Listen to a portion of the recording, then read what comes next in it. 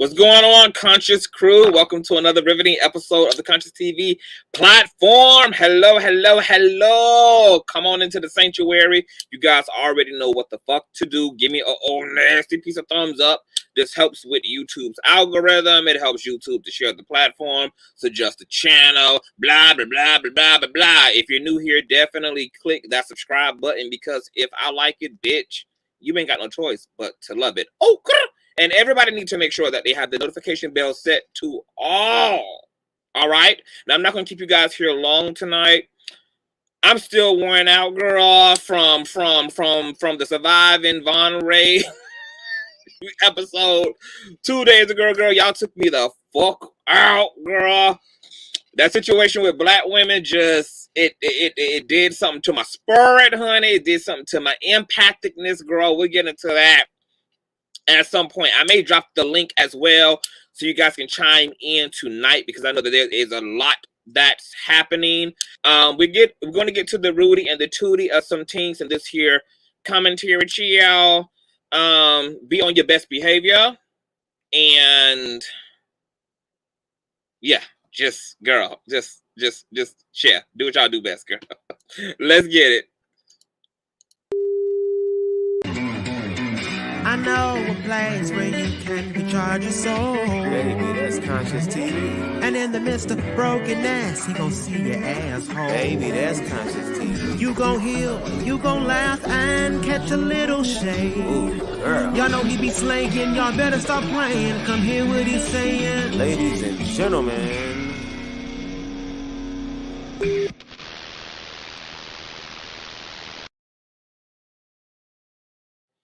Girl, so with no further ado, let's introduce the man who is the center of so much fucking controversy. Storm Smollett. Were you looking for me? I want to know what y'all looking for me. Here's the thing. I'm so sorry we were late. So I had to go to Subway, and I had to catch a train. Well, I ran some trains. Anyway, I ran into some MAGA hat people, and they got me. So I'm sorry that I'm late, but I'm here now. Storm Smollett is here. He is here now. So sorry I'm late. So sorry. I had to go get a foot long, or 2 or 3, whatever. Anyway. Storm Monroe. Storm Smollett. Can I tell you? Yes. If nobody ain't told you yet, you listening? I'm listening. Baby, you might be rich, but you live a ghetto ass life. I'm gonna start calling you Storm Williams, honey. You and Portia, y'all gotta, it's some type of energetic compatibility going on. What is going on? How you feeling? You know what? I feel good. I took a huge shit today, so I feel empty. Ooh, I feel detox. I feel great. Now, was that a intentional detox? Was that some flat tummy tea that got you running your bowels? No. That's what got my car stolen. See, I was on that Keisha K or detox tea. I take it every day. Oh. And, had I not had to go use the bathroom so fast, they wouldn't have got me. They wouldn't have got me that day. They would not have. What? So you and Gucci, you got that. Look, do you realize, before we even get into the meat and potatoes of this shit here tonight, I'm actually not surprised that all y'all drama played out, because we just came out of Bill, we're still in Venus retrograde Listen, I know until Venus. the 22nd. Venus is a crazy bitch. Hold on, wait a minute. Wait a minute. Take your time taking off that. Take your time taking. Wait a minute. The way that shirt was cuffed up on them titties and the way that the way them sleeves was squeezing the muscles like that. We're not about to have that moment on here. I promise. I promise. Okay, all right. Cook said, "Where's the bean footage?" I spoke to the manager today. I cannot get the footage for 2 days. I found out that they don't even give you the footage because everybody's so afraid of retaliation. When they found the car, Atlanta PD wouldn't tell me the exact location because they so afraid of retaliation. I ain't gonna do nothing to nobody. I'm just a YouTuber. I just want to see who it was. Now, they probably wearing a mask, but I want you to know, you crooked leg, hoe, stanky, dick in a pussy ass bitch.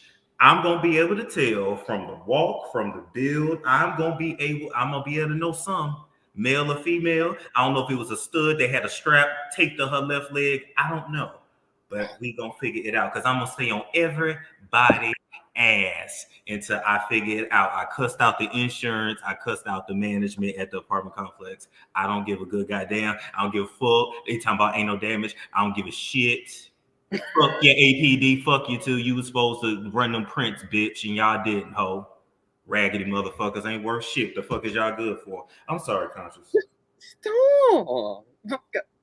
You got the right to tell these hoes a new one, but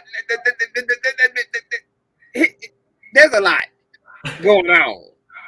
Okay, Yeah. First of all, you live in Atlanta. You know that them niggas will steal cars just to get to the 7-Eleven a block away because they tired of walking. Them niggas will steal cars just because they just need to get the next mile on down the road and Uber taking too long. I look, that's what I heard. I mean, between them, the water boys, they so damn aggressive. I don't know. Listen, all I know is whatever crooked leg hoe, heifer, slut, cunt, bulldagging ass thief stole my shit. You should have burnt it up, bitch. That's what you should have did. All right. I can guarantee you that it wasn't no stud because lesbians have their shit together. They do. They got their shit together. They have their shit together, baby. Oh, stud be your old. She be an old nasty piece of pickup truck, honey. She gonna have her something underneath her feet, baby. It's them niggas that did it. So, and here's my thing, right? I'm like, damn, I called Geico. They got right on that. I'm like, yeah, I'm finna get my check in 15 days. Damn. You couldn't throw that low in the Chattahoochee River. Ain't it called Chattahoochee? You couldn't throw that shit in the Chattahoochee River. You couldn't take that up to Lake Lanier. You know, Lake Lanier take everything you put in it and sold. Some of y'all pussies just like Lake Lanier, quite frankly. But my whole point is, damn. well, we gotta clear some things up, honey, because the word on the card was the people in them was saying, honey, that Kebe Studios had came and just repoed they motherfucking shit back, honey. Can you pull up the receipt? Or I'll show it right here at the camera. No. I can pull it up. I got it right here. I got it squared up. Pull the receipt. Pull up the receipt. I got the receipts on deck. How many Do you need the receipt? Do you need the receipt? Oh, we pull up that receipt. Wait. Do we need the receipts? Do we need the receipts? Do we need? This ain't a Mr. Nasty Time showstone. Calm down, okay? Where the receipts? Calm your light skinnedness down. We got to take it back a little bit, motherfucker. Where the receipts? Hold on, before we pull up the receipt, can we go all the way back before we get into the rumors of things? Yes. What the fuck happened? Now you supposed to live where the white folk live in Atlanta. You want to tell us something? Are you living in subsidized housing on the east side of Atlanta? I'm not paying almost $3,000 a month for that apartment. I promise you I'm not. So what? Okay. So what happened? You wake up. When did you find out your fucking car is gone? No, yeah, this is what had happened. What had happened? And anytime a nigga say that, he lying, but I don't know anything else. We're going to get to that. We're going to get to the line. Poor niggerdom today, right? Okay, so Saturday after the gym, I get home. I parked the car. I had to use the bathroom real bad, so I didn't feel like going into the garage and then actually going to like where my parking spot is. Hell, I ain't gonna tell you that. God forbid somebody get in there and find that. Anyway, with that being said, allegedly. Anyway, so I parked the car because I had to go shit, okay? But I plan on coming right back out. So I come in, handle my business, and I say, you know what? I ain't going nowhere. I left that bitch out there in a regular parking. I was lazy. My daddy always said, don't be lazy. Don't take shortcuts in life. And this one costed my black ass. You telling me that whatever came out of your asshole exerted so much force that you just had to lay it the fuck down and leave your car wide open out there in the driveway, man. Listen, here's the thing, though, right? The way the Keisha KR work, everything just be like, you go from like, I don't think they can see it. You go from that to, it just be gone. It feel like she be out. It feel like she be snatching your soul out your ass. It just be like, oh, damn.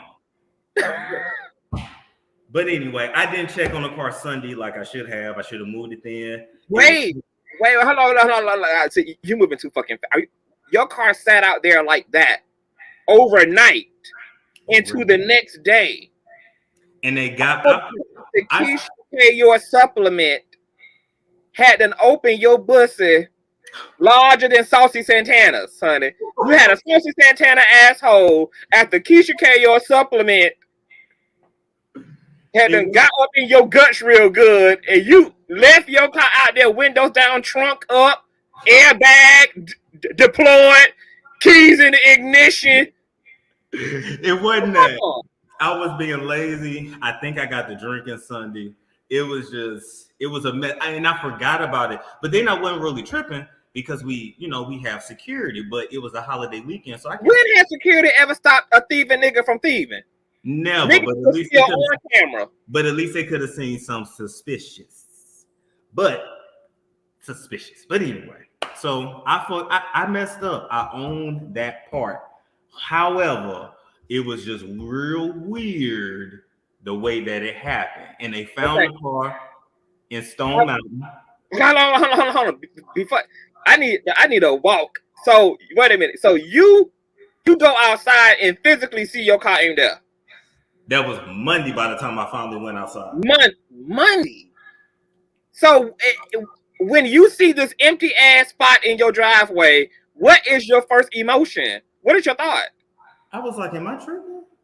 I was like, then I went to looking. I said, nah, come on now. I know what. Then I started retracing my steps. I'm like, damn, I didn't leave the car at the gym. I definitely drove home. Right, like, did I let Vaughn borrow the car to move to his shit? You know, like you just going through. What did I do? Did I loan? No, nothing like that. So I was just like, then I was like, damn, they didn't got the car. I was like, damn, they didn't got the car. I mean, so did your heart plummet? Were you like, I'm in danger, Sealy? Did you get scared? Were you mad as hell? Like, what was they feeling? I mean, I was just glad my gun wasn't in the car. Thank God, thank Jehovah for that. Because I would have to report that stolen too. But I was just like, but damn, they didn't got me. You know, the first thing I really thought was welcome to Atlanta. But no, they got me though. I mean, it was what it was. But I had to call the police, and that was a whole situation in itself. So how does a carjacking go? You call the police and say my car has been stolen. So do they come out to your place first to talk to you in person, or do they go straight for? Oh no! They come to you. Well, they come to you once they finally come out. So I actually called, well, hell, y'all already know where I stay now. But I called APD first, right?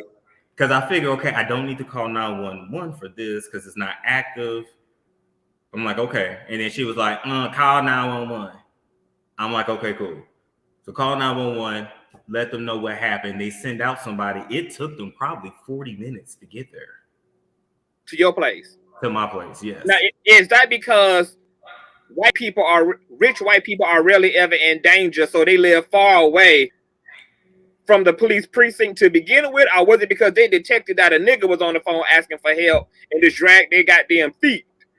Getting out there to the countryside. No. Because whenever I handle business like that, Hi, yes, see, my car was taken. Like I do my best to take, to take the nigga out as much as I can, but it'll slip out. But my point is, they gave him the address to police. The police could not find the apartment. And so that took some time. So I had to go flag the police down. His name is Officer Strut, white guy, big old blue eyes, looking looking like white people do. Like he really ain't trying to take my report, but he was nice enough, I guess.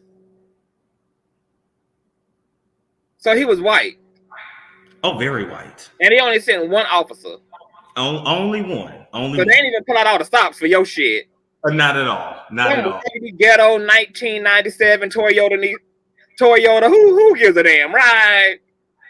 And even when he pulled up, he'll probably steal another car and get to work any damn way. He can wait on it. It ain't that deep. But it was the way he came. He was just like, "Oh, are you Storm?" I was like, "Yeah." He was like, "Okay, come here." So he was like, so this happens a lot, huh?" I don't know, bitch, I guess. I don't know. Then he goes into, well, was it towed? I said, no, I called the tow company. Are you sure? Yes. Are you sure? Yes. He said, oh, well, I'm not trying to be rude, but was it repo? No, it's paid off. Ooh, flashlight cop was really trying your motherfucking melanin. Even in white people residency. Listen. He was really playing in your motherfucking face, Storm. Listen, that car was paid off. I regret I paid it off now. I wish I would have just kept paying the payments, but I paid off that whole. And you got the receipts. Please put up. We're gonna get into the receipts, but this flashlight cop really asked you, "Are you sure it wasn't repo, black man?" You know how y'all niggas do. Are you sure you wasn't behind on the payments? No. Why would I call you if I was behind on the pay? I know if I didn't pay the shit. I got the payoff letter and the title from the damn state. Well, Vaughn is saying that if y'all was still hanging out, that ghetto shit would have never had take place.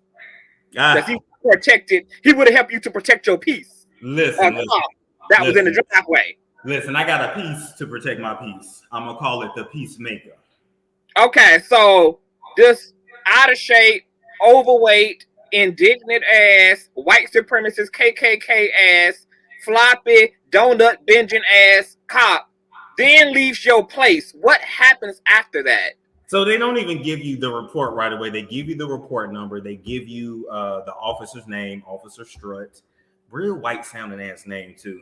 And they're like, oh, your report will be available, the official one, in 7 to 10 business days. We'll call you if we find something. After that, I think I got on live after that and started talking. And that's when they told me to call Dodge. Either that was, no, I did the live first. But I tried to call Dodge, turned out I let the damn Sirius XM Guardian, Uconnect, whatever that shit, I let the shit lapse. So I was like, damn. So I had to re-sign up for the shit. Wait 30 minutes, call it back. My car got stolen. Can you track it? And so they would actually track it. But that was that. I didn't fake steal my own car. But the narrative is funny. Though. People are saying that you had inconsistencies in your story already. Well, I tell you what. When I get do I have a wait. And I'm gonna pull up this receipt while Storm is digging through his man purse. This the bag Vaughn gave me. Oh, what's true? And you done cut that damn man off, and you gonna pull his bag up on live like this to torture him? Ooh. First off, it is used, and second off, it was left over. He wasn't tripping off this. Oh, and then gonna drag the gift.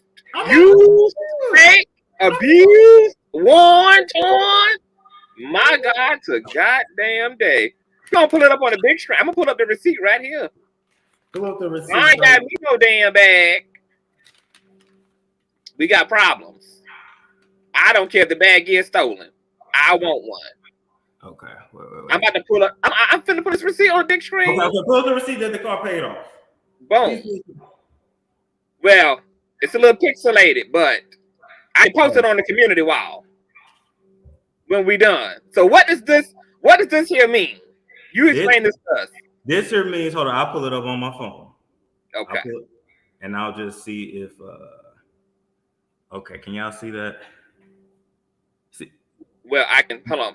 yeah, I was Let me gonna say make yeah. you a Put it solo back. layout. Hold on. Let me make you a solo layout. How can I? I don't even know how to do a fucking solo. Oh, here you go. Solo layout. Okay, There put we it up go. again. Okay, y'all still might not be able to see that, but let me expand it. Let me turn up the light. That'll help too. Okay, what that say? That say ally. Y'all see ally? Damn, y'all ain't gonna be able to see it. No, it's too white.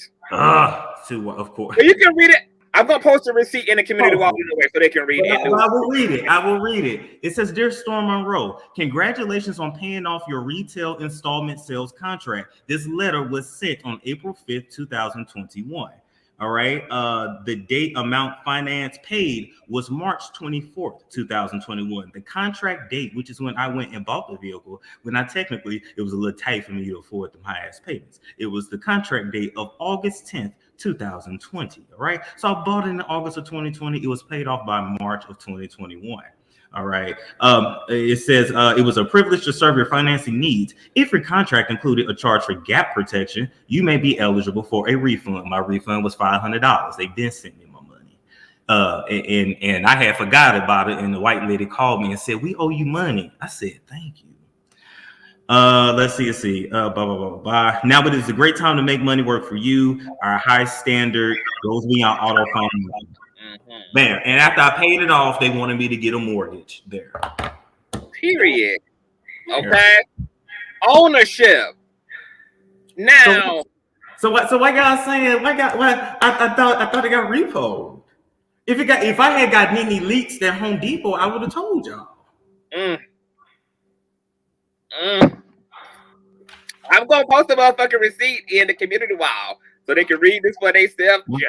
Now y'all see this piece of paper? That's what they give you when your ass file. Hold on, I'm gonna pull you up again. That's what they give you. You see his name, Officer Strut. I'm gonna hold that report number until I get the full report in 7 to 10 business days. But that's all they give you right there. Little piece of damn paper look like I could have typed that shit up. Storm. Now, why these folks? Tasha K had already outed all your finances last year, so why they thought that you can't? Why you can't afford to buy your car? Listen. First off, I am not. I don't know who started the narrative that I'm rich. I am not rich. First off, I'm a working man. As though we wanted to be. That's what the scriptures say. When you disclose the richness, we can go ahead and round you off the rich. Okay. Listen, I am a working man. All right. We're just gonna round you off to the highest motherfucking tax bracket. You already up in between there. You paying $2,100 damn in rent. Oh, now with the fees, it's close to like $2,700. $2,700. So why these folks think that you can't buy your motherfucking car? And honestly, if I didn't want to pay the note, I'd have just told y'all. Living in a leftover house. A leftover house. You was rich enough to have a leftover house. I am not. I speak the wealth on me. You was rich enough to have to, like, you had rich man inconveniences, like, I can't move in because the painters and the interior decorator has not came yet. Rich people frustration. Okay, to be fair, the interior decorator, I had already paid him. He was supposed to do this house here, and then some things changed. Then I moved my mom out of state, and so I just had him, hold off until I got to where I was gonna be. So the interior decorator had already been paid. So that's. But anybody can be an interior decorator. Just saying. So you get the call that your car is found. I told you. APD? And they say, we found your car in East Oakland. Not East Oakland. Like, we found all type of random EBT cards scattered across your seats, all type of WIC vouchers in the back seat. Well, like, what did they tell you about the car? They're like, "Oh, we found your car off of Memorial Drive." That's what they said at first. That was the first person I spoke with. She was not an officer. She was not the officer, but found it on Memorial Drive. I looked it up. I said, "Damn, that's a 20-mile stretch that goes from like Atlanta into Stone Mountain." I was like, "Ooh, Stone Mountain, Intersante," right? Then another person calls me back and says they found it on Lakeside Village Parkway. So I'm thinking, okay, Memorial Drive, Lakeside Village Parkway. I looked up those streets. It brought up like this damn shopping center, shopping mall that looked run down as fuck. They said it was parked, left abandoned. They said they didn't see any damage. Okay, they didn't see no damage. Mm-hmm. They found it in a leftover ass plaza, which we're gonna pull up here too. And what is this whole ordeal with you, with your 100K YouTube button being stolen out of the car? So got a DM from us. Look, some nigga. I don't want nothing to do with the nigga. He hit me up. He said, "What he DM me? Mind you, now he probably the one that took it." Hold on, wait. So, did you get contacted by authorities about?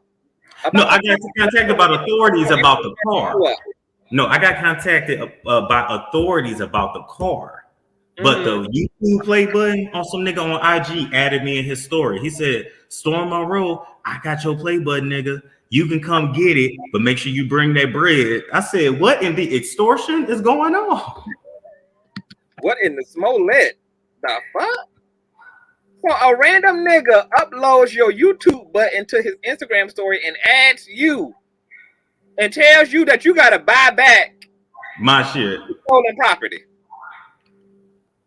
Then I said, "Thank you. My car was stolen. West Street, by the way." He said on the west end, and then he said Campbellton Road. This way he was telling you to meet him at, or no? This was telling me he found it at. This was telling me he found it at. Is the YouTube button the box? Like, what the fuck is the box? It was a box I had in the trunk, but I think it just had like old shoes in it, and I probably just threw the play button in it. But so they popped your trunk. Went through my shit. Wasn't nothing backed up but some dirty shoes anyway. Did you report the nigga who put your shit in his story to the police? He could be the goddamn suspect. How did he get the contents of a box that was in your trunk? He claims it was left on the street. That's what he claims. They say Campbellton Road is the ghetto for real. Why did you have... So, wait a minute. You just sat here and earned over 100K, and you threw the little bit of accolade that a black man in America gets into a box inside of a goddamn trunk of a car that's now fucking stolen and pulled up to the welfare center. Listen, I am so bad. I have never even hung up my bachelor's degree or master's degree. That's how bad it is. I just got it. I was like, oh, okay, cool. Storm. What? This nigga had to have stolen. Of course. Why would the person open up the trunk just to throw the contents in the trunk on the streets for some, and then a random person just picks up the box, opens it up? Because what was in? Does the plaque have your name on it? Does the button have your name on it? Yeah, the button literally says whatever your channel name is what it says, but it's my name. So yeah, it literally has it. What the fuck? Storm. What you want me to do, Conscious? So have you gotten your button back? Have you got the box back? Well, no, I ain't going to meet with him. Hell no, it's $100 to get one sent to my house. I'm gonna get another button. They can have that button. Shit. Turn off that damn button. Did you report this stinking dusty ass nigga to the police? Hint. Okay, yeah, I got it. So the police called you. So now what? They got your car. Are they just fingerprints? Are they sent? They were supposed to. I have a feeling because when I called up there today, they was like, "Oh, it's at the tow yard," and I called the tow yard. "Oh, it's not here." So I'm like, "Okay, where the fuck is it?" It's supposed to be printed, dusted for prints by the investigation. I got a feeling they didn't do shit because it wasn't damaged. That's what I got a feeling of. So I'm gonna call back in the morning. So they should dust it. Obviously, like I would hope. The doorknob, the Weird. Look, I will hope, but it seemed like don't nobody know where it's at. I talked to the adjuster from Geico. He's like, well, "Where's your car?" I said, "Well, hell, you the adjuster." Wait, they found your car, and now your car back in the lost and found. Pretty much. It's at the tow place. That shit just wasn't put in the system yet when I called or something. This is what you got to understand about the South. This is what I learned. They slow. And so when you call and you ask a direct question, you're not going to get the answer the first time.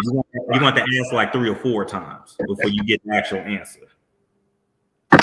Right. So,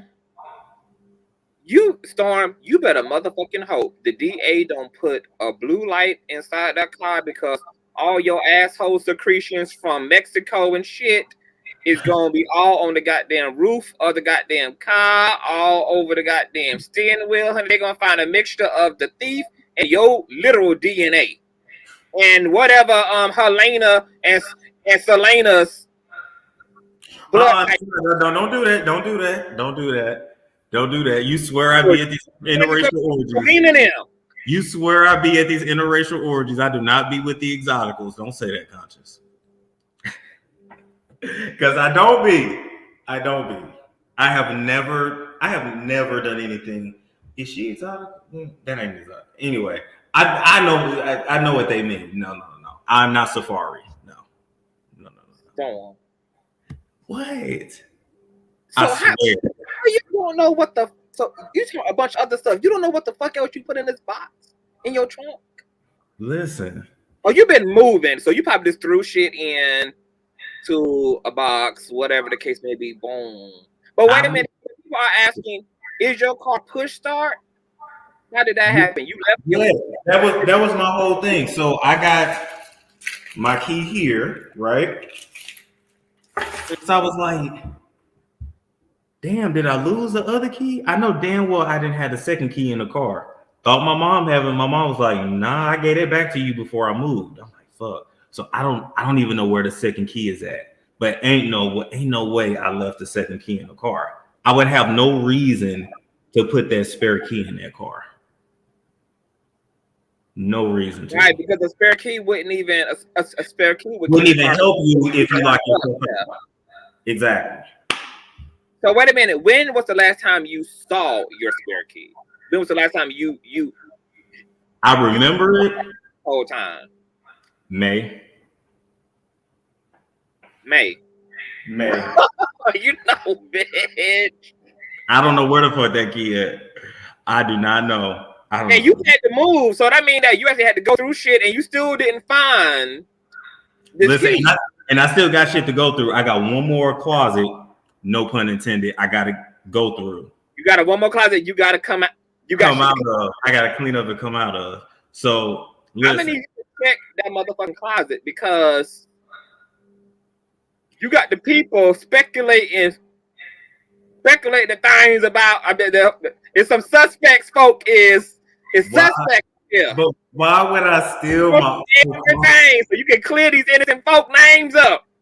I don't know why I would steal my own car. Why would I?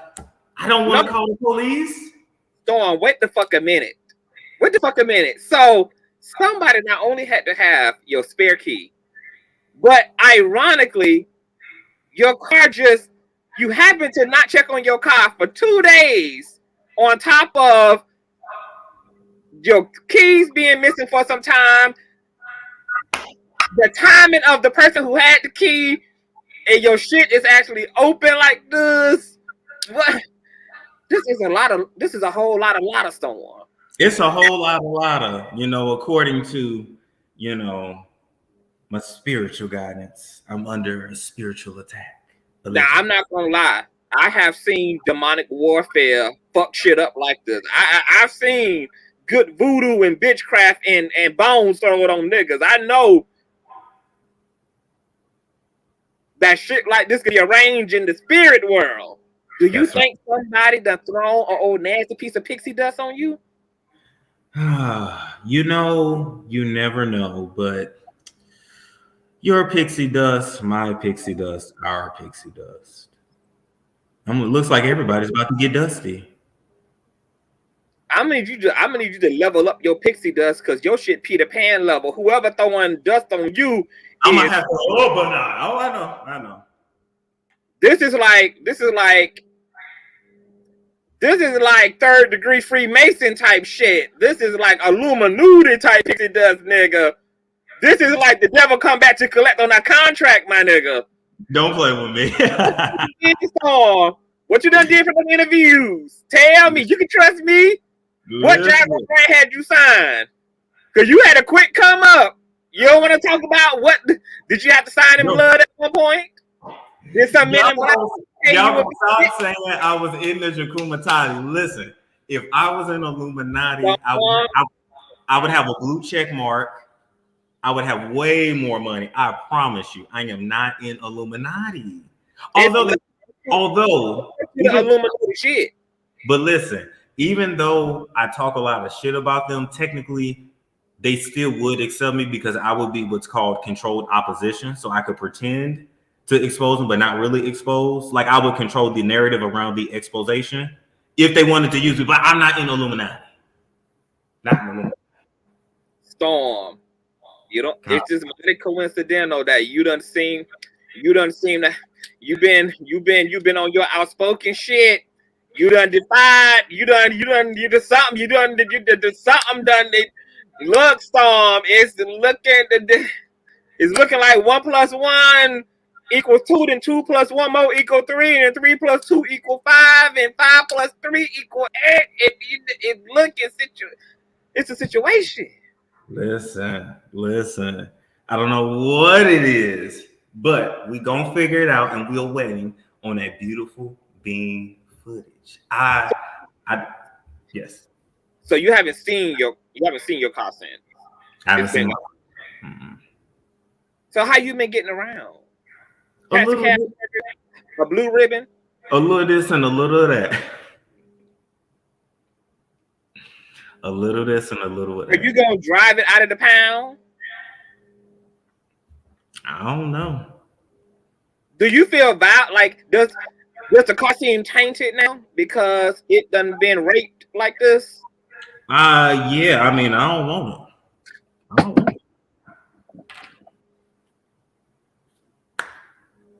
I'm just saying, I don't want it. I'm good.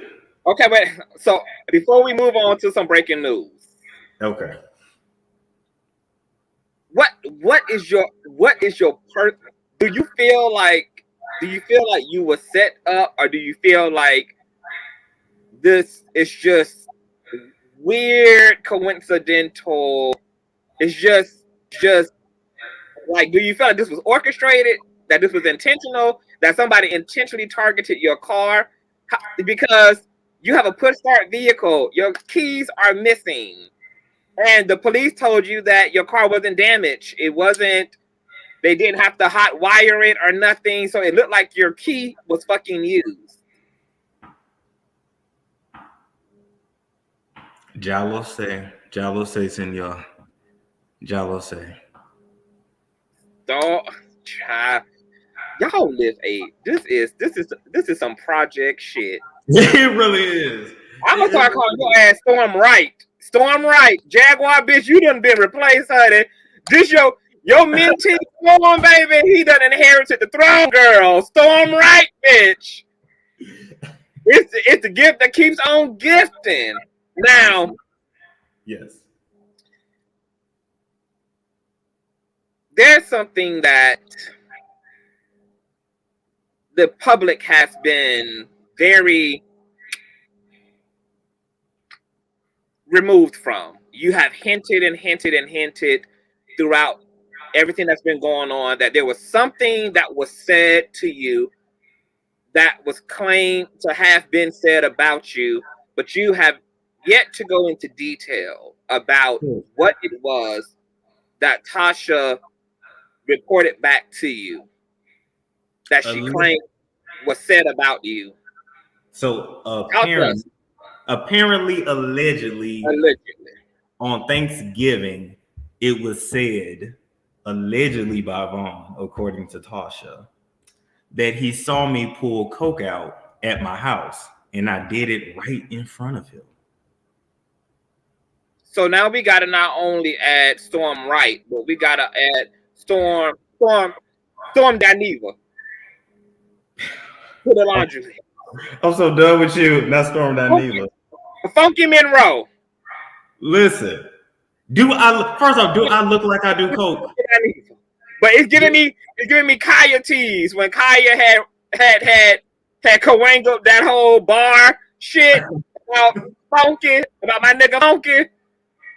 You got too many aliases out here. You assuming too many identities, Storm. Do I look like I do? I don't even look like a cokehead. I'm just saying. Y'all don't see this nose collapsing. Y'all ain't seen me. I don't be sniffing all the time. Well, I do got allergies, but I don't be sniffing all the time. Like, I don't even look like a cokehead. You mean, does it sound like you do coke? Listen, do I look like I do coke? You don't look like a cokehead. Thank you. Oh my God. But wait a minute. So Tasha told you that over Thanksgiving, Vaughn had allegedly told her that you pulled out the coke. I pulled out the coke. He sat at her island and he said, Tasha, we was at Storm's house and he pulled out some coke and he did it right in front of me. Mind you, if I wanted to do coke, that would be my business. Who gonna do something about what in the fuck I put in my body? Because I can afford it if I want to do it.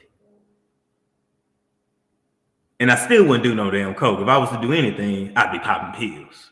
I'd be a Percocet nigga. The kids are on the pill popping these days. It's a lot less undetected. Shit, you be feeling loopy on that shit like this. That's what I would be if I was gonna be that kind of nigga. Now, anytime coke tends to make a nigga violent. You ain't giving me violent tease. You ain't giving me like hyper aggression. You ain't giving me none of that. But so she tells you this, like, for what? Like, what was the context of her sharing this information? She just said, hey, Vaughn said, you're doing the booger sugar. Yeah, because when she asked me, she was looking very concerned. You know, apparently a lot of people had been talking to her about me, apparently, right? And she said, well, let me ask you something. Do you do coke? I said, no, I don't do coke. Are you sure? Yeah.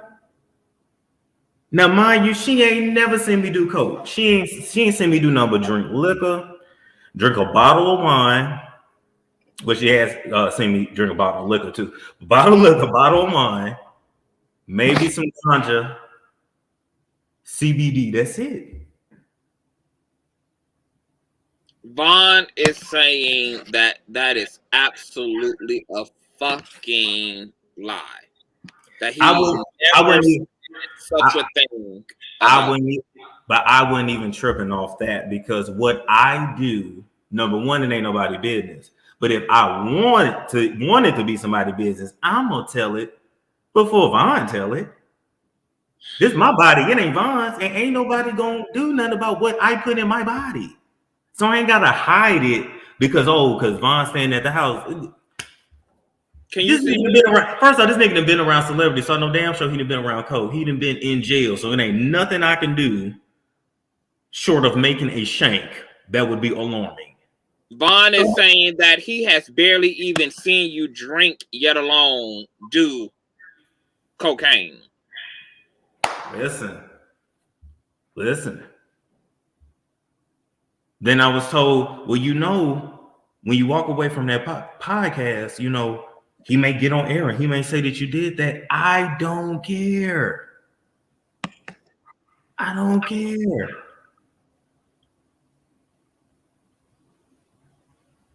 But why hold that information until January if that really happened? But I don't care. But why hold that?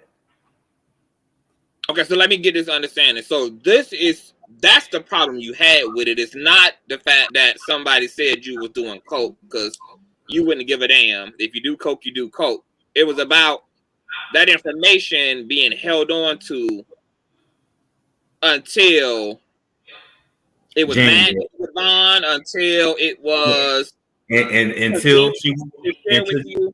It wasn't shared with you concern for you, but share it with you because of the shit going on between Chelsea and Vaughn and getting him out of the picture. That's my whole point. Because where was I for Thanksgiving? I was in Arizona. I wasn't even in town.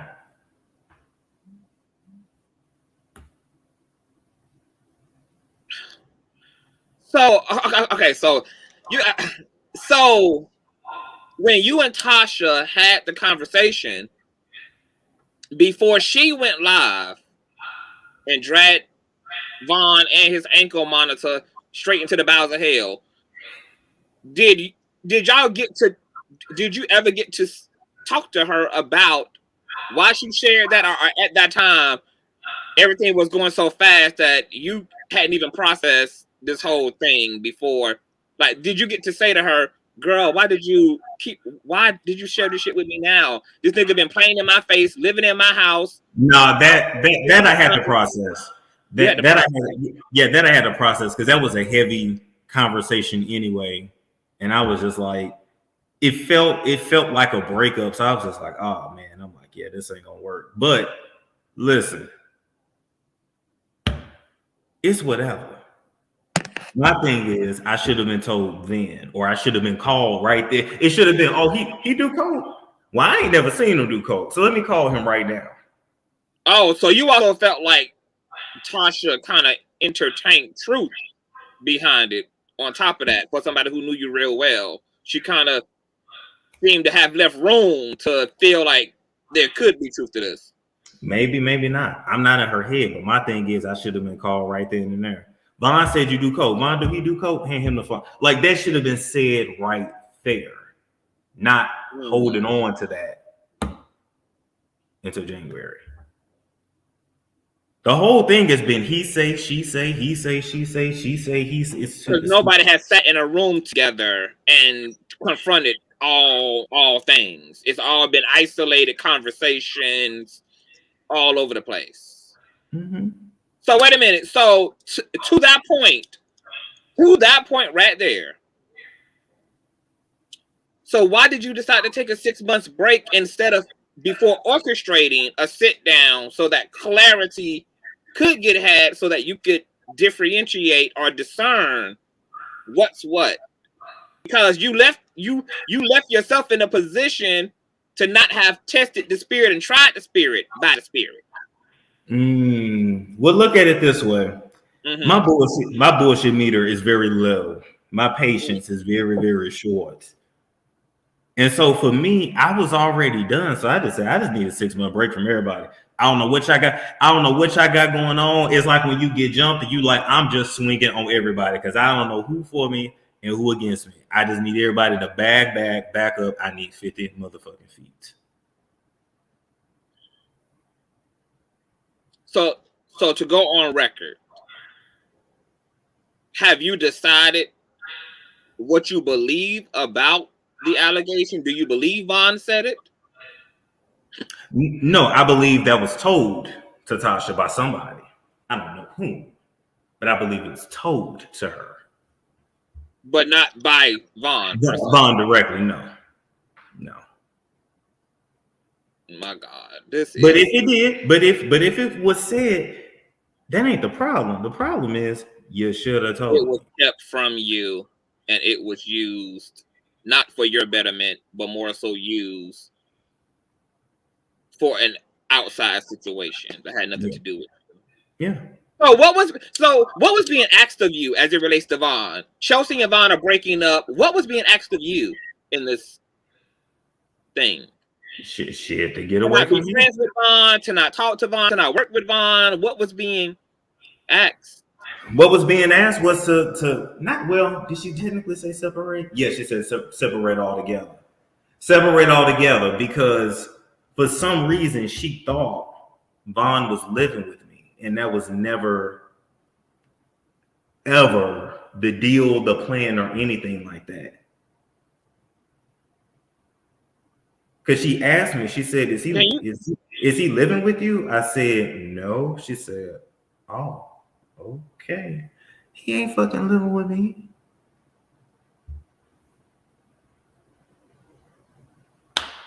So I told her that when she came over my house. Oh, go ahead. Can you see me? Because my end is kind of breaking up. You can see me? Yeah, I can see you. It got quiet for a minute, but I can see you. Okay, no, well, I was listening, but I'm frozen on my end. But I'm gonna just keep talking. So you were asked. So, but it wasn't like specified. It was just a general distance yourself, or was it like you need to cut ties? It was I need 50 feet. I don't know who jumping me. I'm getting up out of this. It was when you got to fight your way through a melee.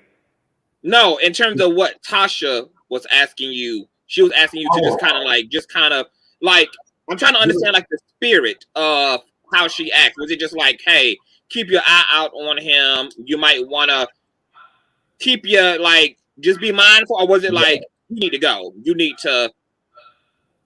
The first phone call was like, just keep your eye on him because he's going to try to come live with you. And I'm like, no. No. In the new house. Right. Because I'm like, no, we just working. Working. But then the second one was, nah, you got to get away from him because of how he's doing Chelsea. And, you know, what I witnessed versus what maybe was relayed, y'all know it's two different things. I gave y'all a bullet point video up. Y'all go look at that. I ain't repeating all that shit again. But. So your issue is more so with Tasha because you felt like she had an obligation to look out for you in this situation, and you don't felt she necessarily did that because as soon as that came out of Von's mouth, you should have been in a very timely fashion told about this, especially since you were in relationship to this man. Yeah. That's especially when you brought him to me. I would have never known Von. I mean, besides the interview, we spoke on the phone months before that when he was in jail because we was going to do the interview because Chelsea set up the interview.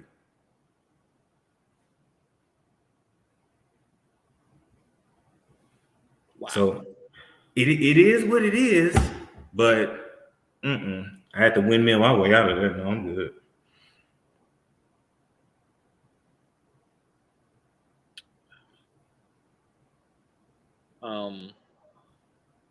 Why you look so sad, Conscious? Conscious on here being. I'm not crying today. How you more emotional than me, Conscious? You the witch. It's a good thing I have emotions because I would be doing witchcraft on all you motherfuckers out of my ego. Just getting straight to the result. You don't think this is sad? This is not like this is a lot, Storm. I mean, of course it's sad, but listen, I've dealt with so much loss in my life.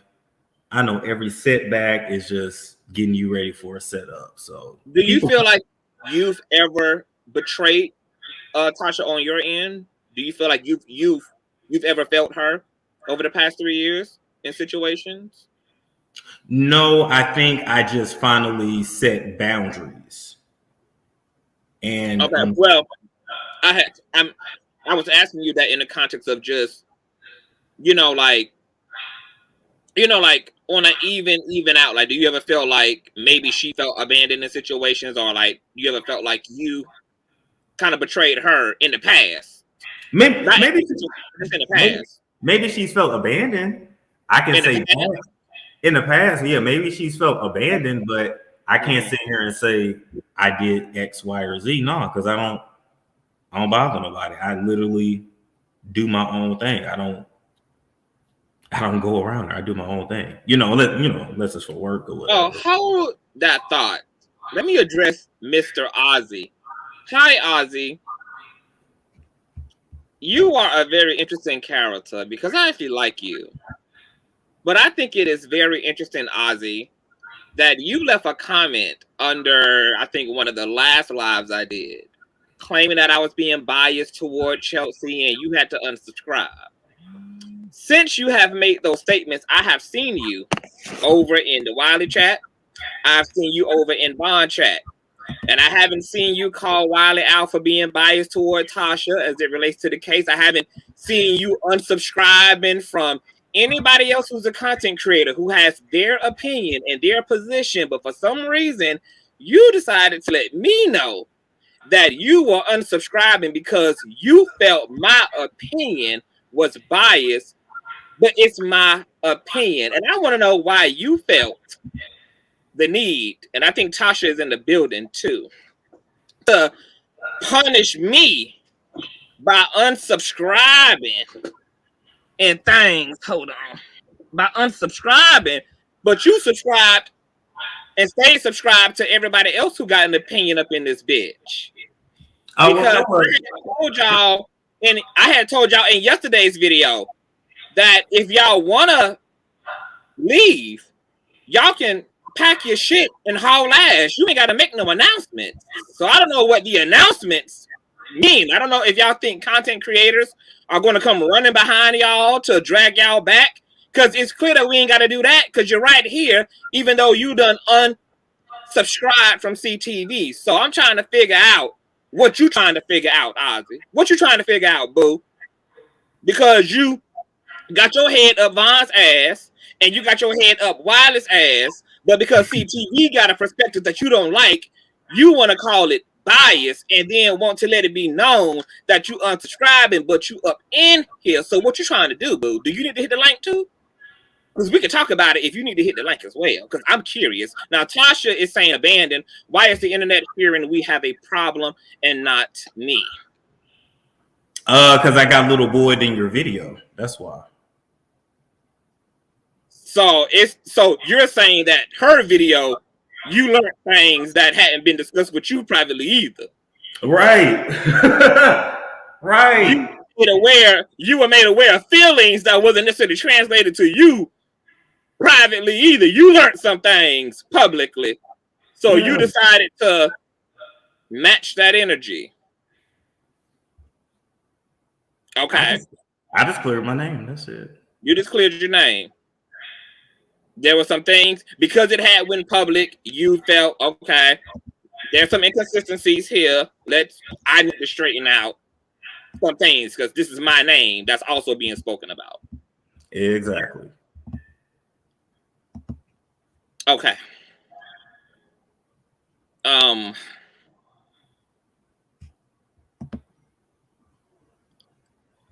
wants me to drop the link. We'll talk about it. Huh? We'll talk about it in private.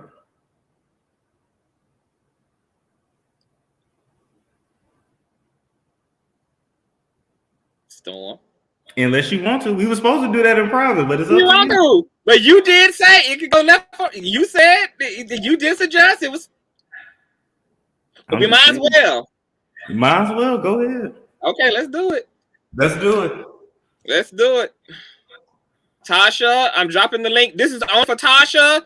If you not unwind with the Tashas and the K's, do not hit this link. You will not make it into the stream. So, you will not make it onto the broadcast, so there's no point in even hitting it. This link is for Tasha. Mods, can y'all replicate? Can y'all circulate the invite so Tasha can see it? Tasha, I just dropped the link for you. The chat is moving fast. So mods, if y'all in the building, hell, if you're not a mod, can you rotate the link?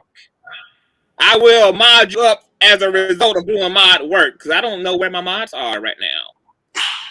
Where are the mods? Let me send this. Let me see if I can send it to Tasha. I forget I have a fucking privately, but that's on you. Hold on.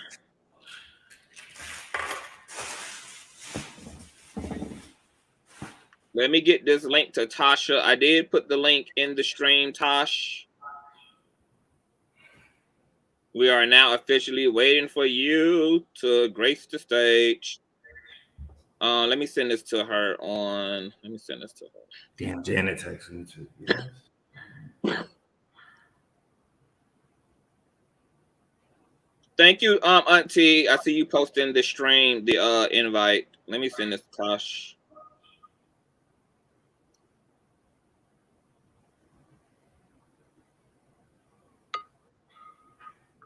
Ain't I just said if you're not Tasha K? Oh, is it Tasha? Wait a minute, hold on. Tosh. Hey, can you hear me? Okay, this you. Okay, yes, I can hear you, love. What's going on? Not much. I'm gonna let you and Storm have the flow. I just want to know what's going on, Storm, because you said you tried to talk to me in private, but I heard on the internet I was blocked. So when did you try to call me? No. What I told Conscious was we were supposed to talk about this situation in private, not. But right. How so? If I'm blocked and you told the internet that you blocked me, he was gonna facilitate it. Who was gonna facilitate it? Conscious. We just had this conversation today. Why would Conscious facilitate a conversation? We've been talking 3 years. You just met Conscious last month. Why would he facilitate a conversation that you started on the internet and you told? Because I want a third person there. I want a third person there to translate. Well, we got a third person now, so okay, go ahead. So nothing is lost in translation. When you called me and you said what you said about what Vaughn said, I'm like, wait a minute. She knew this man said I did coke. She knew I was in Arizona, but she wouldn't tell me. Storm, my dad does. You don't hold on to that until she's ready for that. Then you describe a story. Wait, you describe a story between Chelsea and Vaughn. This is when I really knew I was done. Of him walking around with his dick out aggressively, getting on top of her and her saying, "No, Vaughn, we are not together no more." You know I can't be connected to nothing like that. Come on. Wait, what did you say again about Vaughn and his dick out? That he got on top of her. What about with his dick out, and Chelsea said, "No, Vaughn, we are not together no more." What does that got to do with me withholding information from you about Vaughn's dick? We're talking about me and you. What does that got to do? Why is that even on there? Come on, man. What you walking around for? We supposed to be talking. We are talking.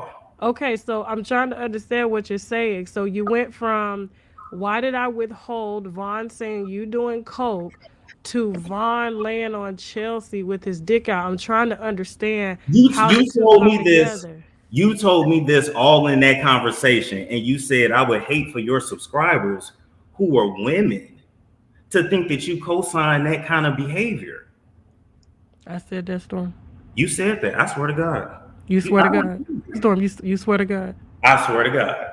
So why is that story on the internet and Chelsea is not here?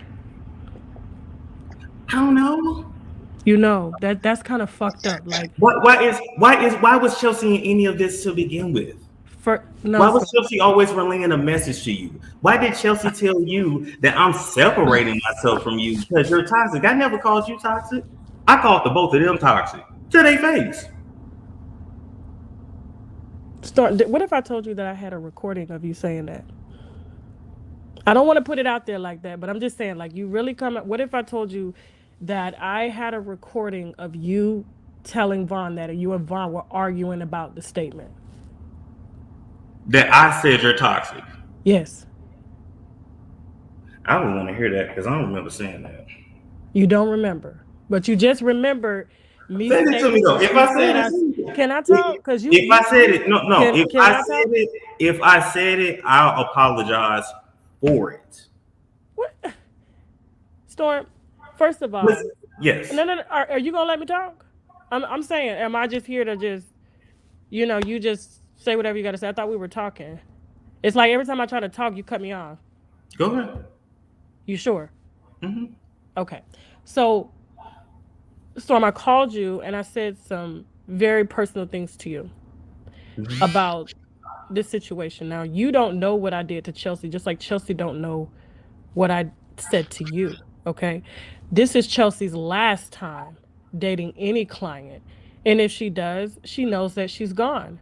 But why do I need to tell you that? You're not signed to my company. You're not employed under my company. Okay? I don't need to tell you about our business affairs. That's not my obligation. Okay? What goes on in Kebe Studios stays in Kebe Studios. However, I saw some behavior online that I was getting written to about, okay, for months. I didn't say anything. And so, as a friend, as someone who helped you, okay, with building your platform, I come to you gracefully and say, Storm, this behavior looks suspect. And it seemed like it started around the time that a certain person entered the picture. Now, I'm saying to you, hypothetically, what if this happens? Now, I'm really, kind of taken aback because all of this could have been discussed in a three-way call. Me and you share the same therapist. Hell, you could have told Ernest, and Ernest knows how to hold me accountable, but instead, you want to bring it to the internet. And all I did in that video, just like you knew what I was going to do, was denounce Vaughn. I didn't say anything bad about you. All your subscribers told you I said nothing bad about you. I was watching the video. I'm sorry. I was Vaughn. watching. I'm No, sorry, because Storm. I'm not gonna lie. I I'm was watching the talking. video. Why'd you tell these people I live in Buckhead? Let me ask you that. Don't you live in Buckhead? Didn't you make a video saying you moved to Buckhead? I didn't. I ain't never told them that. You didn't make a video saying you moved to Buckhead, Storm? I ain't never told them that. I said I moved So close you to the gonna city. put that is your word that you never said to your subscribers you live in Buckhead. It's not on your channel. So if I go to your channel right now, I can't pull it. Pull it. Okay. However, what does that got to do? I live in Lawrenceville. You lived in Lawrenceville. Is that like a definite location? Buckhead is so big. Buckhead has about 1.5 million people. How is that telling people where you live? I just found it weird that you said that. Not a car gets stolen. It's just like, come on. Are you saying? I'm not saying you did it. No. No. Hold on. Storm, are you saying you live in a secure building with a security guard, concierge, okay, and somebody stole your car because I said you live in Buckhead? I'm not saying that's because of you. Somebody stole a baby blue, very, very noticeable, damn near Hellcat, and you're saying that I had something to do with that? Are you listening to yourself? I'm starting to think that maybe what Vaughn had to say about you is really true, because this is not the Storm that I know. You chase you. When have you ever chased cloud? When have you ever been this like? I'm just shocked and taken aback. And you know what? I'm not surprised, nor do I feel like a victim, because I know every situation that I get in is totally my situation, like my fault or whatever. But this here, see, I don't want to have to go there on this live stream, but you and I share the same therapist. You talk to Ernest once a week. If there was a problem, me and you, even Shaq is not biased in this situation. Shaq holds me accountable just like he holds everybody accountable. You can't pick up my phone and call my husband like you always call when you need something and say, hey, I'm not feeling how this went down, but you gotta, you knew I was gonna make this video to denounce Vaughn. That video had nothing to do with you, and all I did was big you up, and you took it as if I was. No, you little boyed me in that video, and we. Are you not young? And I'm not a little boy though. Sometimes the behavior you were displaying online was very little boyish. Okay. Well, that's cool. That's something a high school boy does. Well, Talks about all the girls he smashes, where they smash, going to sex clubs. That's very high schoolish. That's the behavior that says a man hasn't had that much pussy. That's young boy behavior. So if you're displaying young boy behavior, and I know that you're better than that, as someone who cares about you, as someone who does stories like this all the time, why would I not warn you? And why would I not denounce the behavior just in case some shit do pop off and Kebe Studios is not connected to that shit? I don't know what you got going on in your everyday life. I don't see you every day. I don't talk to you every day. Right. Okay, so right. I don't know. But if I see behavior that's very questionable online, that's giving a very different impression from the Storm that I know, fuck yeah, I'm gonna say something. Did I ever tell you anything that was going to ruin your channel or ruin you as a person? Have I ever told you anything that has hurt you? No. As far as my channel, no. Have I ever told you anything that was gonna hurt you personally? No. Have I ever told you anything that was gonna hurt you personally, Storm? That was gonna set you back in life? Look, I'm gonna say no based on our previous conversations. Okay. All right. So conscious, listen. But my Storm point and I is, can have it was a private conversation because all this, oh, somebody attacked you. I was the reason why your car got stolen.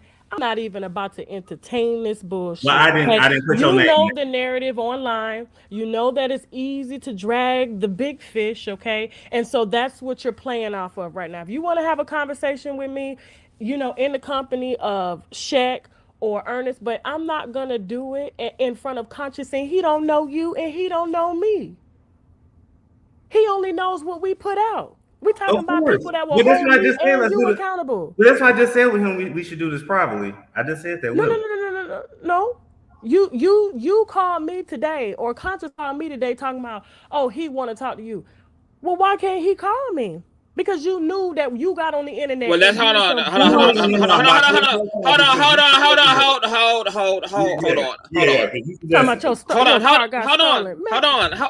on. What I said exactly was that I had a conversation with Storm, and I told Storm I feel you and Tasha should have an exchange because a lot has happened. Their relationship is deep. There's a lot of history, and a lot of things have already played out on stage. And I feel like going forward, it'd be best for you and Tasha to have a sit down, even if that sit down is just a sit down where y'all can come to a nice, respectful agreement to move in your own directions privately. Separately. Storm did not call me saying I want to talk to Tasha to set this up. This was purely something I felt in my heart because I have observed you guys being close. I have observed y'all's friendship, and I just felt personally if y'all could sit down, that would be the right thing to do. Well, Storm knows where I live. He knows my address. He knows my husband's. He knows our studio location. He knows everything. Storm knows how to get in contact with me, okay? He's never had a problem. And this narrative now that's going around that all of a sudden all this shit is happening to you because I said that you live in a general area. That's like you living in Atlanta. Buckhead is a big ass city. It has 1.5 million residents. You live in a very top secure building with other celebrities. Nobody can steal your car out of the parking garage unless it's a fucking security attendant, and you're going to create a narrative that you know people will easily drag me over. Like, Storm, that right now. Well, I didn't create the narrative before it got stolen. I'm questioning everything right now. I'm just trying to say maybe what Vaughn said about you was real because, like, you've never had a thought process like this before. All right. Ever. Like, you've never, like, it's weird. Oh, that somebody stole my car out of a secure building because I said that you live in Buckhead and I've said that you lived in Lawrenceville before. You live around the corner from me. That's never been a problem. Like, what is this? And all of a sudden somebody is threatening you. I'm trying to figure out, well, who threatened you? Who threatened you? Why you ain't say who threatened you? It was somebody other than Vaughn. So who do you think the internet is going to say threatened you? The internet was kind of saying that either way, to be honest. Because you put that bullshit out. And why I put the story out you put that bullshit out about somebody who has done nothing but help you? I have done nothing but help you, Storm. What have I done? Storm. What happened? You brought this nigga to my house. That's what you did. You chose to become friends with the nigga. You're a grown ass fucking man. We good. You're a grown ass man. And when I didn't cut him off the way you wanted me to, I didn't tell you to cut him off. I didn't tell you. Storm. I didn't tell you to cut him off. No, I didn't. I thought y'all had that conversation. Storm. Now you're lying now. Now you're lying, Storm. You brought that motherfucking nigga to my house. This ain't Storm. You like that's your best friend. Now don't do that, Storm. That's your best friend. You brought him. You said you was talking to him last night. That's your best friend. Don't do that now. Take accountability, Storm. Because I should have said no. I should have said no, but I took accountability, Storm. You vouched for him. I took accountability. He got a job you take accountability. Off Lawrenceville Parkway, off Sugarloaf. He got a job off Sugarloaf. He'll be up and running before you know it. He came here. Storm, I took accountability. You got to take accountability too. It's not like I didn't make a video and literally say, I did that. I did that, but you don't want to own your part in this, okay? You're a grown man at the end of the I day, own, I and own all my I part. did, I own may my I talk? part. I own May my I talk? part. Now I'm May I just talk? stepping out. I'm May I stepping talk? out the way. Storm, may I ask you a question? Hey. The first call that we had, I said, I need you to keep your eyes open. Some shit is about to go down with Chelsea and Bond, okay? I don't want you in the middle of it, and I don't want you having to feel like you have to choose sides, okay? Is that not what we talked about during the first call? I never told you to leave him alone. I never said that. You're a grown man. I know y'all was wrestling together and going out together and doing Wow, we was podcasts wrestling together. again. Like what the fuck? That's your friend. You don't have any friends. You made a friend. No, I just don't deal with people in Atlanta. Let's be clear on that. I got friends. I just don't deal with people in Atlanta. Well, listen, you I and know Vaughn were creating a those things I want friendship. to clear up too. You I and don't deal with people Vaughn, in Atlanta. you and All you Vaughn gotta were say creating a is they go friendship. hang out with family. You And know, I don't even go see them there. since I don't even go I see them was there. the person that suggested he rent a room from you, but you gave it to him for free, okay? I thought it would be in my best interest to tell you that there was about to be a separation. Why would I not tell you that? Okay. And they had all been living with you. Now, we didn't talk about Chelsea living with you. That was something that you decided to do. Okay. Now, however, No, she showed up and I allowed it. okay, and you And said yes, you're a and I grown man. own You're that. not a But child. here's the Storm. thing. You're almost 30 I'm years done. old. I'm You're done. you're I'm almost 30 years out of the old. situation. Y'all don't have to worry about it.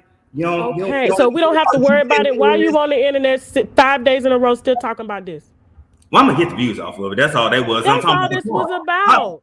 I'm sitting there That's talking about all the this car. was about. Throwing me under the bus to get some No, views. no, no. That's all it was It about. was about And clearing up that Storm, video. listen, It was for the about clearing up record, that video. I hope you got all the views you needed. This will be our last time ever communicating, okay? You have shown me who you are, and that is that. So I wish you the absolute best, okay? I gotta go. Thank you, Conscious. Thank you, Tasha. All right. All right. Thank you, Conscious.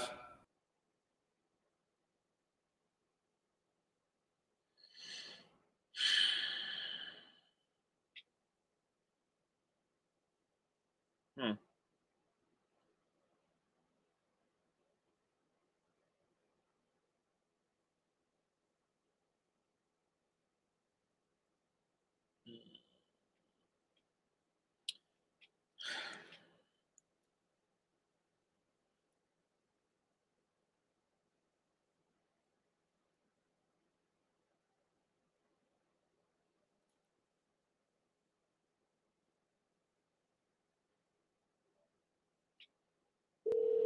Oh,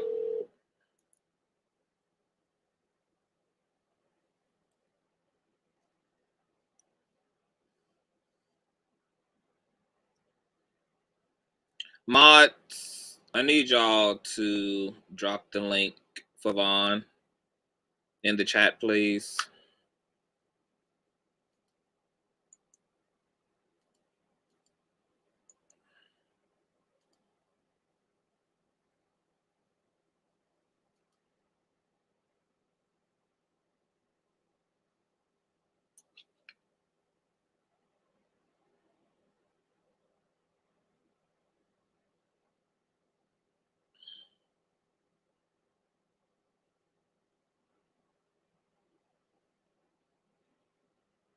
Mods, could y'all circulate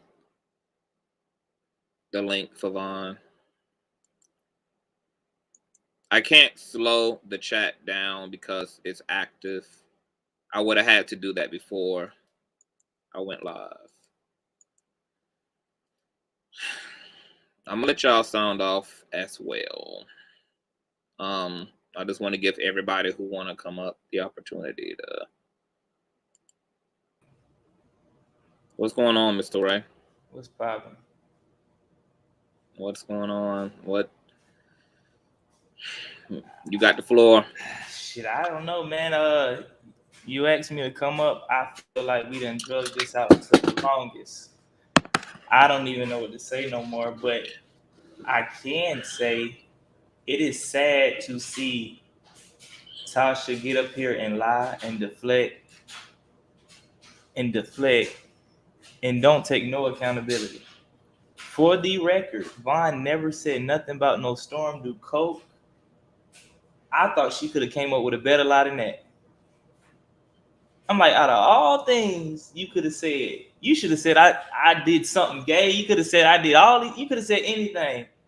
But you said that I said this man do coke. The fuck? That's the whole old Vaughn was talking shit. Like, I barely seen this man drink. He got a whole counter full of liquor, and I probably seen him fix the glass once or twice the times I was around him. So if you've been watching since she got on, if you got a brain, it's 2022, use your brains. She deflected the whole time, and as Storm said, you didn't want to tell none of this information that Vaughn so-called said until it was time for you to feel like I need to separate from him because you were going to denounce Vaughn. So it was all a plan when I left Chelsea and didn't want to deal with her anymore, that they were going to try to denounce me because these people feel like they made me. You see how this shit play out for real, for real? Like, this woman, Tasha K, believes she's so powerful that she can denounce somebody and make the world feel totally different about me just because she fucking said it. But I'm going to tell you one thing right here, right now. What God got for me, can't no man take it away. She can feel some type of way. Chelsea can feel some type of way. Storm, brother, I'm glad he could say he know I ain't say it. He believe I ain't say it. Because that's some bullshit. She only said that to be able to control his mind, manipulate him, and make him feel differently about the friendship we was building on. That's it. She wanted to get in his head, tear him away from me because that's what she wanted to do for the whole situation. She didn't want the podcast to go on any longer because I wasn't dealing with Chelsea. And really, it didn't even all have to go down like this. And then threatening him with the lie again, another lie to say Vaughn walking around with his dick out, being rough on Chelsea, and she's saying we ain't together no more. My nigga, I barely wanted to have sex with this woman. So what the hell would I ever try to force myself on her? You see, it's no boundaries in this shit. These people will go to the depth's end to try and destroy somebody and don't even realize the karma that comes along with that type of shit. I don't wish bad on nobody, but it's karma that come along with that.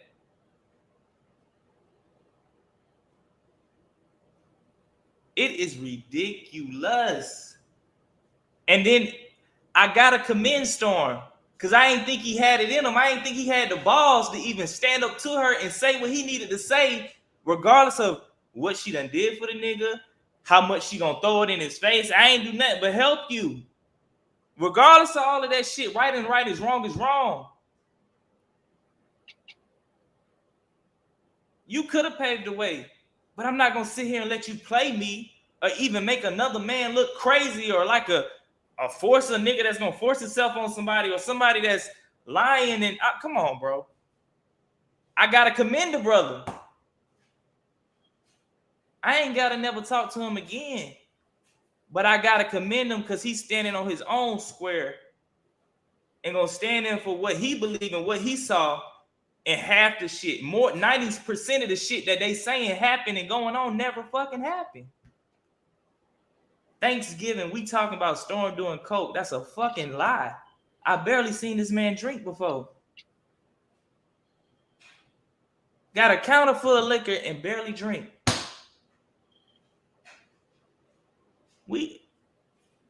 This shit gotta stop, bro.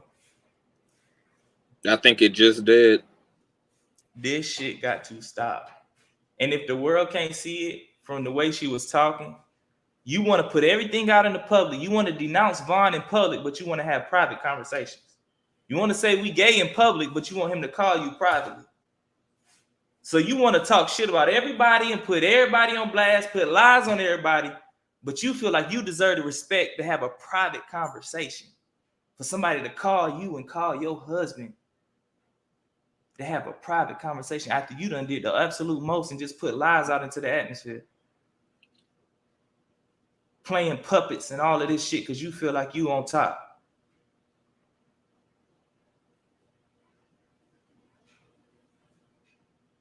She wanted to manipulate.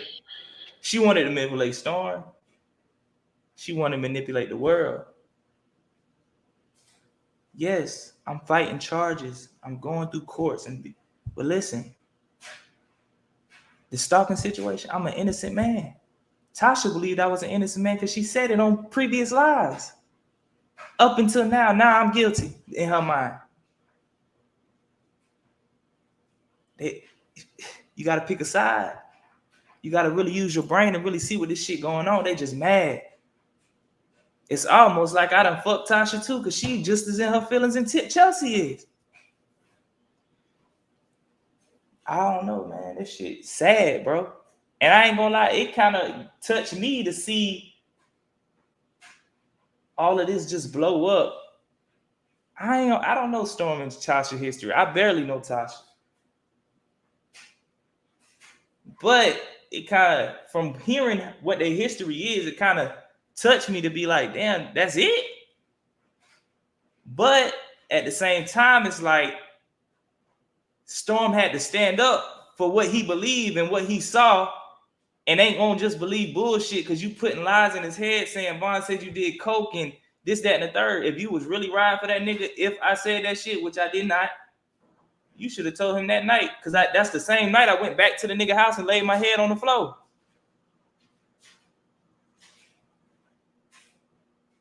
But the shit never happened. She called this man to try to convince him to stay away from me.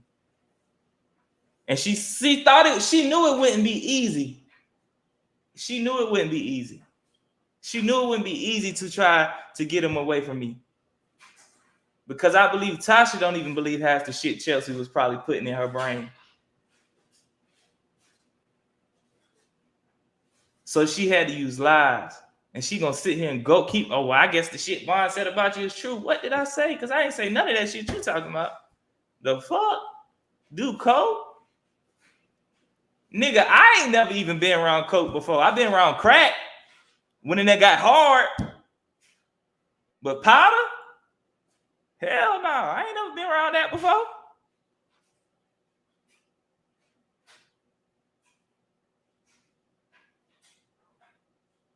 All I gotta say is have a moment of silence for the bullshit, man. This shit wicked. I don't even know what to say no more, man. All of this was just a big lie. She wanted to come in between me and Storm. She told him lies to get in his head. He didn't know what to believe.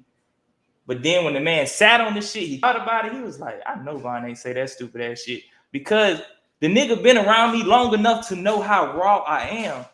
How raw I don't hold my tongue. If I felt like it was a problem with this man snorting coke, if I saw it, I would have told this nigga to his face, nigga, you tripping. The fuck wrong with you? He already know that by being around me and how my word and my lingo is, and I just don't hold back. That's how I am.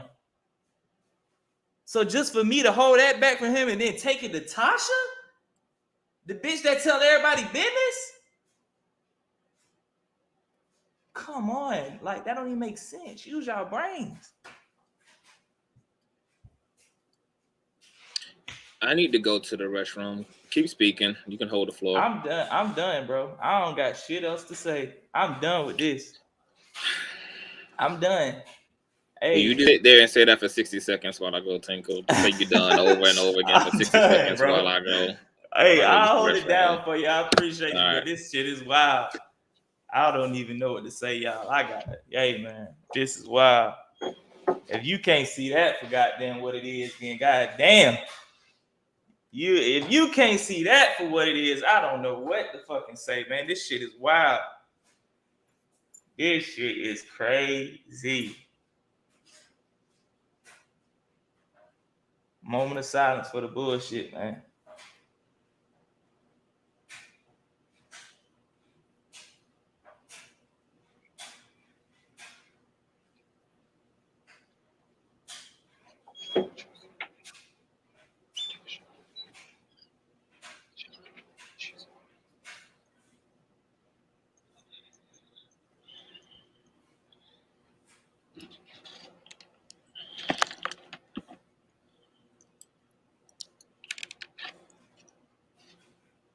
Can you guys hear me?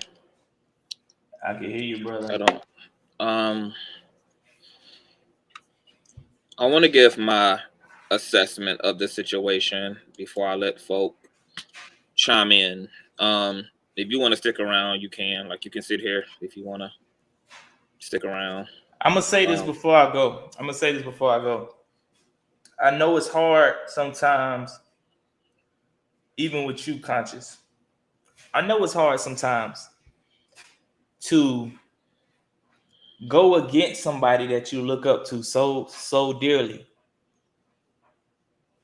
You probably have ambitions to be at the level Tasha K at one day. You got probably ambitions to have some aspirations or even try to be like her in certain ways. But we gotta see what's real and what's not. This woman has took down a lot of people in her journey to success. So when does the shit stop to say we gotta draw a fine motherfucking line and give her boundaries? So not as even us as content creators, but the fans to say, woman, you can't just be out here throwing all these allegations out here with no truth, no receipts, no proof.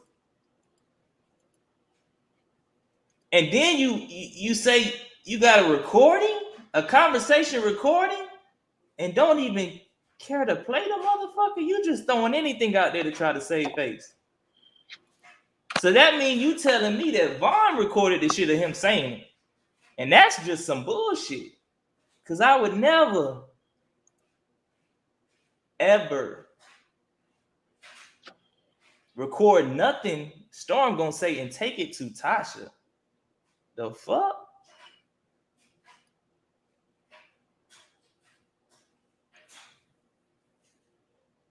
Well, I don't have ambition or goals to be like anybody with CTV, for one. This is not about protecting anyone as it is about... See, I'm a spiritualist. I'm a healer. The spiritual advisory work is what I do. I have actual clientele.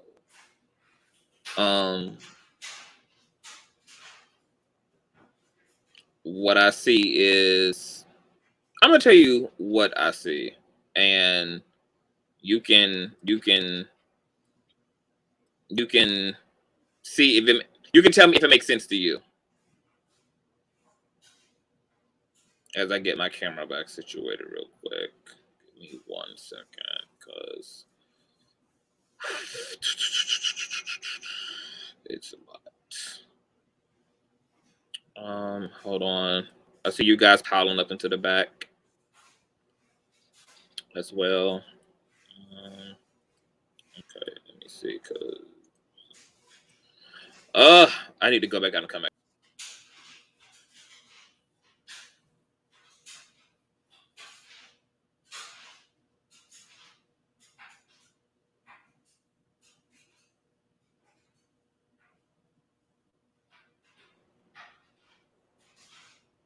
All right. So this is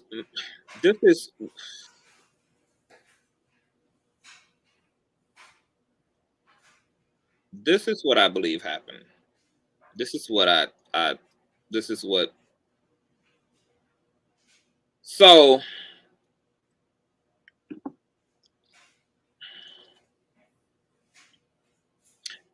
if you listen to what Tasha K said today, she said, Storm,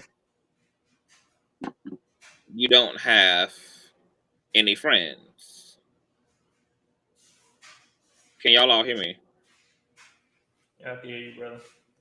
Okay, because my camera is doing the fucking most. And you know why? Because my energy is through the fuck off. Hold on.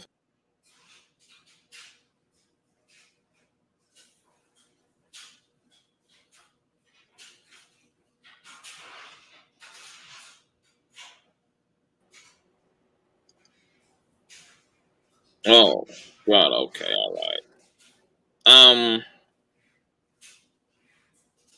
Shit here. Pull this back up. Hold on. I'm trying to get my settings together, y'all. My webcam is acting like a freak bitch. Freak bitch.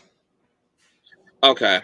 So Tasha's just said that, Storm, you don't have any friends. I said earlier on in my commentary, whenever the fuck I spoke about this, maybe live before last, I said initially that I think Tasha tried to kill.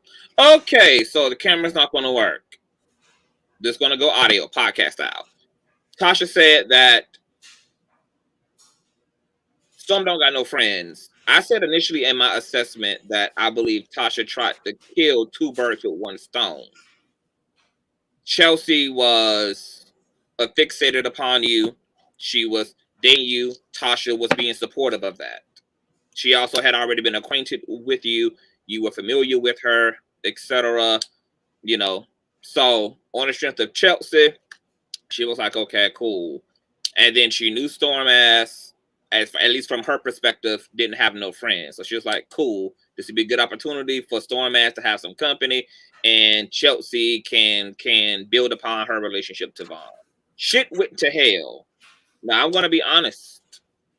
As a woman, I can understand why, whatever Chelsea was telling Tasha, when you and Chelsea's relationship started collapsing, whatever Chelsea was sharing with Tasha, whatever she said you were doing to her, etc., Tasha, as a woman, she sided with the woman.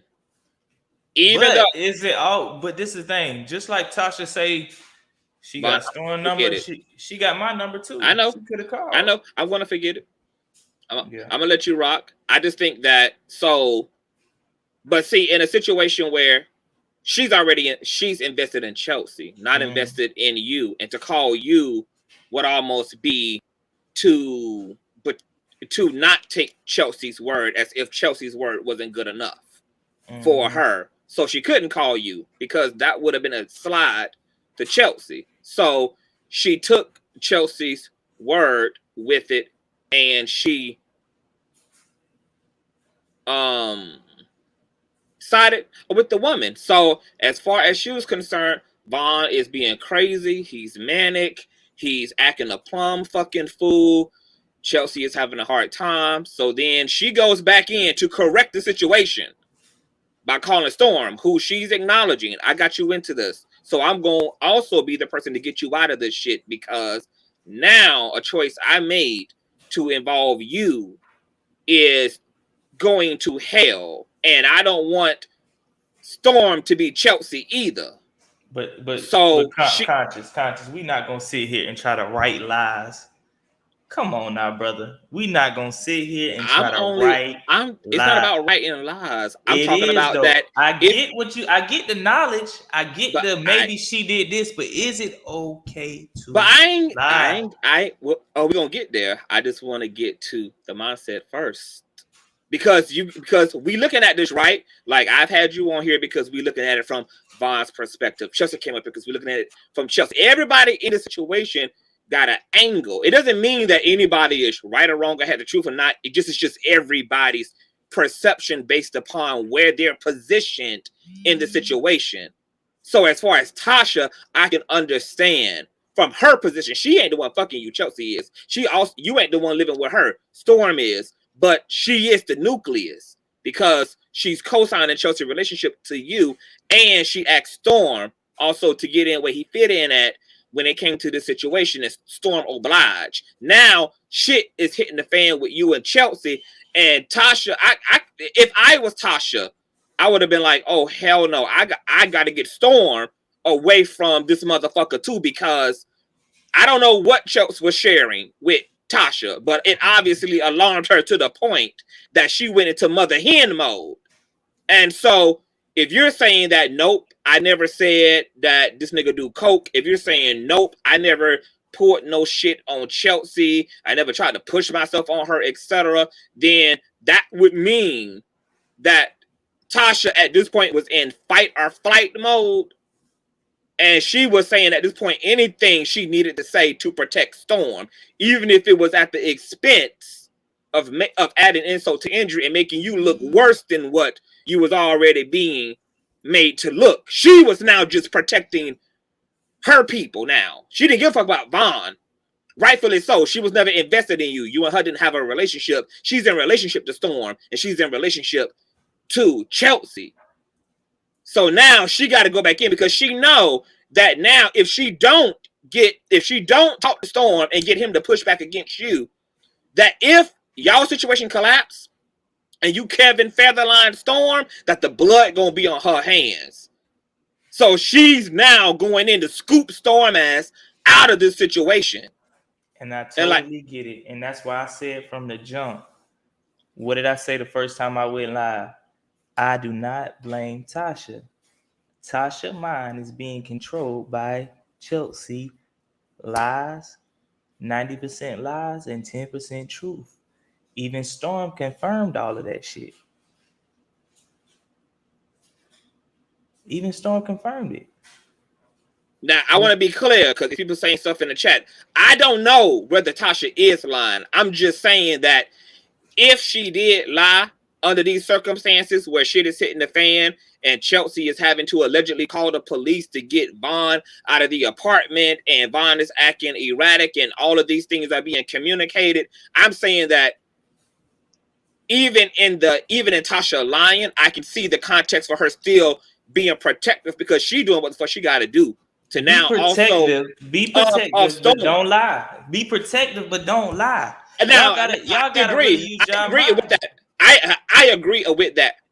Because just hold on. I'm gonna give you all of your roses, because just like I held my foot to your motherfucking neck and I said it didn't matter whether you was in jail and it was easy to do jail talk and to play off of Chelsea's feelings. It was wrong to lie under those circumstances. If Tasha lied, she is wrong, period. Even if she felt justified because she was trying to protect Storm for what she now felt was a full-on threat. She was wrong. She was wrong. You're right. She should have told whatever the truth. Hey, Storm, this is what the fuck is going on. This is what Vaughn is doing. And she should have left it to Storm to deal however he was going to deal based upon whatever the truth was. And Tasha is back here. I'm going to let her up. She's here. Tasha. Hey, Conscious. Hey. How you doing? The girl, you take the floor. I don't know how I'm doing. You doing good. Okay. I told you I was going to post your Black Woman speech yesterday. Thank you. Vaughn, how you doing? I'm good. How you doing? I'm good. So, remember when you was sitting at my island in the kitchen? I don't even know what you're talking about. Where you going with this? On Thanksgiving, you was sitting at the island. You was telling Tantu how lucky she was to have a mom like me. You remember that conversation? Where are you going with this, Tasha? You can't manipulate me. I'm just trying to refresh your memory. You don't have to refresh my memory. I do have to refresh your memory. You don't, because I know I do not. I never said this man do coke. Vaughn. What conversation is you're referring to is when we were talking about this producer dude. Listen to what I'm saying. No, I'm not. Because I'm finna correct you. Saying because you don't literally lie. You are such a compulsive liar. LaToya was right. Your ex, who was the personal trainer, was right. Chelsea was right. All three of these women came behind just deflecting. And I give you the benefit of the doubt Can I? Chelsea deflecting. saw Can I? Hold on, something in you y'all. that I Hold on. warned her Hold on. about. Please, But hold you on. know Hold what? on, Tasha. She's young. Hold on, That's Tasha. Hold on, a Tasha and Vaughn. lesson to learn. Hold But on, Tasha and you're sitting there Tosh the whole and Vaughn. time Where with is the an recording? Hold ankle on. bracelet on. Where is the Vaughn. recording? Tasha and Vaughn. I do Where not is the recording you say I have? me. Sat at my island. It was Where me, is the my recording you husband. said you have? It was Chelsea. and you Tasha said, Where K. is the recording Miss you Tasha said you K. have? Storm. And Mr. Von Where Ray. is the Storm, recording? why you won't let me talk? Because You where's just the sit up here and recording? you just You talk don't the have to sit here and admit entire anything. time. Play the recording. You Hold just on. talk the Hold entire on. Play the time. recording. Vaughn. You scared now? Play the Hold on. recording. Why y'all won't let me talking? This is. Because I Hold want her on. to play the Because I didn't recording. even know Hold that on. was Hold you. Hold on. I She just want to said say. earlier. She said earlier she got a recording. Play the recording. Wait. Play the Wait. recording. Sorry, go ahead. Vaughn, wait. Play the recording. I want her to stop talking and try to make narratives and play the recording. No. Wait. What needs to happen? Because a lot of side fucking conversations have happened. It Now, ain't no side conversations. Vaughn never said that shit. Vaun never said it. I'm not Vaun never finished. said it. She's here. Tell her to play the recording. She said she got a recording. Play the recording. You won't even participate in the conversation. She's It's not a asking you direct conversation. questions. You have This an is the thing. opportunity right What here did I already to say? clear. I said no. I said no. Clear. She's You're not gonna manipulate me. No, it's not about manipulation. It is. You have an Tell her to play opportunity. the recording. I You don't have even an want to opportunity to talk. Play prove the your recording. Play the recording. It can Hey, kill everything. Conscious. Play the recording. Hey, Period. Conscious, Yes. DM me your email, and I'm going to email you all 6 recordings that Chelsea She said she recorded had for a her recording. case. Play the It's recording. Consciouztv@gmail.com. Okay, It's so my channel Chelsea's name in at the Gmail. chat right now. Play the recording. Chelsea's using these recordings for her TPO against Vaughn. Play the So I'll recording. go ahead and email you the recordings that she's using on the TPO, and to let Vaughn's probation officer know everything that's been going on. So, I mean, I Play hate the to do it like recording. this, but Vaughn been sitting up on the internet capping hard, and I'm like, listen, Play the girl done recording. recorded Stop all playing the it. Just play the conversations, recording, all the lady. bad shit you done said Please about play her, the recording. all the fucked up shit you done said about Storm. And she said the same and thing it's about all on me. Play recording. the You know recording. what? We'll just give it to Conscious. You know what I'm saying? Please So give Chelsea, it to listen, him. I'm go waiting on you to ahead. stop talking and Chelsea, give it to I'm him. not stopping to talk. You done set your little, you know what I'm saying? So please give him the recording, No, and I'm sitting here waiting. You done I'm set sitting your here. little wet chest ass up here, okay, to talk mad shit. I'm here, okay? She has no recording because she's I'm still here. talking, We y'all. have the recordings. Conscious. Well, play it. Stop talking and play the recording. Conscious is gonna get them. He will listen to them and he will play what's relevant. Okay, sir. Okay, we'll play Okay, it. sir. I'm waiting Okay. on you. Okay, felon. I'm waiting on you. Okay. So when Conscious gets the recordings, he will gladly share them with his audience, okay? And listen. Like I said, it's Toya. I could have easily got your ex-girlfriend. I'm waiting on the recording. The one that's got the I'm waiting ankle on the bracelet recording. on your ankle right now. I'm waiting on the easily recording, had Tasha. that bitch on my platform to I am blast waiting on your the solid recording. ass out. She Ron. got You so are much a piece talk, of but no shit. recording. You've always lived with women. You've always lived off of women. She has you no brag recording. about that piece of shit ass dick you got. And listen, we about to pull your cards tonight. And Play you the know you recording, said at my please. island in front of my husband, Play the recording, in front of please. my friends, that Play Storm the had a recording, coke dealer please. come to the house and you was shocked. And your Please eyes play got the big. recording. You a gossiping ass Please bitch. play the recording. That's what you are. That's Where's the the recording feminine at, energy that Tasha? you give. Where's You're the a gossiping recording? bitch. But I'm gonna Can you let the please play the recordings that recording? Chelsea has in the Please play case it. she's building against your Please ass, play it. okay? Please to play call it. you out. All Please right? play it. Where's the Conscious, I just recording? wanted to put that out there so Chelsea will email you the recordings. We waiting Vaughn, on it. you have a good day. This We will be the waiting last on it. time you and I talk. We Please, waiting on it. I ain't okay? even want to talk to you, lady. All right. You supposed to be focused on dealing with Cardi B. Please play this recording, please. Vaughn, I'm waiting on the recording. Did you get the email yet? You Did had you get the email yet? I don't want to prove nothing else. I want to hear the recording because she don't have it. Had an opportunity. Fuck to have Tasha a K. civil conversation. The to civil clear thing it is, up. I'm not gonna let anybody lie on me and defame my name. First of all, this is the woman that's. But you talking through and over her only made it look like you said what you said, Vaughn. You had an opportunity to let. Where's the recording? That's all we need to worry about is the recording. Where Vaughn said Storm do coke. Don't try to sit here and try to. Do you remember this? Do you know? Play the recording. Stop trying to. It's loading. It's loading at the moment. Everything is Let's coming over at the moment. Let's hear it. You and her could have had a conversation though. Fuck that lady. For real. This the same woman that got on here and said I didn't do it. Now she's saying I did. Like, come on, bro. Play the recording. And if the lie detector says that Can we play the recording? when it, sure, we're gonna play the recordings. Let's play Like it, don't worry about the recording. Because now we got recordings. She never had these recordings before. Let's play it.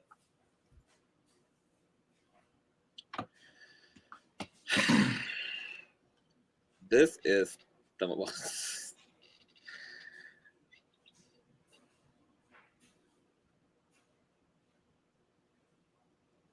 I'm speechless. I'm waiting. Well, while we're waiting on the recordings, we're going to let some other people up here to chime in on all of this. I want to welcome Just Nia Love to the platform. Hi, Miss Love. Are you there? Can you hear me? Hi, good evening. Hi, Yes, what's I going hear. on, love? Hi. This is really heavy. Yes. That's really what I It's have to say terrible. about it. Yeah, I didn't expect it to, like, you know, we knew it's a kid's drama, you know what I'm saying? But I feel like it kind of turned in, like the energy kind of shifted kind of dark really fast. It's Mm-hmm. really sad. That's really what I feel about it, honestly. What are your thoughts about everything that played out? Like, who do you, you know? Yeah, okay, so I had to roll another one for this one. So, to be honest, I feel sad for Storm in a way because I feel like he got put in a situation where there was no shaking out of it because, like, in a way, Tasha did bring him to him. And, Mm-hmm. like, that was his mentor and that was also his friend. You know what I mean? And sometimes when you're somebody, like, I feel like Storm has that people-pleasing type of spirit in him. Like, he has like little empathic ways about him where, he just wants to help, but then it kind of like burns him in the end. And I feel like this is one of those situations where he wanted to make somebody else happy, but it kind of burned him at the end of it. You know what I mean? And Yeah. now he kind of lost like the people that he cared about. Because, when he first came to Atlanta, like, he even said it, like, you saw how they grew, like, how they started to care for each other. You know what I'm saying? Like, he bought her a pair of shoes. Like, they were really, really close. So to see that breakdown just now, it was kind of, because I always felt like they You could, like, could tell just it was link a back up. lot. Yeah, like Yeah. he was holding, like Storm was holding in a Yeah, lot. that energy that came out of him, like, that was really different. Because, Storm he'll always joke out of it. It's like Yeah. whenever you see he get uncomfortable, he jokes out of it. And this time he couldn't joke out of it. He had to like rage. And I'm a Taurus too. So I know how that is. But it's like you saw it in him. Like he just shifted. So. To Storm's point, I think that looking, because once again, I understand everybody's position in this situation, including Vaughn too. I think the way Vaughn, and I've told Vaughn this 11 times, I think the way he handled Chelsea initially was out of pocket. I don't think that he had any nefarious fucked up intention towards Storm. I think that him and Storm had a genuine bromance and friendship. But the situation with Tasha situation with Chelsea went to shit, and then that just caused a collapse with everything else. To Storm's point, I feel like technically what happened is Tasha said, "Can you do me this favor?" which was Vaughn. Right. Then when the shit hit the fan, Tasha said, "Okay, can you do me this favor and undo Vaughn?"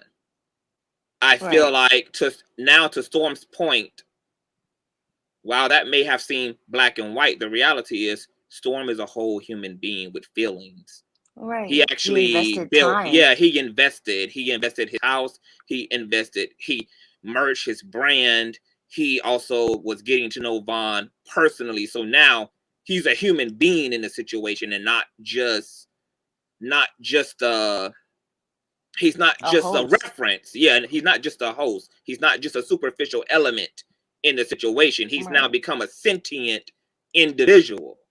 And so Right. when the shit fell apart, I can understand Storm's frustration, because it's like, well, damn, you moving everything around on behalf of Chelsea, which I understand, because, you know, if Chelsea, you know, Storm shared some things in this live, things got very extreme as it relates to Chelsea and Vaughn. So Tasha was pressing the gas. You know, she was once again in straight up, I gotta undo all this shit mode. So, but to Storm's point, I just think that it wasn't that black and white. I don't think where I will critique Storm at is Storm should have spoke his mind. He should have said, look, I'm willing to move on out of my house. I'm willing to whatever the case may be, but I'm only going to judge Vaughn based upon my experience. I'm sorry. If him and a girl ain't working out, that's between him and that girl. I don't want to have to undo my friendship to him based upon something he's going through with Chelsea. And that probably would have frustrated and agitated the fuck out of Tasha, but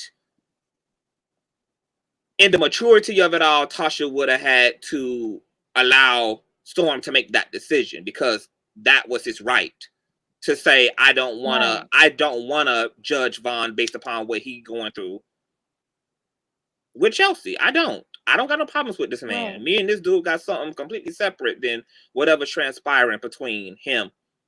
But Storm never said it. And so and because Storm is the only child, he did what comes natural to an only child. Storm is handicapped in interpersonal relationships. So he held it in and internalized it and didn't really fight for himself and his feelings in this situation. And that culminated in him just saying, you know what? Fuck everybody. I don't want to talk to Tasha for 6 months. I don't want to talk to Chelsea for 6 months. I don't want to motherfucking talk to Tasha for 6 months. And to people saying Storm is not the only child, Storm is the only child. There's a girl named Brittany who was presented as Storm's sister, who's not she's not his biological sister. Storm does not have a biological sister. Okay, that was a whole gag and something that was completely misconstrued. Storm is the only child. That came out of Storm's mouth. Storm has explained the whole situation with his so-called sister. Nonetheless, it doesn't fucking matter. Storm internalized, and it culminated in frustration because he didn't use his voice. He didn't use his whatever. So the shit hits the fan. It went left. And then a conversation happened between him and Tasha. And Tasha's like, look, I gotta go up here and do this video because I don't know what the fuck Vaughn is gonna do. And then you out here wilding with all this sex talk, and you inside to my business, and I'm liable for one of these hoes suing you. So I got to make a public declaration that I don't endorse, you know, what the recklessness of it all, if that was Tasha's mindset. So she made the video, but I feel like in the video, Tasha intent meant well, but because Tasha is Tasha and Tasha was connected to her feelings, I think her execution was intense. And when she made it her point in that video to say, you don't take no motherfucking, you don't take no goddamn conversation with me. But I think Storm was like, what? Really? Like, it was like an emasculation and a disrespect of his adulthood, and his manhood, his partnership. Yeah, because his reaction even tonight was like, stop telling me to play the fucking record. Hold on, just stop telling me to play the fucking recordings. When I get the recordings, they will be played. Don't nobody run shit on my platform. Don't tell me what the fuck to do, because it's not going to be done until it's done. Calm the fuck down, listen to what the fuck is going on, and if you too eager and you can't hold on, holler ass! Don't keep telling me what the fuck to do. If you want to get shit done expeditiously, bitches and niggas, create a motherfucking platform where you control the ebb and flow. When I get the goddamn recordings, I will play them. Mods, if any motherfucker in this chat bring up these recordings again, drop their bodies off in the motherfucking river. But Conscious, you did say you was downloading. I think that's. I just said I'm going to play the fucking recordings. Yeah, they thought you was Motherfuckers downloading. don't control what the fuck going on over here. They thought you was downloading. Motherfuckers don't even give a fuck what they think. Wait on it. Wait on it. Stop fucking flying my motherfucking timeline with that bullshit. When I fucking get them and they motherfucking download, that's when they will be played and reviewed. If you can't wait, take your ass to bed. It's too motherfucking late for you motherfuckers to be up any damn way. You got a damn 9 to 5. You got a dick to suck. You got a baby to raise. Take your ass to sleep. And shut the fuck up. Boy, y'all is hell tonight. Go ahead, Jasnaya. Yeah, so like I was saying, you could tell by his tone, like when he even said, like, you're not gonna talk to me like I'm a boy. You know what I mean? Like he kept saying, like, I'm a man. And I felt like maybe he felt like the way that she just told him, like, oh, you know, at first it's like, oh, you just need to take away Vaughn from your life, and then telling him that he needs to change how he's coming out with his content and all that. Like maybe he felt like she, like you said, just demasculating him, and that kind of, like, you know, had a turn for him in that situation. I don't know. I feel like I don't know. I just feel like he just kind of just broke. I don't know if it's like too much that's going on with him when it came to that, and plus the situation in the house. He probably feels, you know, some type of way, because I don't even know at that point. Yeah. It's just Well, a we lot.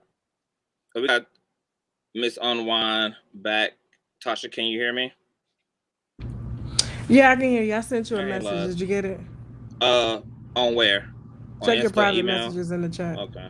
Oh, okay. Let me see. Okay, let me you all just stay right there. Stay right there, just Naya. And you stay right there, Vaughn. Okay, Tosh. Conscious, you need to talk to Ernest too, the way you just went off on your Child, yes I do. Please send me over. Please send me over, child. I need, like, 8 o'clock in the morning. First thing sunset. Yes, I need him in my life. You need to talk to Ernest. Yes, I give you a number now. He deal with that type of shit. You know what I'm saying? Mm-hmm.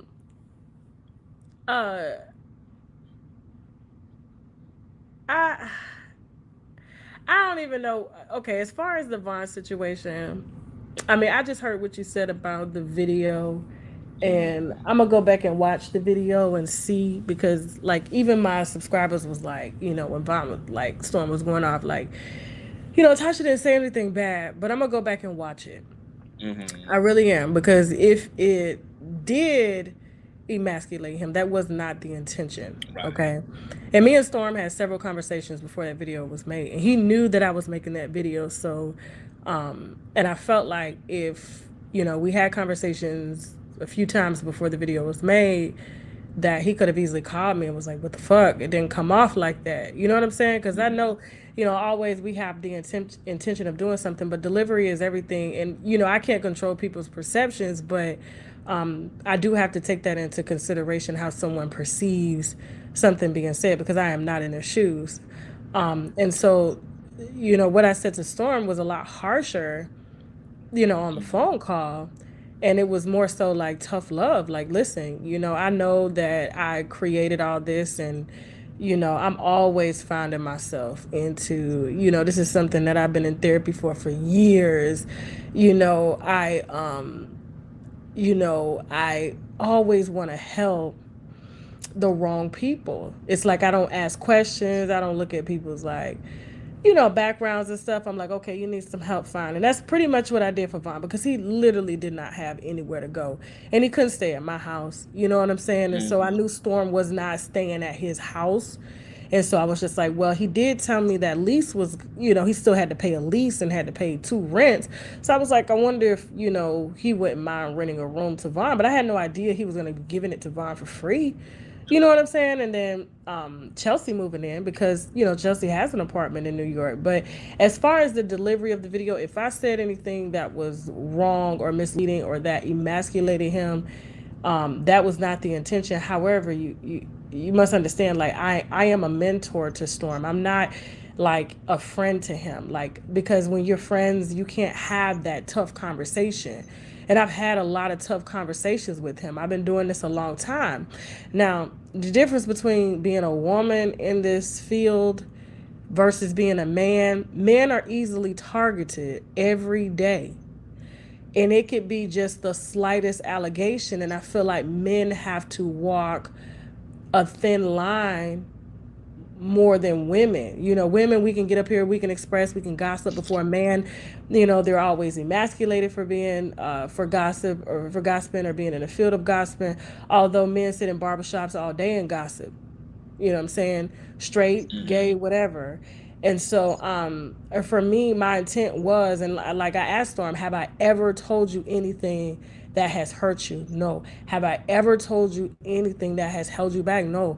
Everything that I've told you was to help you to progress. I am all business. He knows that. Everybody, Conscious, you know that. I am all business. Mm-hmm.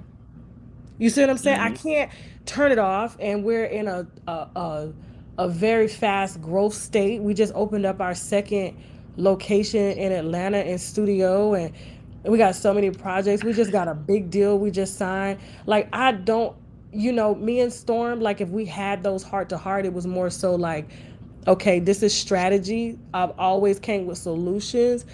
But this situation, yes, I judged Vaughn wrong, and I shouldn't have had grace for him when the characteristics were there. But at the end of the day, people are human. They get caught up in situations. But he's doing the same thing to Chelsea that he did to LaToya. And like I said, I'm not going to say that trainer's name, the one who has the ankle bracelet on his ankle, and they're going to be bringing charges about the LaToya situation. And then, Chelsea went through a situation with him. It's just, it's all going to add on top, and so that was my bad. I should have used better discernment.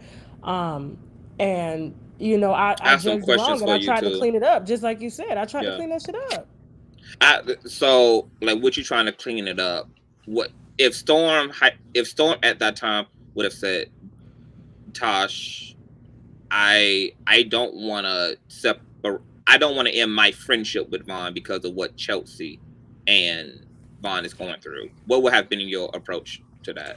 Storm said that. The first conversation we had, I said, listen, that was when I told him about the Mr. 2 Weeks situation. Now, me and Storm talk about content all the time, okay? We talk about stories.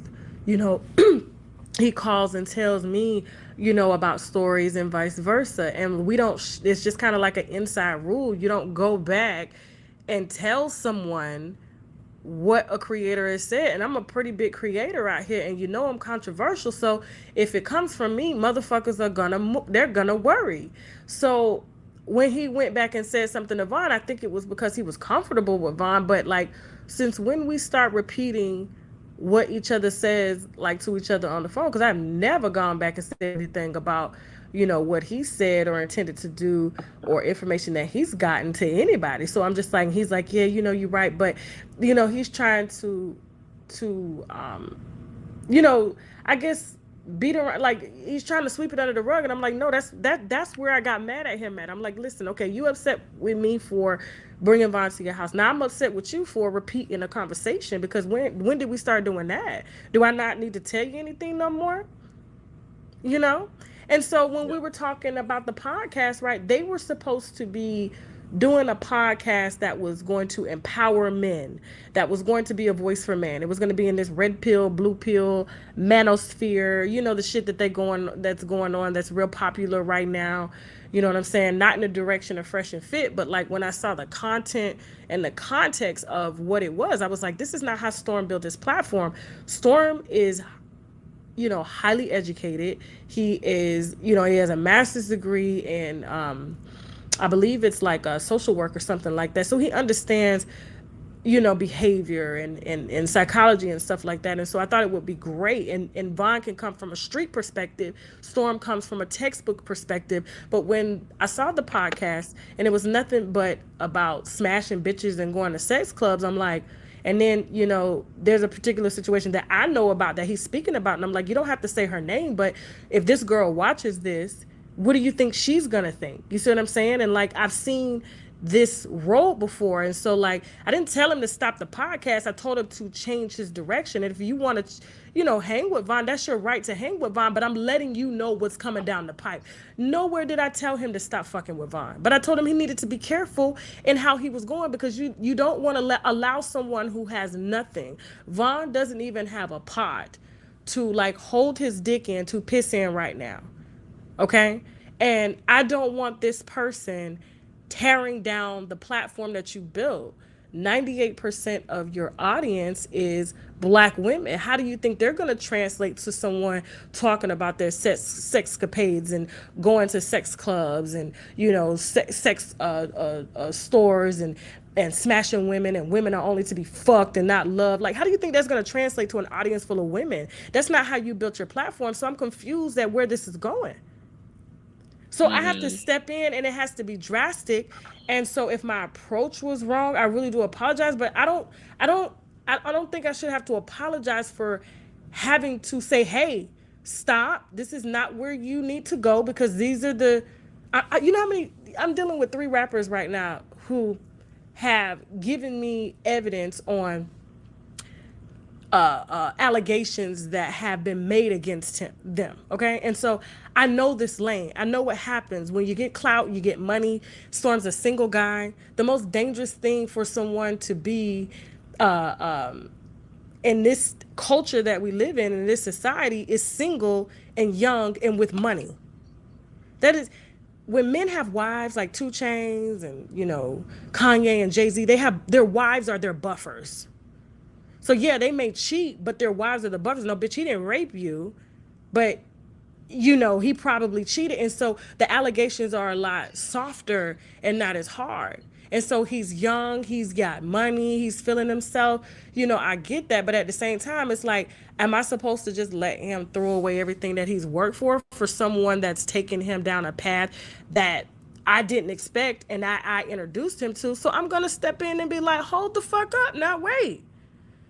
And for those of y'all that are saying, Storm hasn't been on a contract with me in 2 fucking years. Storm didn't have to pay me a goddamn dime. There was no percentage in that contract. Okay? And so the fact that he's even insinuating this beef for views, that's really fucking throwing me off, because I'm like, is this all this was about? Was views for you at the end of the day, and it didn't matter how you got them? Let me tell you something. I've been through a lot of controversies, okay? We know, Tosh. But I've never lost. I just want to put that out there. Yeah. Any creator that has tried to come up, a celebrity, yeah, listen, okay? Yeah. There's a reason. Yeah, so for sure. I'm just gonna put that out there, and I don't want to go there with. But let me say this part. But let me say this part to you. I completely understand from a business perspective what you did, like in terms of what you were saying to him about the nature of the content that was happening on the podcast. Any, as you said, I have a mentor. Larry is my mentor. Larry has called me and said and made suggestions and said, "Hey, I would that's your role." Now it's up to Storm to follow through, but in terms of you giving him that feedback, there's nothing wrong with that.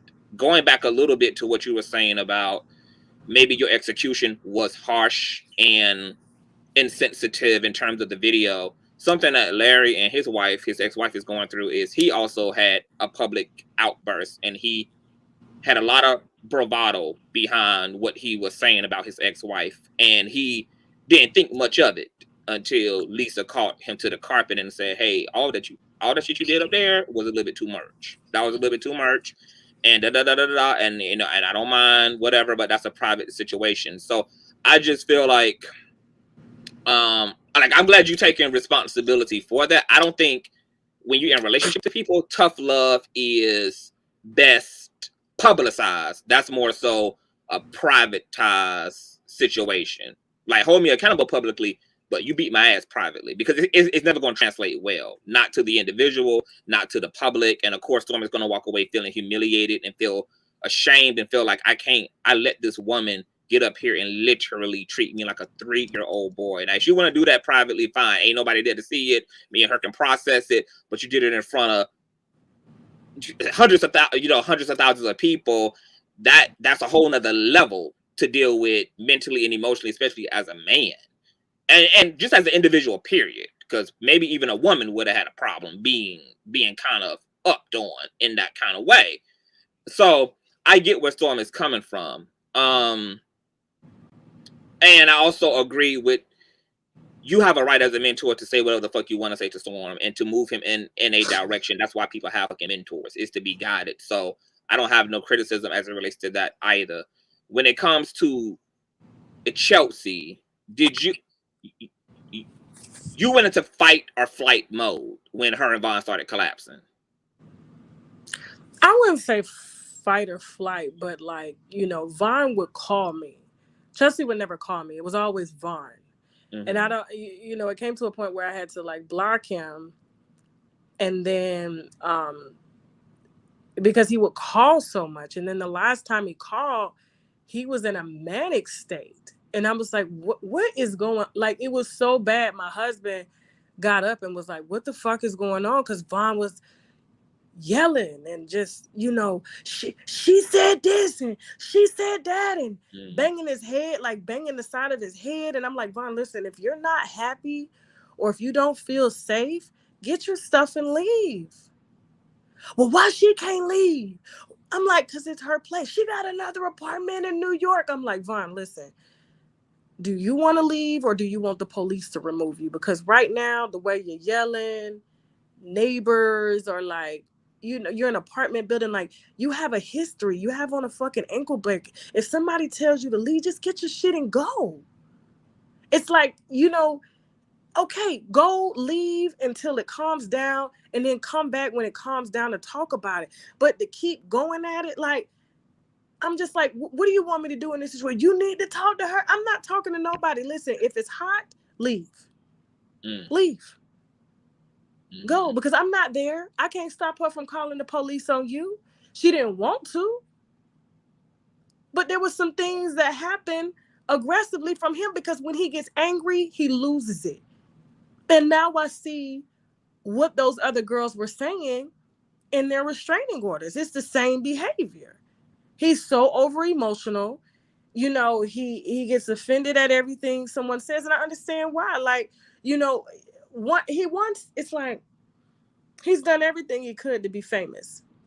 And every time he gets just a little inch in the door, some shit happens. And so I was his like third way through the door.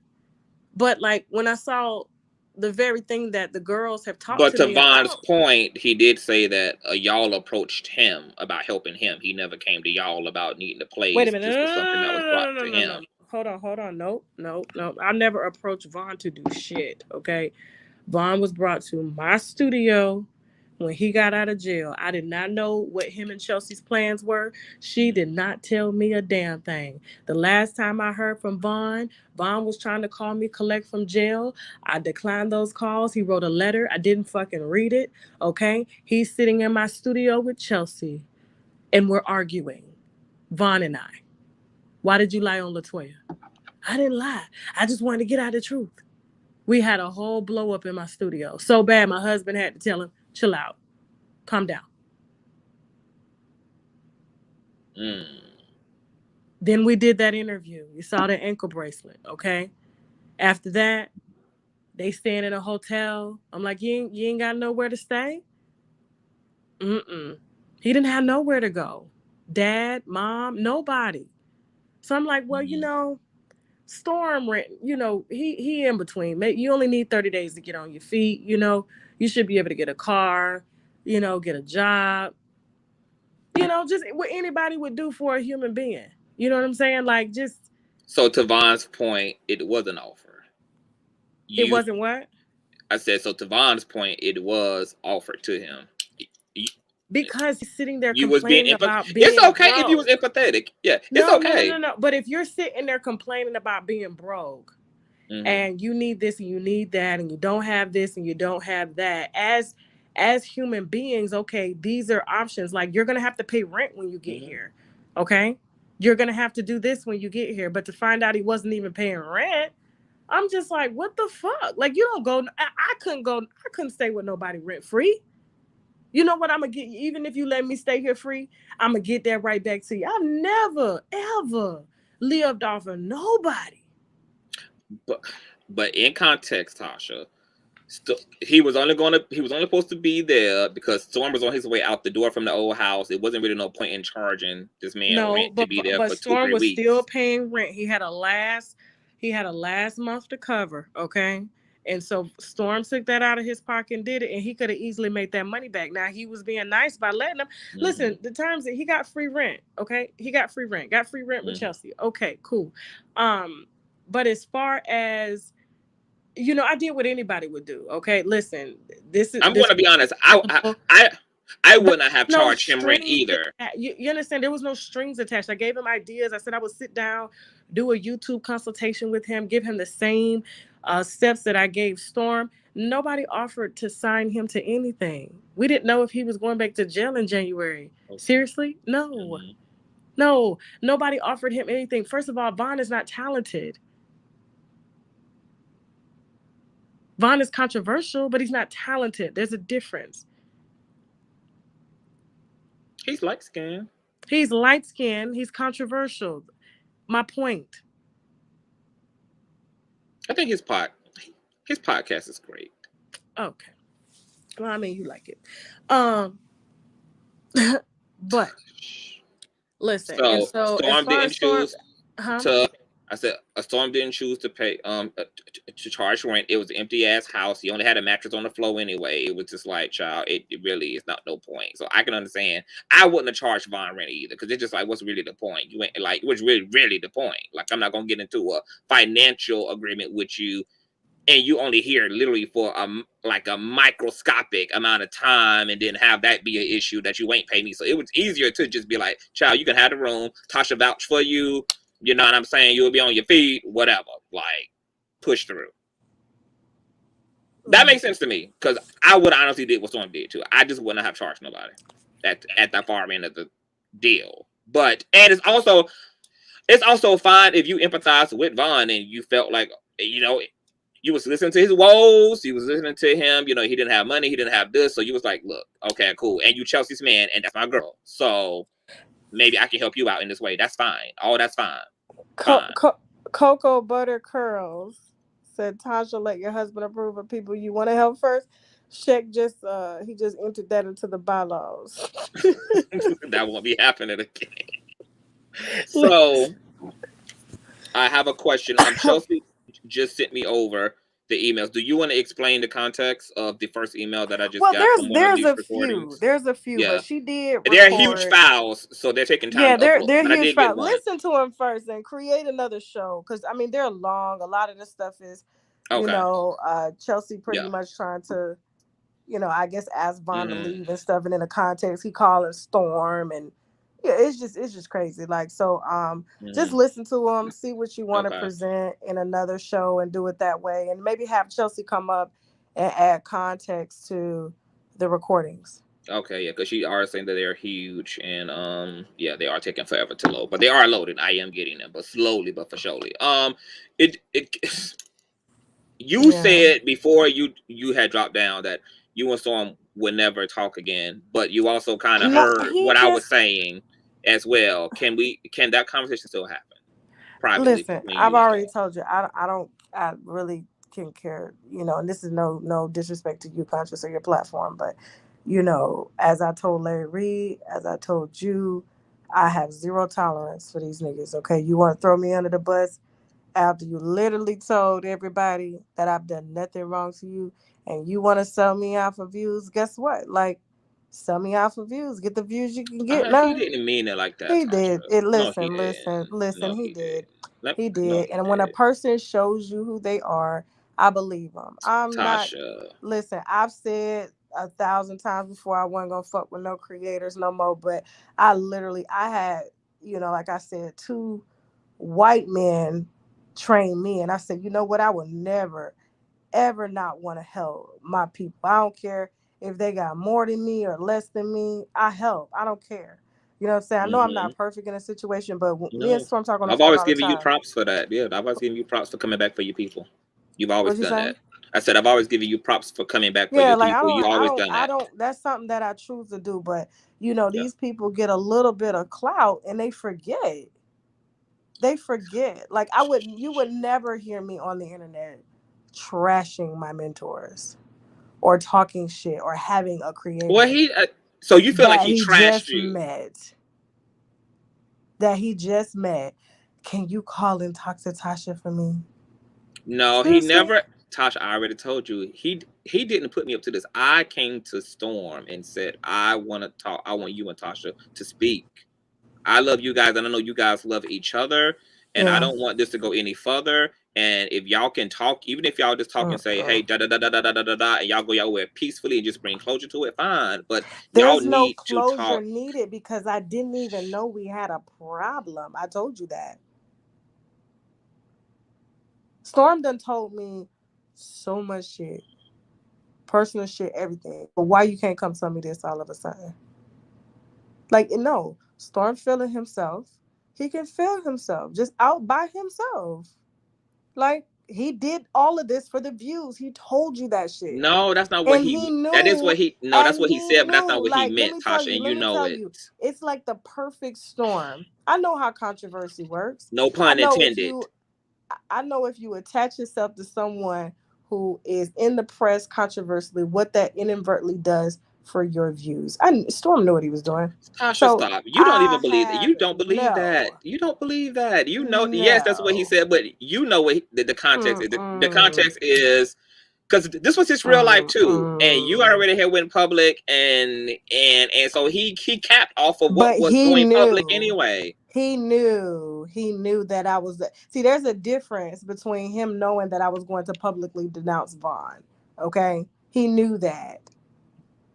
And nowhere in that video where I felt that I trashed Storm, okay?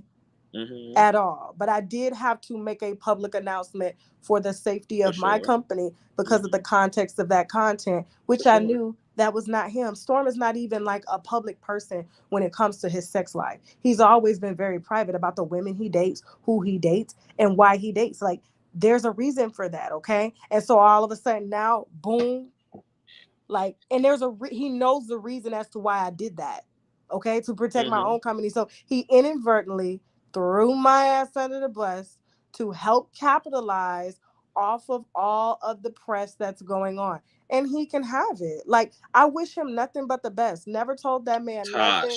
Never asked him for a damn That's dime. not fair, Tosh. And listen, the pattern is there, but at the end of the day, I have to take accountability. I keep attracting motherfuckers like this, okay? And so do not lump. You cannot lump Storm into that, Tasha. You cannot. You can't. Storm ain't whatever you lumping into that category.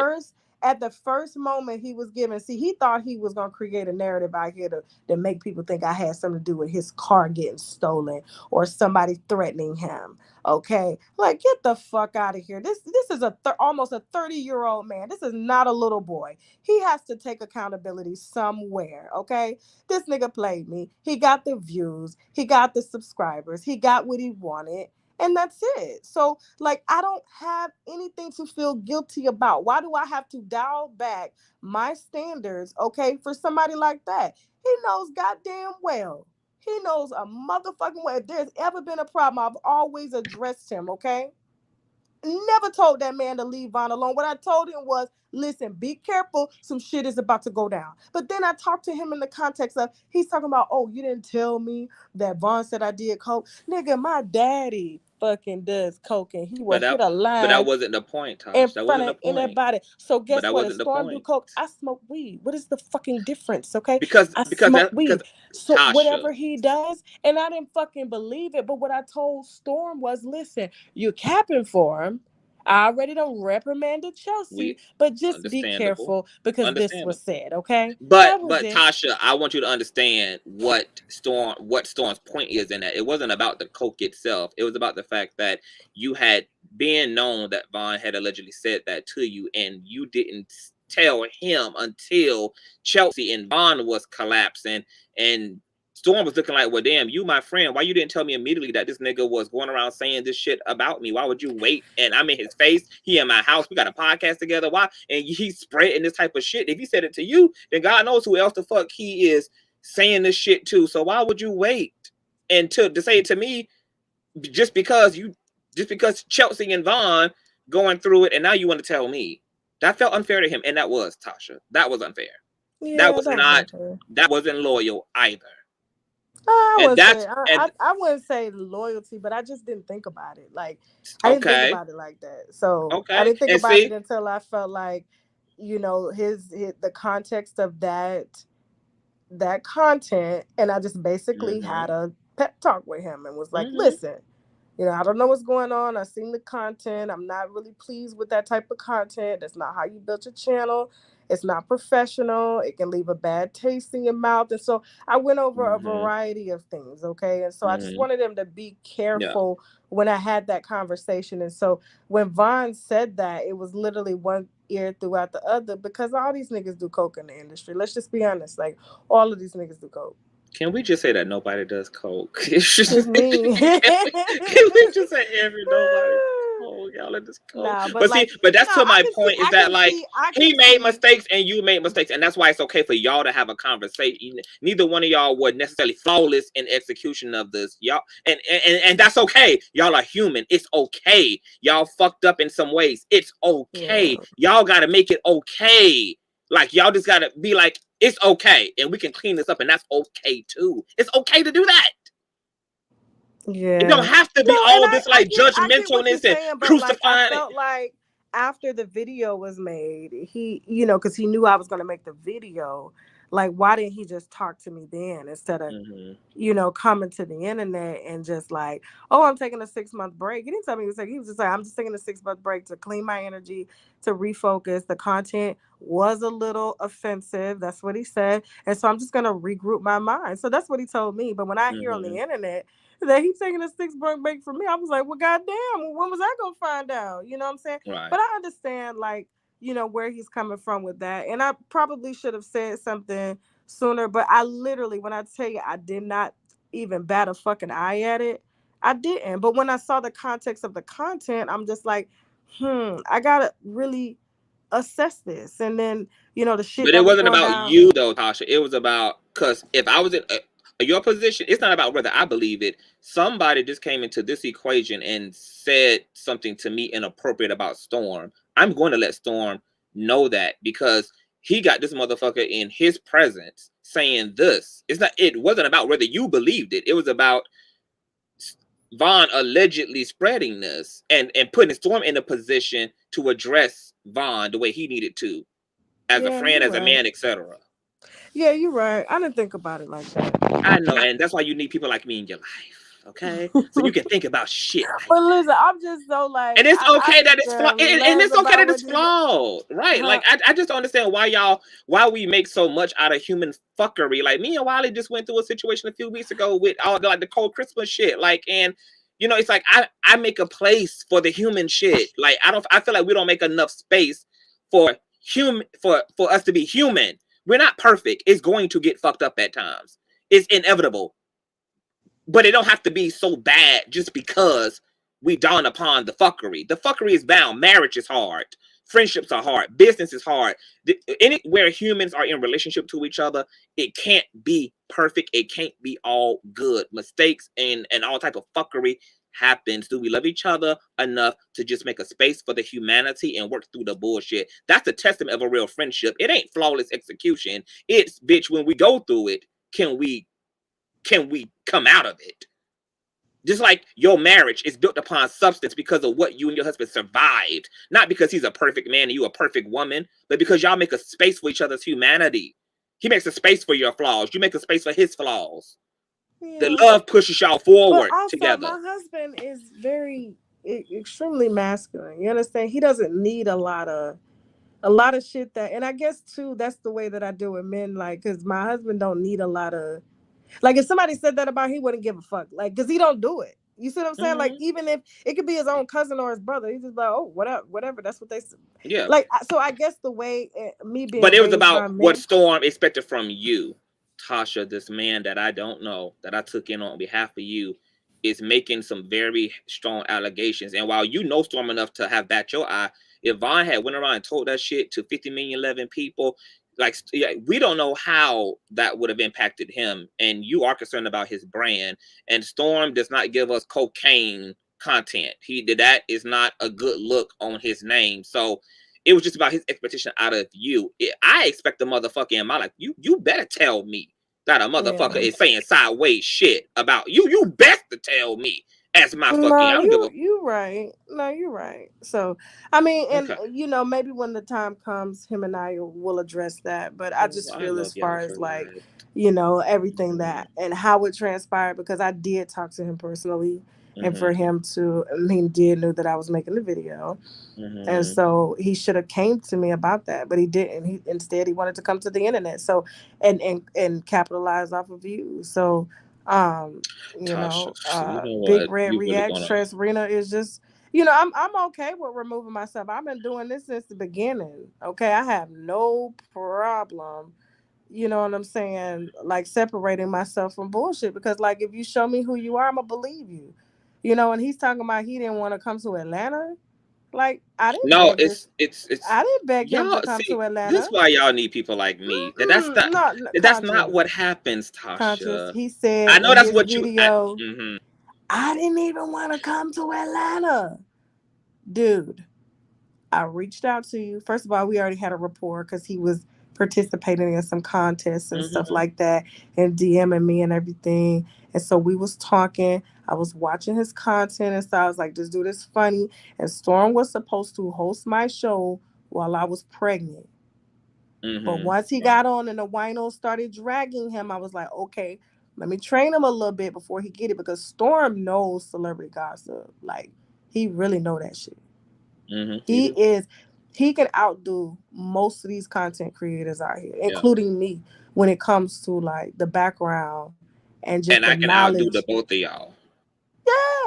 Yeah. Storm knows his shit, okay, when it comes to that, okay? And I saw that. I was like, damn, like, you know what I'm saying? You can tell people who really know their genre, you know what I'm saying? And so I was like, he would be perfect to host my show because he's funny. He doesn't mind going there. You know what I'm saying? He's witty. Everybody has guest hosts, you know what I'm saying? But with YouTube, people have really never done it. You know what I'm saying? And so, you know what I'm saying? But when the winos dragged him, I felt like I kind of threw him into the lion's den. And then there were people online talking about, oh, I brought Storm on to fucking spike them. And I'm like, first of all, I had carpal tunnel really bad when I was pregnant. I couldn't type. I couldn't hold. I couldn't walk because the baby was sitting on my fucking nerve. So I had to use a fucking cane. There was so much shit going on while I was pregnant. And the narrative was I connected with Storm just to get somebody jealous. And I just wanted to keep my show going. And so when I saw that it like the winos weren't ready, I was like, okay, I'll just give them a video once every 2 weeks. But in exchange, I said, Storm, listen, once I get better, but I had some thyroid problems, I said, we will do stuff together. Okay. And so, but I continue to help him to build his channel. And so that's why rent was compensated. All that stuff was done. Like, I didn't beg him. When I called him, Storm had said his lease was up. It was like the perfect, like, I don't know. It was like serendipity. Like, he said his lease was coming up in a couple of weeks. He was about to move. He hadn't found another apartment yet. And he had been offered a job to use his MB, I think it's like his master's degree. And so I was like, well, hey, if you want to come here, you know, it's not paid, but I can't guarantee you'll be making this amount of money in like 6 months.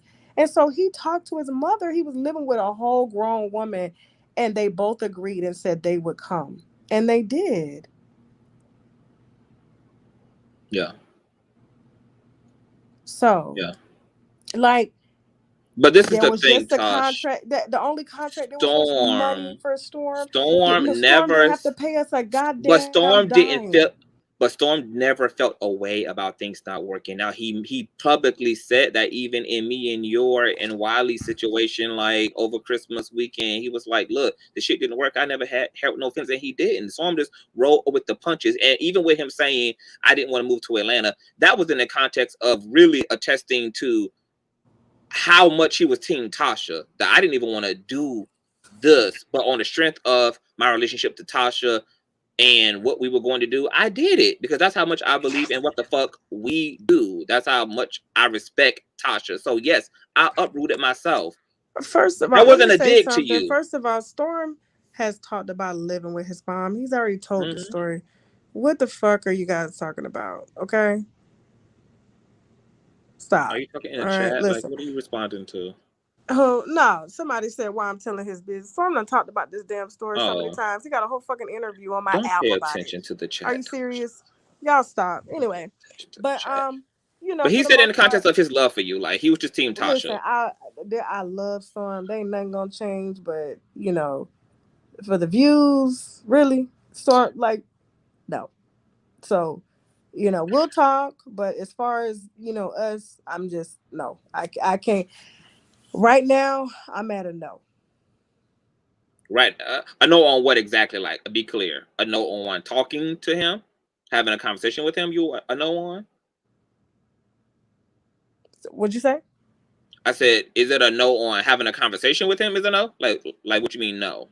It's a no for you. No, because he threw me under the bus for views. So that's not, Josh. I just explained to you that that's not what he.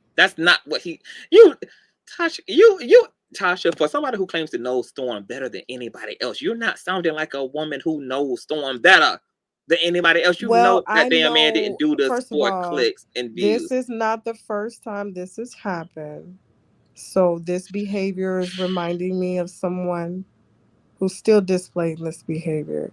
And so I just cut my losses when I cut my losses. Like, you win some, you lose some. Not everything is meant to last, okay? And so it just happened. So this situation, like, I wish him the best, like, you know, and you know, that's just gonna be it. You know, I already told you this from the beginning. Like, I'm telling you, the only person I'm thinking about is Tasha and her kids. I have 2 children.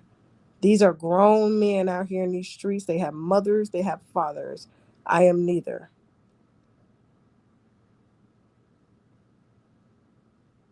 Okay, I wish him the best. I've never done anything to hold him down. Never used him, never asked him for anything. Literally, he didn't even have to do nothing when he came out here. He just built his channel. The original agreement, y'all we didn't both even had get a chance to work together. He never said that you was a horrible mentor. He never said nothing like that. This situation just brought out a bunch of human shit, and that's just what happened. Y'all, you call it human, but we and you had a conversation about this. Listen, about the loyalty. You will never hear me getting up on here to drag. I wouldn't give a fuck.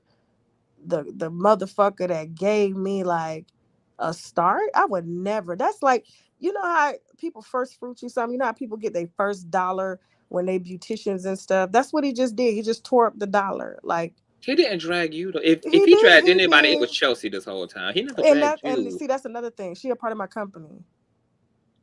Yeah, but she brought her. But she became personal when she moved into his house. I understand that, but Chelsea never took to the internet to drag Storm. Okay, well, that's another thing because Chelsea called into the Wiley show and also went public after Storm made a video dragging her. He dragged her and Vaughn, to be exact. Exactly. So now you fucking. And it wasn't drag. It wasn't.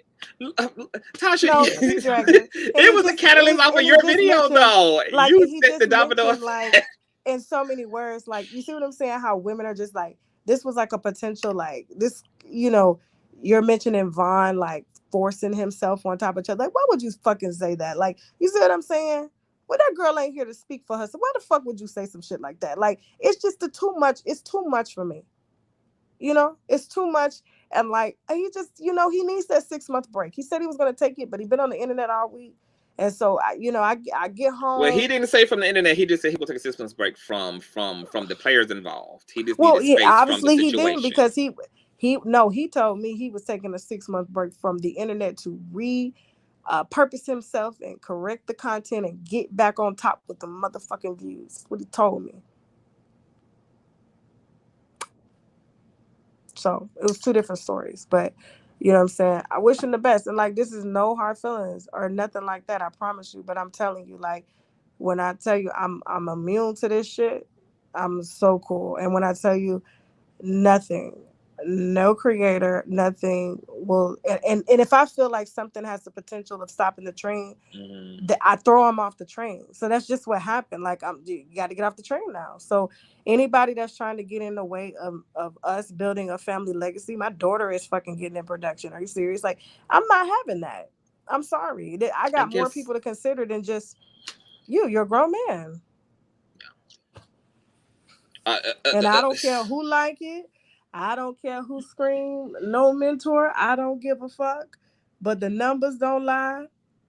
Baby, I have a mentor. I have a motherfucking mentor. And, I have 2 of them. And I would never not have one, because baby, I have 2 of them. I have 2 of them. But you know what? I'm used to it though. I'm blessed. I'm blessed to have a mentor. Yeah, I'm just, that's a whole nother thing. I ain't trying to get into that, the background of like why we do what we do as far as, African Americans. But like, I would never, ever, you would never, ever see me up here. I wouldn't give a fuck if my mentor cussed me the fuck out, said what he had to say, I don't lie. I wouldn't give a shit. I wouldn't say a goddamn thing. Because you know why? Like, that's like, I ain't gonna use that example, but I'm good. I'm gonna get some rest, Conscious. Get some rest. I know you had a big day. Yes, we had a good day today. We had a good day. Good. So I'm glad. I will. I'll send you a message. Thanks for coming up and everything. I appreciate you. Okay. Okay, love. All right. Sorry I couldn't be more. I'm exhausted. We had a successful day, but thank you, Conscious. Okay. I'll talk to you later. All right, boo. Okay, y'all. That was Tosh. We're gonna bring up Rhonda. Hi, Ron. How you doing, Conscious? This is my first time on. Oh well, welcome to the. Thank you. Welcome to the stream. I've been watching your channel the past couple of weeks, and I have a comment. Several things I want to bring up, and it may not be popular to some of the viewers, but I just want to be honest, and I'm sharing it with love. Okay, my opinion. Okay. Oh shit. Hold on for one. I just keep talking. I'm on mute. Okay. All right. I'll talk. Okay. Looking at it overall, and I'm kind of older. I'm in my 50s, and I've seen so much in my life. And I look at Tasha, Chelsea, and Storm. Those 3. When I look at them, I'm so saddened by the relationship that's souring between Storm and Tasha. But I do believe that this can pass. I think that what happened was, number one, I love you, Tasha, but you need to have something. You said now you have a policy in place. Your employees should never date the talent, point blank, period. And Storm, I know, Tasha, you've got a big heart. And you remind me so much of my sister, Rita. Rita will open her door to anybody. And that's what drew me to Tasha in the first place, because Tasha is real. And my sister communicates like Tasha. Her communication is kind of rough, but her heart is so tender. So when I look at how Tasha was communicating with Storm, I could cringe, because I know Storm being he's 30. He's going to be 30. It rubbed against him as a man. So I can see how Storm would get offensive and Storm would just freeze up. But Tasha, see, Chelsea should not be dating the talent, period. And Tasha took a chance on Von, but Storm didn't know Von. And when Chelsea moved in, and Von and Chelsea is my opinion. I don't know, I'm not there, but it seemed like Chelsea wanted more from Von than Von was willing to give. And as females, and I've been there, I've been 25 before, that was 30 years ago. But females, we got to learn, and I had to learn it in my 20s. Do not give a man anything until he gives you the green light. If he has not told you explicitly that he wants a relationship with you, he wants more from this relationship, then you have to cut it. You can't buy him, you can't screw him to death. None of that will work. So I think Tasha would have been protected if she had a policy in place. For Chelsea, no. And Tasha says she's got that in place.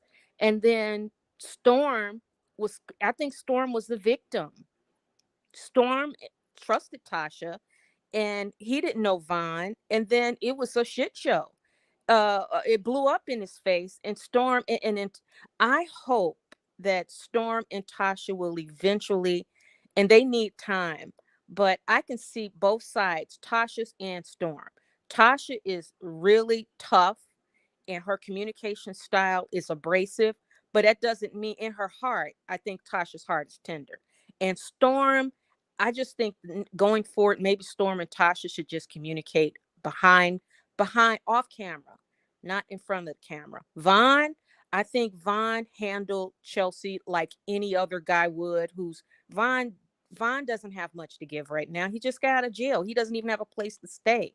Von needs to rebuild his life. He's a work in process. But I think Chelsea, it did not go the way she wanted it. And whatever happened between those two, and Von is unapologetic, and Von is, he didn't handle it as sensitive as he should. But let me tell you, I grew up with 3 brothers, 3 males, and it's just me and my sister. Men, their brains are different. And one thing I can say, I'm going to say this and I'll let it go. I think if Tasha has her policies in place, and maybe Chelsea going forward, stop giving these guys anything until they show you they want it. I grew up with 3 brothers, and I can tell you the women that they love, they showed them, they pursued them, they spend money on them. And the women that they didn't love, and the women that would spend money on them, and they would treat them like crap, you were not going to change their minds. So stop it. And then going online and spreading this narrative about Von, that he's a criminal, that he's this, he's that. It's just a relationship that went sour. Just let it go. Let it go. And that's all I got to say. And I just hope that Storm and Tasha can mend their relationship behind the camera. And if they can't, I do believe that they will be able to just peacefully walk away. Like, I do think that they will have a conversation. I don't know if they'll ever be in relationship to each other again, but I think that there'll come a time where they will be able to speak. I hope so. And Tasha, I want to see Tasha, this case with Cardi B. I can't wait till it runs its course, and I'm looking forward for Tasha and Kebe Studios to grow. I'm looking to see Tasha grow, and this is just a lesson learned, and this too shall pass. And mark my word, this time next year, we'll be on some other issue. And Tasha will have grown even more. As the fucking world turns. Absolutely. That's right. Well, thank you for coming through, Ms. Wanda. I appreciate you. Thank you, Conscious. You have a good night.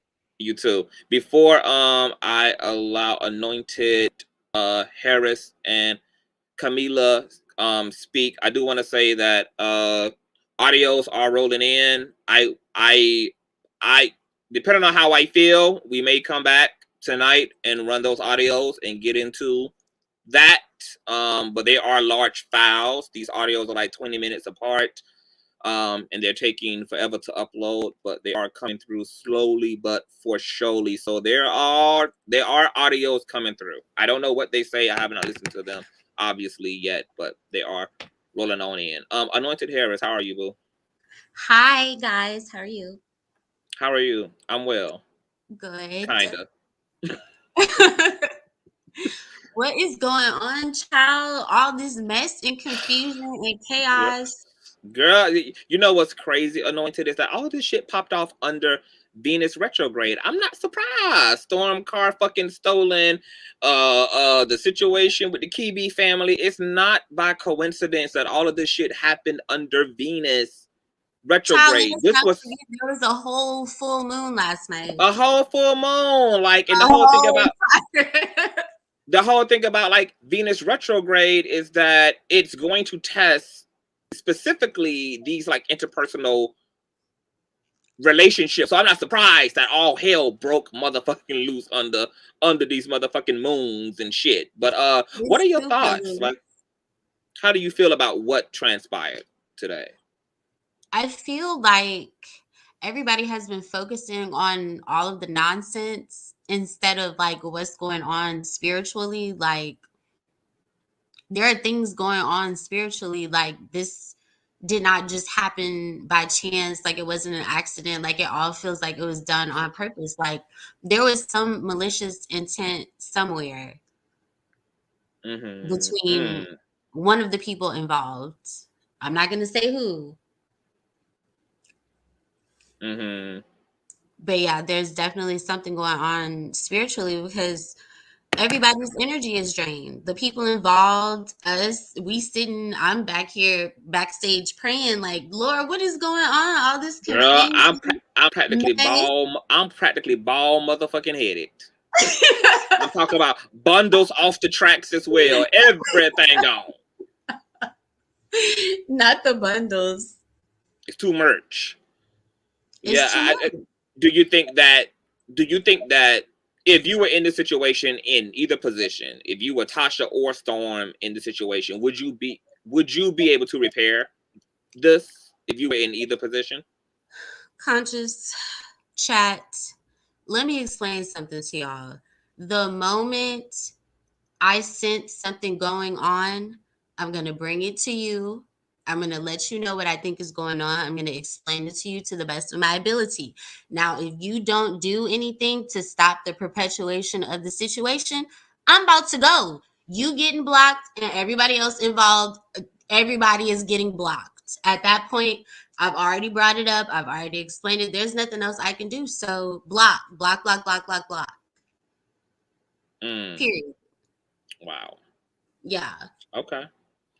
Well, if are those anything else you want to add before I let Kamala chime in, and then I'm gonna see what I'm gonna do about these audios. Y'all have to learn how to use discernment and stop just associating with everybody. Like, certain negative spirits are attached to certain people, and you have to be able to pick that up and shoo them away. God bless you and go about your day. Period. Yeah. Amen. Well, thank you for coming up, Boo, and anointed us with your perspective. I love you and appreciate you. I love you too. Bye, y'all. Bye, love. Kamala, are you there, Boo? I'm here. It's Camille, baby. Oh, okay. Camille. Oh, sorry. Thank you so much. I just want to say first of all, on the list track. Yeah, that's fine. What I want to say first of all, like, we're about to turn this into a spiritual tube or witch tube, whatever.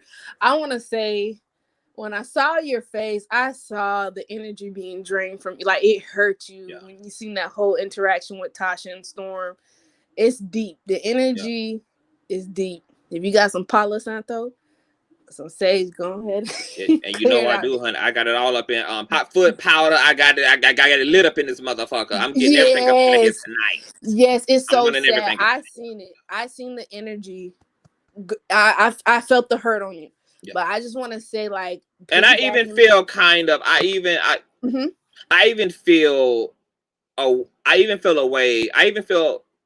Vaughn got, like I said, my position stands on the way he treated Chelsea. I'm not backing down off of that. I just feel like Vaughn should have been honest. He should have been upfront with Chelsea. That is what it is. However, I do feel like I can also see how it was easy for Vaughn to be the ultimate villain in the situation, considering all that he has going on prior to this situation. So it was like a person who already kind of had a thin reputation to begin with, being in a situation and just it was going to come to the ultimate. It was going to come to the ultimate fucking head because of just all that he came into the relationship with, and so for him to, you know, have made his share of mistakes in the situation and everything just blew the fuck up and imploded. It was just like, yeah. Yeah. Absolutely. And see, that's why I love that you said that, and I love our sister who just came off the platform. I didn't get her name. Who just Anointed Harris. Anointed Harris. Yes, she just spoke about, you guys spoke about the retrograde. She talked about, you know, when it's your time, you got to cut loose. This ain't nothing but some shadow work that got to be done. It ain't nothing but what's supposed to happen. Like when I'm looking at it, yes, Vaughn is lying. Let's not act like Chelsea ain't been here for years. Tasha done dealt with Storm. As soon as he comes into the picture, now all of a sudden, Storm doing coke. Come on now. We know he's been lying. When stuff like this happens, it's like it's inevitable, and it's only for the best. Storm's gonna be fine. Like, yeah, he may be lying. He plays his part in this too. He has to take his accountability. He's gonna be fine. Tasha's gonna be fine. Everybody's gonna be fine. Even if Vaughn, he may be trash how we look at him, he'll be fine. His time to grow will come in due time. He'll have to go through his karma. But this ain't nothing but shadow work that has to be done at the end of the day, because all this drama that done happened the way it happened, it's just like, it was nothing that anyone could do to fix it. Like, I know that you wanted them to reconcile and talk it out, but it's almost like it had to happen. So it's just like, it's a beautiful thing still. Like there's no good and there's no bad. It's everything's energy. The spirit is spirituality. It's light and dark, just needing to be balanced, acknowledged, confronted. Shit need to be healed. Opportunities to improve upon. Because I feel like with this going on within the studio, this gives Tasha the opportunity to also just refine her relationship to her employees, to just it's like, I don't feel like this happened for the sake of them needing to judge the fuck out of each other and get rid of each other. This was like a report card. Like the universe was just like, here, this is what's missing, this will need to be worked out, these are the weak spots in y'all. I'm gonna mirror this shit to y'all, and now y'all can get in and evolve it and make it better. Exactly. Like everybody's in the comments, me too. We talking all that shit. Vaughn ain't shit. That ain't shit. But at the end of the day, I can sit back and I see the bigger picture of everything, and it's honestly a beautiful thing. Me and Storm are the same age. We're both 28. Yeah. We going through this. Yeah. We going through. You're losing friends. You falling out with family. You falling out. You're losing jobs. This stuff happens. And for Tasha, as where she's at right now with the trial and where she's going, like, this ain't nothing but the power is to beam me up. You got to shed that old skin. You got to shed some old stuff. And we don't know what the outcome may be in the relationship later down the road. But as far as we know now, when you look at the bigger picture, this ain't nothing but some shadow work, baby. This ain't nothing but some shadow work. They'll be fine. Absolutely. They'll be fine. Well, thank you for coming up, boo. I got 11 people who want to come up. And I'm going to try to let everybody come up and chime in since everybody hung in for all this. But thank you so much. I'm going to come back and we'll be getting to some more teams and all of that. Yes. Absolutely. Thank you for having me. Okay, boo, no problem. Thank you, love. I'm going to let up I Am Hidden Treasure. Hello, everyone. How are you? Hi, love. How are you? What's going on? I am good. Listen, this is a great show. Whoa, you think so? Great. Yeah, I mean, I like the way that you were trying to handle things and be respectful of everyone's point of view and still make your subjective point of view. Let me just say, I watch you, I watch Storm, I watch Tasha K. I am in agreement with you and Tasha as far as Chelsea dating the talent, dating the staff. That should have been a no. And she's 25, so she is of age, and she do understand what's going on. If someone's using you or using you to get clout or to get put on or to make major moves, you know, as a woman, we know when we're being used, and you can't buy love. Yeah. You can't force love.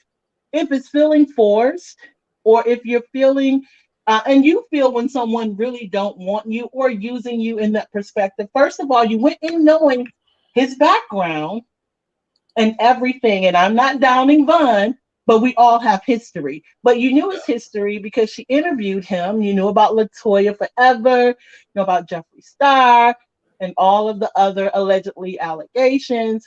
So you knew what you Which were were getting into. unfounded. They were just rumors. Yeah, allegedly, about exactly. Jeffree. So, and I understand how Storm feels and how Tasha K feels. I would have loved to see, you know, them reconcile or sit down and talk. I think I everyone is think they in their will. feelings. I think, yeah. The kitchen I is think hot they're right hurt. now. So, yeah. Yeah, they're hurt. Yeah. I think somewhat Von was kind of disrespectful because he was over talking everyone. He wouldn't let her finish. Yeah, like I just wanted them to actually, like, it would have gave him the opportunity to really address it head on instead of like it would have worked if he just would have allowed her to engage him and vice versa. It could have Absolutely being respectful. Let them speak, then his turn to speak. Because I mean, you were giving them the floor to talk. But when someone's trying to overtalk you, but nonetheless, the show is good. You Thank had you. great intentions. Thank you. I'm here for you. I can't wait to hear the tapes. Not the tapes, honey. Not these That's gonna be motherfucking something. these FBI tapes, honey. So you better go over those real good. I am, child. Believe me, I am. Cause these folks, I will. Because we don't want you to get caught up in nothing. Right. Okay. I'm not. And I will bring it to wicked people. Okay. Great show. I will Thank be you. here for it. And thanks for allowing me to speak. Thank you so much. I appreciate you, love. Bye. Bye-bye. We're going to bring up my boo, Yusuf, to see what his insight is. Hi, Yusuf. Hey, Consciouztv, what's good, fam? Just living and rolling. Just rolling with the punches. What are your thoughts about today? Man, this was a short load full of edutainment. Job well done, brother. Again, congratulations on another amazing, insightful episode. It was ratchet. I just need y'all to turn it out when I'm talking about baby Jesus like this too. No, that's okay, because we got a spiritual download for you too. I think that it was a very good, honest, safe place and unbiased platform to where even though that you knew each one of these content creators in their journey on ScrewTube, you still were holding up the spiritual laws and the moral laws and what is right and wrong regardless. So that's what I really love about your platform the most. And so it was interesting how everything came up, how she cussed everybody out and then changed it back and calmed down. I thought that was cute. I appreciate the transparency. Okay. And did you see how his name was Storm Smollett when he came up? Yeah, Storm is very playful. He's extremely lighthearted. So he was just playing into the people from last night when he announced his car got stolen, and folks was just like giving us Smollett tease, honey. So well, Smollett lied about something that was likely to happen anyway. When you lie, a lie that's believable. Right. But that was the whole gag. It actually turned out to be the truth, but it was just, just taking the bullshit from the public and just making it work for yourself. Like, y'all won't call me Jesse, I own it then. I'm Storm Smollett. So, well, you're right on about the Venus in retrograde, though, and I want to add to that, too, because the Venus, it represents a lot more things, and with it being in retrograde, it's going to be, retrograde is when things are actually standing still or moving at a normal pace, but it looks like it's not moving. You know what I mean? It's moving, but it looks like it's not. You see what I'm saying? And so people need to understand that too in the way they socialize. But with Venus, it got to do with the money too. And you see that at the end of the day, these is people, they about their brand, their business, getting to their bag and stuff like that. So in a way, this is definitely a spiritual thing for Tasha, and being the feminine energy there. Feminine energy can rest in a man or a woman, but just her being the woman here, I feel like this is mainly a message to her, and that it's a mass awakening that she's having, and along with her influence, because again, Venus is also a part of the knowledge, wisdom on how to love, and the influences of our receptivity to love and attraction. For sure. And so when we see all this going on, we see, and you know, and like it's a couple things I'm gonna point out, and I started taking notes, dog. You know, I don't be paying attention and watching all of these people and all this mess, but I see certain things and I feel like, look, it's something to talk about. You know what I'm saying? Yeah. So I respect each and every one of these content creators, and I love every one of them for who they are, or whatever, and for just being a part of the drama, so that we can all have something to talk about. But at the end of the day, I hope people taking the social cues, you know. But that Venus is real important, and pay attention to all of the celestial events. Everybody, Google your spiritual calendars and stuff like that. Get your birth charts. It's a never-ending journey. All right. Okay. Well, thank you so much, love. I appreciate you coming up. Yeah, that was all I had to say about that. They was just toxic, and I might go on later, but I just was watching it. But it's just so much. But because the way that you were doing it, it helped me be able to catch everything, even though I didn't see everything. So I want you to know that. Yeah. All Okay. right. Yeah. Thank you, family. I'm okay, boo. All right, peace. I do want to let y'all guys know Chelsea is going to come up. I'm going to continue to let people chime in as Chelsea gets prepared to hit the link. Matter of fact, before I let somebody up right now, let me see something really quick. And I want to thank Ryan and I want to thank Carmel for your Cash App. Thank you so much for your Cash App, you guys. This is everybody's way of super chatting, because super chat takes 30%, honey. And if my people trying to give me the coin, honey, you know, it ain't no YouTube, back the fuck back, bitch. Okay, so you guys can cash up if you want to. So thank you to Ryan and to Caramel. As a matter of fact, we have Chelsea pulling in right now. Hey, Chelsea. Can you hear me? Yeah, I can hear you. Hi. Hi. Hi. So, okay. So this is how I can't tell you how to run your platform, but I have to be as transparent as possible. Sure. I have been on the phone with Fulton County all day. And so if we're I feel like all of my secrets and my reputation within a matter of 9 days has been dug into the ground and broken down. So the last bit of dignity that I have, I'm going to try to salvage it. I really am. So I have been on the phone with Fulton County all day, and they have been trying to locate Ron to serve him. And so there are, I think there's a total of 7 audio clips. I only opted to send you 4. Okay. I only opted to send you 4, not because I'm trying to keep things going or whatever the case may be. One, because they disclose information that I don't want to be put out there. Okay. I also would like to take the time. I know that the last audio is still uploading. Conscious, I really want to take the time to tell my story in full and hopefully tell it for the last time. Okay. So when I first started anywhere, I was working at Hollywood Unlocked. I was working there for 2 years as an intern. It didn't work out. No matter who quit, who fired, doesn't matter, not the point. That was in 2017. By 2018, I had wrote a book.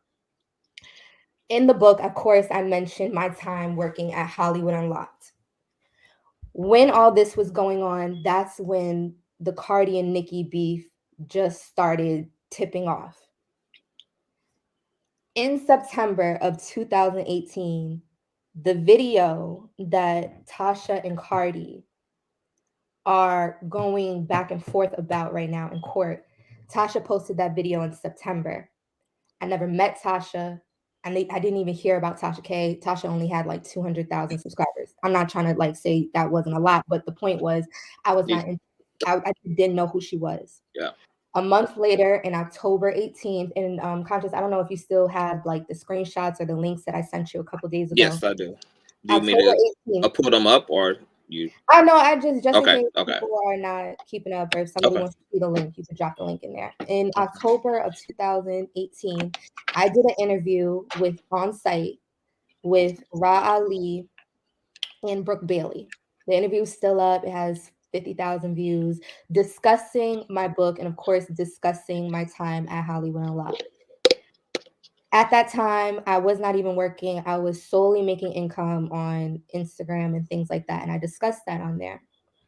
And in the background, which I've already admitted, Ra helped me with a lot. I wouldn't have sold as many books and I wouldn't have gotten followers if it was not for Ra putting me on her platform. Again, I'm going to explain why I'm giving this timeline. Later on, a couple months later, other people like Armand saw the interview, Tasha saw the interview, Lovely T and a bunch of other celebrity commentators, reporters on YouTube saw that interview with Ra, reached out for various reasons, whether it was to work, whether it was to have me on their platform to discuss it, what so have you. Somehow or another, I came into contact with Tasha. By that time, it was 2019. The video had been out for a year. During that time, again, I wasn't working. I was only working for Tasha part-time. A couple months later, Tasha fires me. She lets me go because it wasn't working out. I said, okay, cool. The summer of 2019, I started working at an LGBT trans care clinic, which is an off-site location from a main hospital in New York City. When people are saying, well, why are you getting a restraining order against Vaughn? If you go and look at the lives that he has been doing on his channel and that he has been doing on other people's platform, Vaughn has repeatedly threatened me, repeatedly said, oh, my family wants her head. Ain't nobody going to do shit to me. I could say and do whatever I want because all they're going to do is file a restraining order. He went on House of Aaron to say, y'all better watch your mouths because I know where everybody be at. He went live yesterday and announced to everyone that he was still he managed to get his cousin in Conscious. You had a private conversation with Vaughn and he admitted this to you. He had his cousin apply for an apartment in my building and admitted that he is living 3 floors below me and that he parks his car next to my car. Okay, so let me hold on, Chelsea. Let me straighten that out. He didn't tell me anything about who rented. I don't know anything about the rent. But to your point about the car, when he said it on the podcast, because he said he wasn't gonna say it, but then he said it aloud that he lives in the same building. I had asked Vaughn, I said, so you telling me that you and Chelsea live in the same building? So have y'all seen each other? And he said, yeah, we've seen each other. He said, I got out of, she seen me get out of my car. I've seen her in her car. It's been nothing.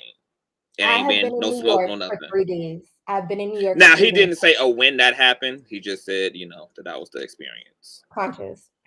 The point is, a lot of people, and I'm not just even talking about Vaughn, a lot of people have a certain personality or a certain persona that they put on social media. And behind the scenes, they are a completely different person. Right. For sure.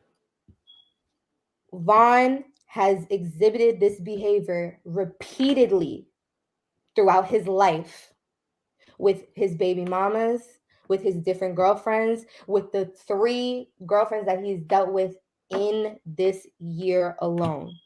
So when you guys are like, why are you trying to file restraining? I don't have time to play with Vaughn.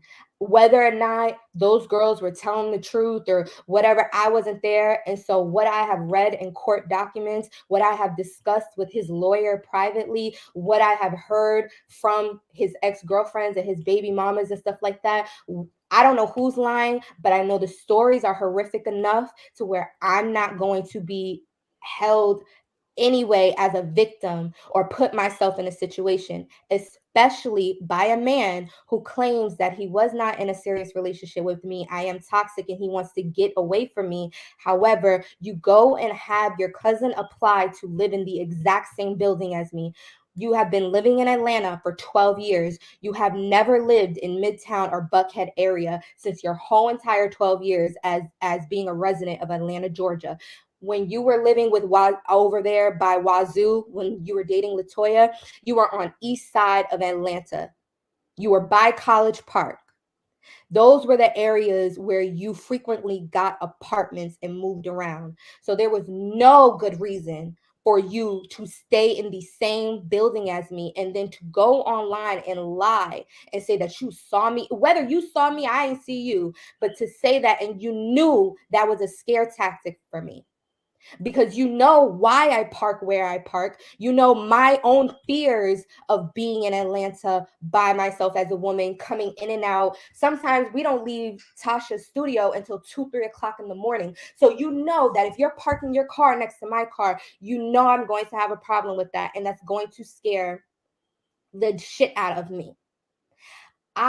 Despite what Vaughn is saying about leaking stories, this whole 9 days, I've only tried to defend my reputation as a woman. I have not tried to put anybody down. I have not tried to expose anybody. I have not done any of that. You can go on the audio. You can watch everybody's live. How do people know that Vaughn said he was going to throw me down a flight of stairs if I was pregnant? How do people know my stretch marks in the shape of my breasts and all of this information? No, I never put that information out. All of you did.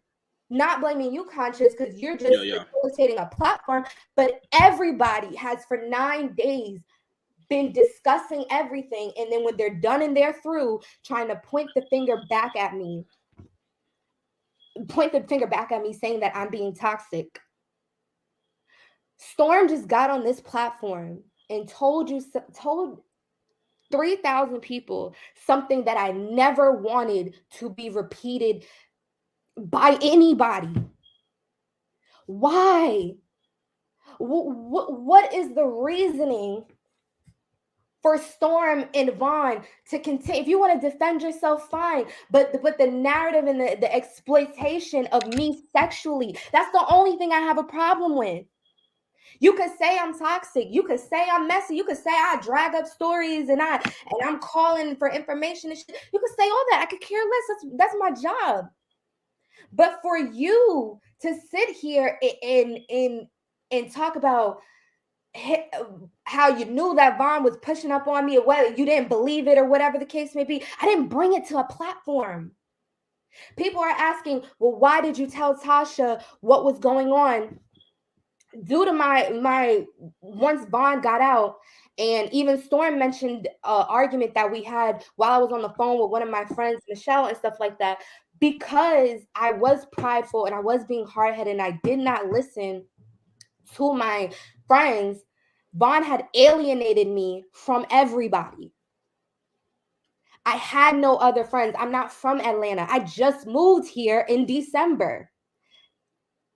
I had no one else to talk to. So when he's going into these rages and he's bugging out and he's crying 1 minute and then he's acting big and bad and getting up in my face and stuff like that, I had no one else to tell that to but to the person who knew where I lived, who knew my emergency contact, who knew Vaughn's situation enough to where they would try to at least safeguard or protect me. And I know for a fact that's what Tasha was trying to do this entire time.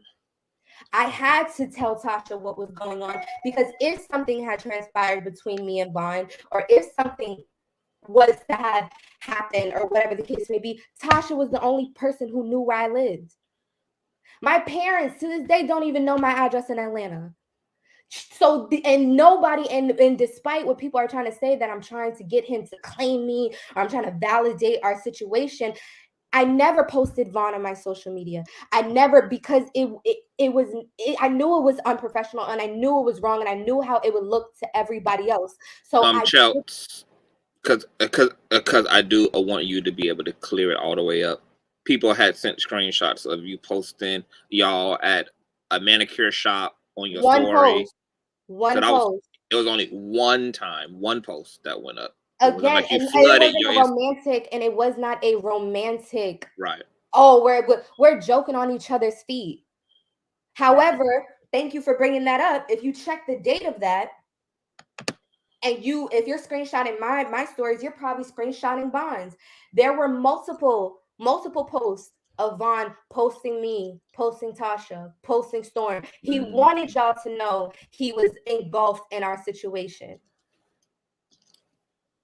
But that's what I was saying. I never put it out there that we were in a romantic relationship. That was a private situation that I did not want to get out. Right. Storm, and I'm glad he admitted it, that he was going to do it for clicks and views. Storm, and I don't care, because if you listen, Conscious, to the audio recording, they're both saying, "Oh, I don't care. It doesn't matter. It's for entertainment." And I'm going to give you a background to add some clarity to when that conversation took place. You can look at the date of when it took place. This argument between me, Vaughn, and Vaughn calling Storm in between it happened an hour after Wiley went live to tell everyone about Tasha unfollowing Storm. Tasha unfollowing Storm. And if you go back to look at the dates of when Wiley posted that, and when all other bloggers didn't say anything with detail, didn't say anything of truth. They said, "Oh, Vaughn and Chelsea broke up because Storm is smashing Vaughn," or whatever. The thing that they've been saying.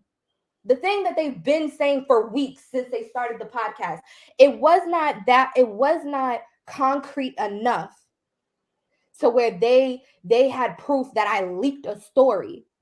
If there was a man that I was laying down with, why would I tell people that he was having sex with someone who's adjacent to as a coworker?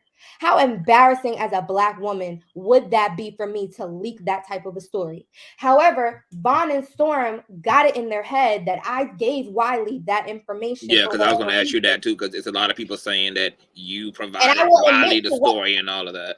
Yes, and I will, when I finish the timeline, I'll even admit to what I gave you, Conscious, and why I did it.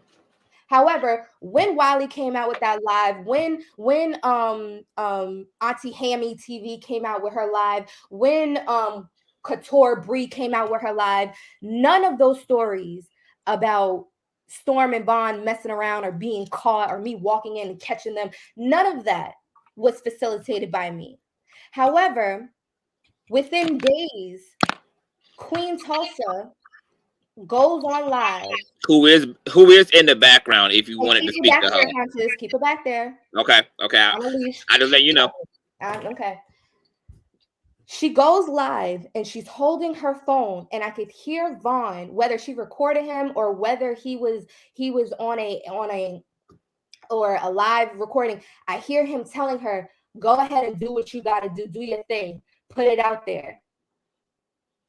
That is what triggered me to go on to the Wiley show.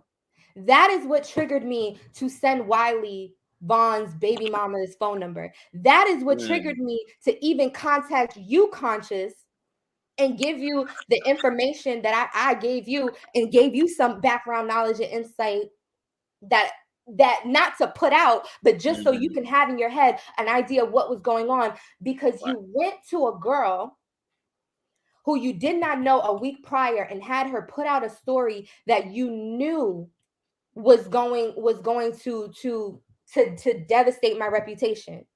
So the two clips that I had sent you as an audio were me, Storm, and Vaughn arguing about me saying to Storm, Vaughn told me that you said that Tasha was toxic. We're going back and forth. We're arguing. In the next clip, Vaughn says, "I never said that. Storm said that she was toxic. I could just tell that he thought she was toxic because of this, that, and the third."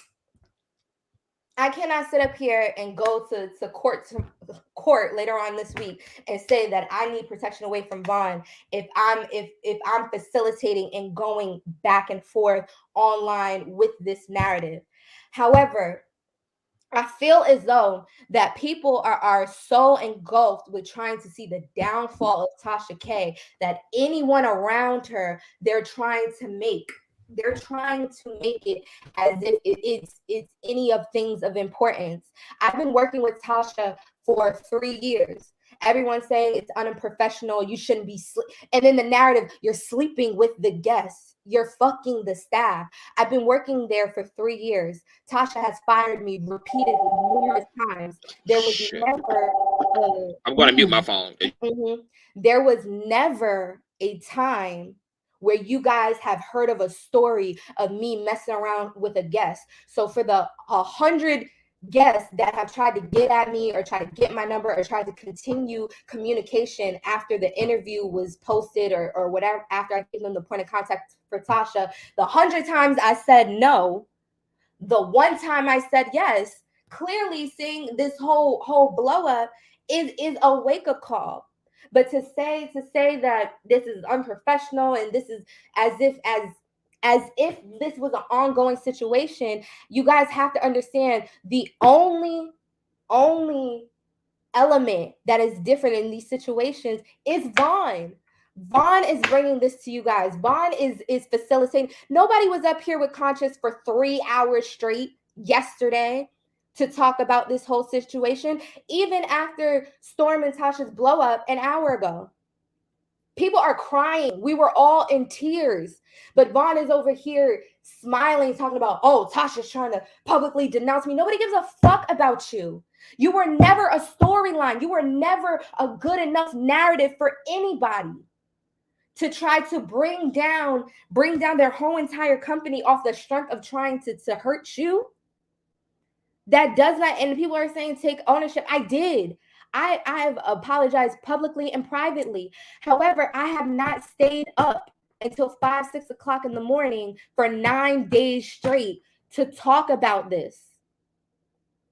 Only one person has been facilitating all of that. And it's sad that in a matter of 6 to 8 weeks, you have dismantled two people's relationship that would have went on perfectly fine. I do not feel like I need to apologize to Storm for anything. Storm needs to take accountability for what he says and he does. He doesn't have any regard to my feelings, so I have no regard to him whatsoever. And people are saying I'm trying to keep Vaughn into jail. Nobody wants Vaughn to go to jail at all. I want him to leave me alone. If you would stop talking, if you stop jumping on people's lives, if you stop saying, oh, how many times did I nut in her face and all type, like just the most immature middle school conversations that you're having about me on social media that both you and Storm have admitted to doing just for the sake of clicks and views. That is why I'm getting a restraining order. You're living in my building when you don't know anybody in this. My friends live across the street. Tasha's studio is 15 minutes away. There's no reason for you to purposely seek out getting an apartment in my building. And the thing is, like, I don't know how much accountability everyone wants me to take when I wake up every single day. And the conversation only continues because the both of them are continuing it. And every single day, they add a little bit more information to the story to keep it going. Now, I hope I gave as much clarity to the people who want to listen. You really did give, I mean, and you really, like, you even pulled the curtain back on yourself and yeah. I'm really, even though I'm not in the place to even care about what happens to Storm, especially after what he just pulled, especially after the fact me and you, Conscious, and Tasha just got off the phone at fucking 6 o'clock. And we were supposed to facilitate, well, not we, but you guys were supposed to facilitate a private conversation. And then just like the Wiley situation on Christmas, we go online and here you are drumming the shit up again. Well, just to add some context, this show wasn't about him and Tasha. It was about him and the cocaine situation and just neutralizing and defusing that shit. Because you had made the point, Chels, to me that, look, Storm done said all this shit. He done put me and Vaughn on Front Street, etc. So he should da. So he did. He owned up to what was on his name, owned up to what was said, and the allegation was to even the score. And that was to even the score. Why come out today and say that when you went on your live and was talking about me crying and the mac and cheese and the mattress on the floor and all that stuff? Why not say it then? Because why wait until the storyline has brought me so deep into the dirt that you now wake up and say, well, this is why I didn't want to associate with him. And if you claim you didn't believe him, if you claim you didn't understand why he would get that inference or why he would say that to Tasha, then you wouldn't have ended the podcast with him. You wouldn't have unfollowed him. You wouldn't have tried to distance yourself, or so you claim publicly that you distanced yourself from him. And I see y'all in the comments talking about you moved in with Storm.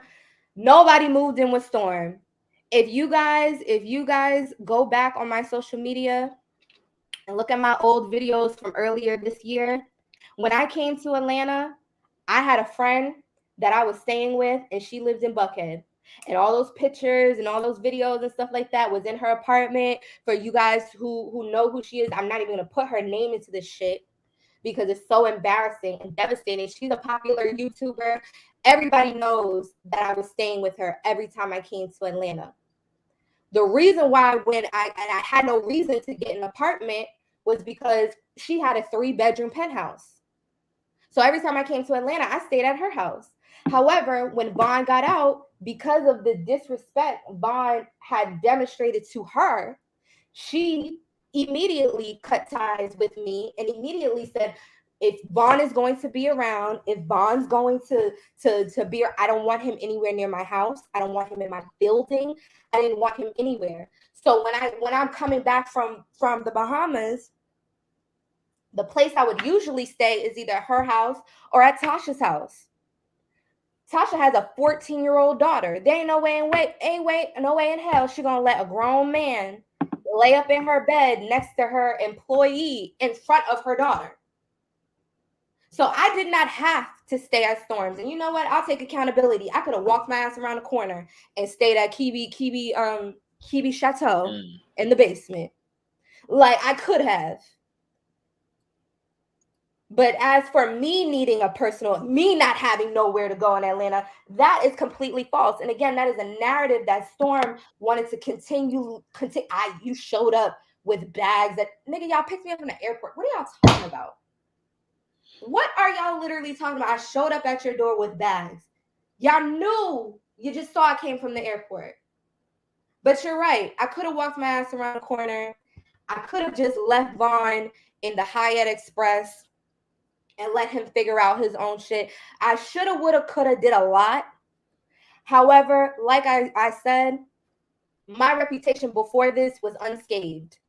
It was unscathed. I never had an issue. I was in a long-standing relationship back when I was 170 pounds, so all the way up to when I was 210 pounds, and then went back down to 135. I was in a comfortable position. I have always been able to facilitate a way for me to come and go however I please. So you're right. I didn't have to do all this. Everyone is acting like this is the most catastrophic thing that could have ever happened to Kebe Studios, and it's not. It wasn't. There's been other people in relationships with other people that had even way worse situations than me. However, for whatever reason, this is the story you guys decided was important enough to carry on and get tens of thousands of views night after night. So, Conscious, I know everyone is itching for the audios and things like that. I personally would prefer you to listen to it. Listen to it entirely, put it in the order it's supposed to be in, have the full context, take whatever Storm told you in his conversation, take whatever Vaughn told you in his conversation with you, take whatever personal conversation that I have had with you, and you apply your expertise at the YouTube Megadome fucking shit. Okay. Okay. I'll do that. Can I make one request of you? What? I want you to drop down. I want to drop you down, and I just want you to hear something. And then I want to bring you back up. Like I said, Conscious, you already know my situation, so I cannot be up here going back and forth with people. I know, and I'm not going to have you actually have to go back and forwards in any direct way. I just want to know that you're going to hear. I just want you to hear it. Is this from Queen Tulsa? I don't want to hear that. No. Just promise me that you're going to hear. That's all I ask. That's all I want. I done cried tears for y'all. I done 6-7 hours. I done got dragged for this, for being Team Chelsea. They just promise me that you're just going to. I just want you to listen. That's all I want you to do. Is just listen. I'm gonna drop you down. You ain't gonna have to talk to nobody and interact with anybody. Conscious. I just really need this to end. I already told you my console and my spirit cannot take this anymore. I cannot wake up tomorrow with a whole new live and a whole new thing. I know. It's not that big of I know. Chokes. I just need you to listen. I don't need you to do anything. I don't need you to do anything other than to just listen. That's all I want. Can you do that for me, please?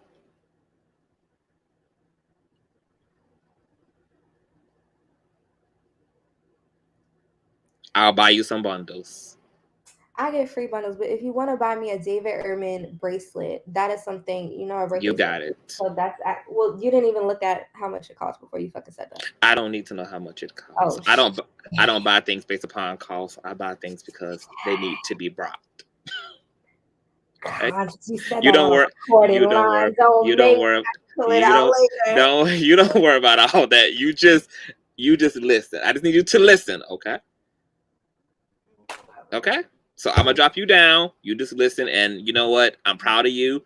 You owned your shit tonight. You admitted to what you did. You admitted to you gave up the ghost. You cleared it. You cleared Chelsea. Mm-hmm. I'm proud of you. So you just stay right there. I'm gonna drop you down. And you just listen. Okay, so we're gonna let Chelsea hit the background, and I want to bring up someone right now, and that would be Mr. Monroe. What's up, Conscious? What's going on? I know you've been listening in. All right. We got to understand, okay, everything comes to a full circle. Let's be totally clear. Everybody got a what they think happened, how they think that happened. This whole I'm afraid of Vaughn now thing is just outrageous. I know you are hurt, but you are the same woman who was defending me, knowing everything against me while I was in jail was false. And now you're going to be the same person to try to tell this story like you been hurt by something other than your feelings, and now try to take me down just like they did. If it's any way you could have got to me, God damn it, doing this court and jail shit was the way. Okay? But this ain't gotta be like this. I understand your feelings is hurt, but all of this right here is not the way. This the same person that knew every detail, knew everything against me was false. And now you trying to paint the story as true just because you hurt. You got to understand. You just said it yourself. You did things and lied about things and gave these stories. Bro, I'm sitting here still trying to piece shit together that you just said because I'm still wondering why the hell my baby mama just called me today going crazy on me. And now it makes sense. I'm just like, does it take all of this, though? For the record, I signed my own lease. My cousin ain't involved in that. I signed my own lease. My name is on my own lease. For some reason in your mind, you think that Vaughn couldn't do it, but I did it because you thought I couldn't do nothing without you because I was so messed up, but I did it. This whole building, we in the same building, yes. I'm the one who told you about moving to this building. The only reason I got another apartment in this building because it was convenient. It has nothing to do with no putting you in fear or nothing. I was not trying to threaten you. I'm making an observation and a point to say, we in close corners. What are you protecting yourself from? You have no reason to, because I'm not even worried about you. The dramatics and the victim, like, you just want to play the victim. Let's be real. You just hurt. And I get it. Everybody hurt now. Storm in his feelings, Tasha in her feelings, because she believe in everything you saying. I'm in my feelings because I'm feeling like but all of this court, I got to be on the phone with Fulton County all day. Man, come on. It don't take all of that. Now, what I can say is, if I've been insensitive, because I may have not even realized how much you cared for me and how much you was investing, because I wasn't there mentally or probably not even physically in my head, because I'm dealing with so much. I can apologize for that.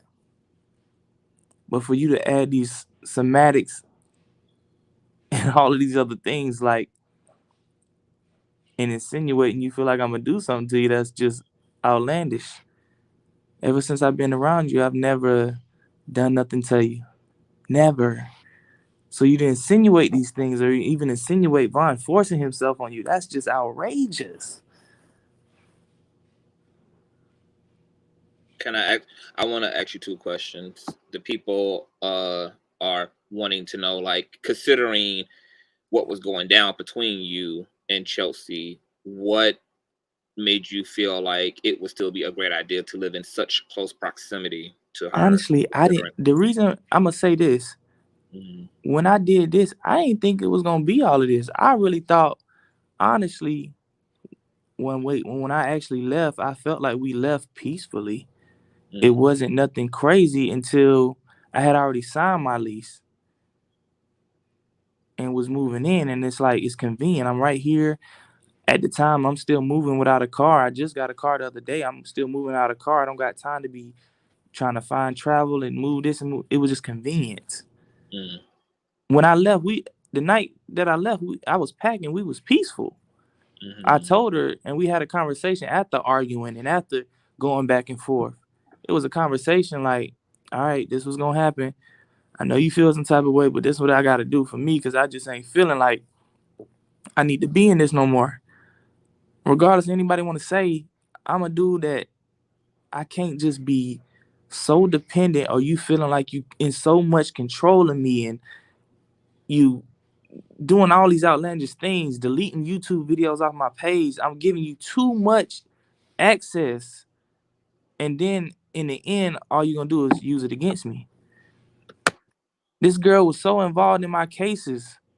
She knows so much about my cases because I gave her access to communicate with my lawyers. And y'all both seem like y'all had a fair share of trust in each other, because it was things that you said she did that you were aware of, and it's things that obviously she. I get that, but I gave her the access when I was in jail because she told me she could handle it. And she did, according to you. I mean, yeah, but now she using the same things that I trusted her with against a nigga.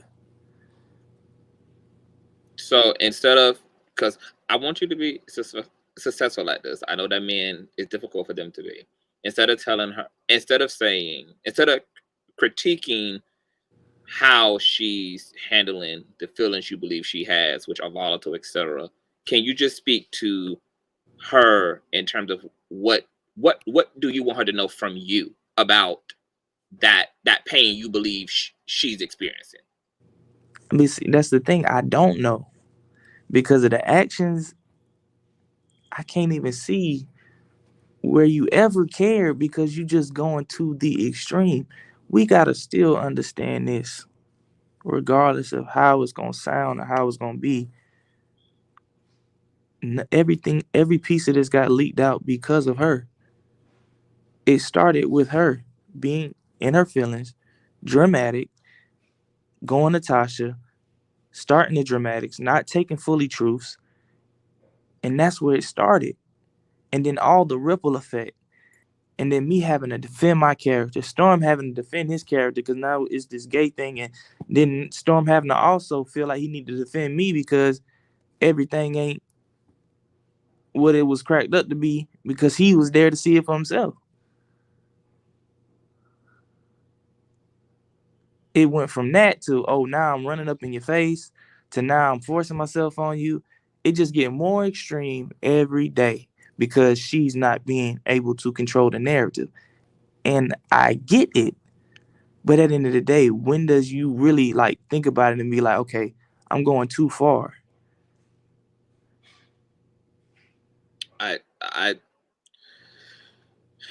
So love and hate are a part of the same coin. They're just two different sides of the same coin. You can't love somebody without having the capacity to absolutely hate them. It comes with hate. It comes with love. They're part of the same spectrum. They're on different sides of the same line, but they're both are extreme, you know, polar ends of the line. Somebody can definitely, who has opened themselves up to you in whatever way, and only Chelsea knows in what way she opened her ways, whether that for her was giving her body to you, whether that for her was allowing you to see her naked, if she does hold insecurities around her body, around weight loss, etc. In whatever ways her vulnerabilities were, that she let her guard down for you. And to her point that she was saying earlier today, you know, that this was embarrassing. I'm dating a man who is locked up. I didn't know he would be locked up for this long. I didn't want to tell this to my boss initially. But yet, you know, she still was willing to give this a shot despite how she knew it would even look, because it looked exactly how a lot of women sounded off over the past few days, claim that it looks, which is that, oh, Chelsea is stupid. Chelsea is, how could she? Vaughn got a pass. She should have known. Blah, blah, blah, blah, blah. Conscious. That's on the outside looking I in. know.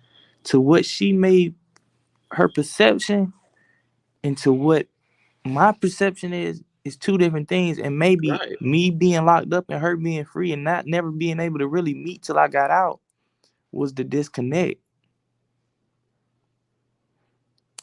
You gotta understand, bro. When I went to jail, I just got out of a relationship. A girl I thought I was gonna be with it for the rest of my life. A week later, I'm locked up and can't even heal from my previous. And then I got Chelsea saying she gonna help me. And to me, it ain't even start with nothing like me trying to date you or nothing like that. It was started with a joke. Let's go to dinner, and then started. To me, it wasn't really that. And to me, I can't even facilitate them type of feelings right now because I'm really like in jail. But you gotta understand, like, this the same woman that sat here and knew everything about my case. You really think this woman would have defended me and stood by my side if she thought I was guilty in any of that shit? To her, of course not. But based upon I'm just saying. So why now? But of course, but that's not. But trying to create the narrative because she's saying that she feels her experience lines up with something that makes the experiences is I just didn't give a fuck no more. I never put my hands on this woman. We argued. That's what people do. Mm-hmm. But now you're trying to take mutual arguments and make it seem like it was violent. And it was me forcing myself. And it was me getting escorted out by the police when that never happened. Like, we really gotta be all the way clear. Like, Lon, I said earlier, and I'll say it now. You were going to. So let's say, just for the sake of saying, that everything you are saying is the truth. Everything. And this is what I'm saying. I'm not even worried about truth or facts no more. I'm not even worried about truth or facts. This is what I'm saying. We know by sitting here and been telling y'all from the jump, she was the one leaking the story. She just sat there and said it. She was trying to drive the narrative on her own. I'm not worried about that no more. But why are we going to sit here and play games with courts and restraining orders and do all these things just because you know it's going to look right in your favor because I'm already going through something like that? But not That's just not that, fair. But see, when you first pulled up on my live and I said, bro, this is the benefit of being honest out of the gate. That's what I wanted you to understand. Because if you play into a situation for whatever your reasons are, and you listed them all over the past few days, but I'm just saying, when you don't be clear and you don't tell the truth to who you need to tell the truth to, moment to moment, day to day, and you allow anything to be misconceived, this is an extreme consequence of doing something like that. Because I done sat here and told you before, when I was in jail, I ain't gonna lie, I probably thought it was a lot of potential versus when I got out and I started seeing people face card and face to face. I can't help that I wanted to feel like I wanted to move different. That's it, bro. I just wanted to move different for me because I saw that we ain't compatible. I said that to her. We just ain't compatible. I just need to do my own thing. I was even being, and this whole narrative about me telling her to leave the apartment, and the only thing I was trying to do with that is I knew she moved to Atlanta and got the apartment in our building because of me. She was never gonna move to Atlanta. Even Tasha said it herself. Boy, that boy girl uprooted her whole life for you. So what I was gonna be man enough to do is say, I hold this lease down. I don't want you to have to owe no money to these people when you really ain't even gotta be here like that, because you came here for me. This ain't work out. I'ma hold this down. You ain't gotta worry about it. And then that turned into, nah, you leave. And I said, okay. She told me to leave by Friday. I moved out the next day. The next morning, I went to work, came home, moved.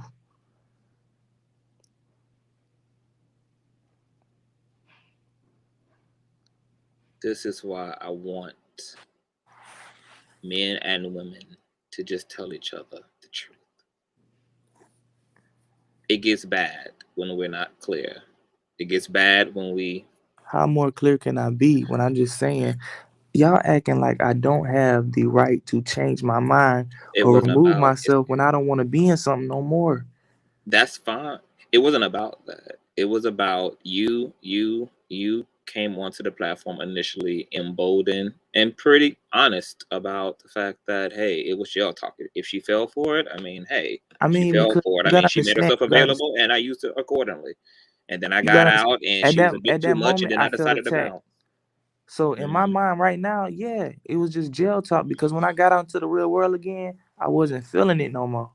So in my mind, I'm thinking, okay, yeah, she just had my mind, was talking good while I was in jail. And I was probably relaying the messages as well because I ain't had nobody else to talk to. I just don't want you to make, Vaughn, I just don't want, this is how you got to do it. I just don't want you to make an excuse for it. I just want you to I'm not making no excuses. I'm just saying, is it really this serious? What am I going to do to any? You gotta understand, it ain't this serious, bro. It ain't this serious to be doing this court thing. It ain't this serious to be doing. We ain't even restraining ourselves from nothing. It's just hurt and pain. Somebody just hurt. Look, that's it. Hold on. So let me be clear. Chelsea should not do anything towards you that is unwarranted. Whatever that is. I don't know what the hell that is, because I wasn't actually in y'all relationship. So I can't attest to bear witness into anything that happened from day to day, or anything that happened on the day that you moved out and you allowed her to keep the apartment. I wasn't there. So that's why I have to sit in the position that I'm in, which is I can't tell her experience was not real. You can tell her that because you were in it. She can tell you, no, Vaughn, you're lying because she was in it.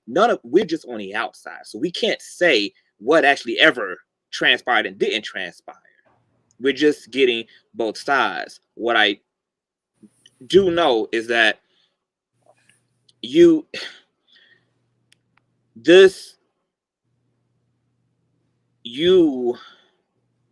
are now in a situation because of choices that were made. And maybe what this is an epic ass kicking from the universe that maybe you need to prioritize clarity and truth to the highest when it comes to women.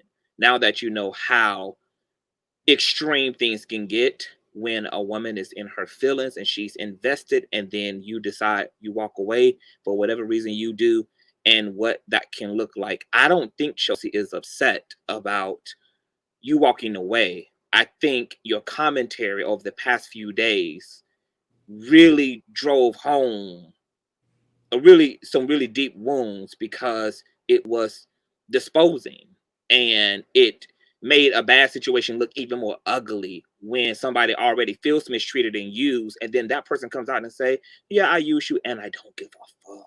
Get over it. I can walk away. I ain't gotta fuck you. I ain't gotta be with you. I ain't gotta da da da da da. If I change my mind, I change my mind. It was just jail talk. Cause there could have been a chance. And when you put it like that, I get it. I totally get it. When you put it like that, I get it. And so But at the end of the day, does it result to making it seem way more dramatic than it really is? But at the end of the day, none of this would have been public if she didn't put it out.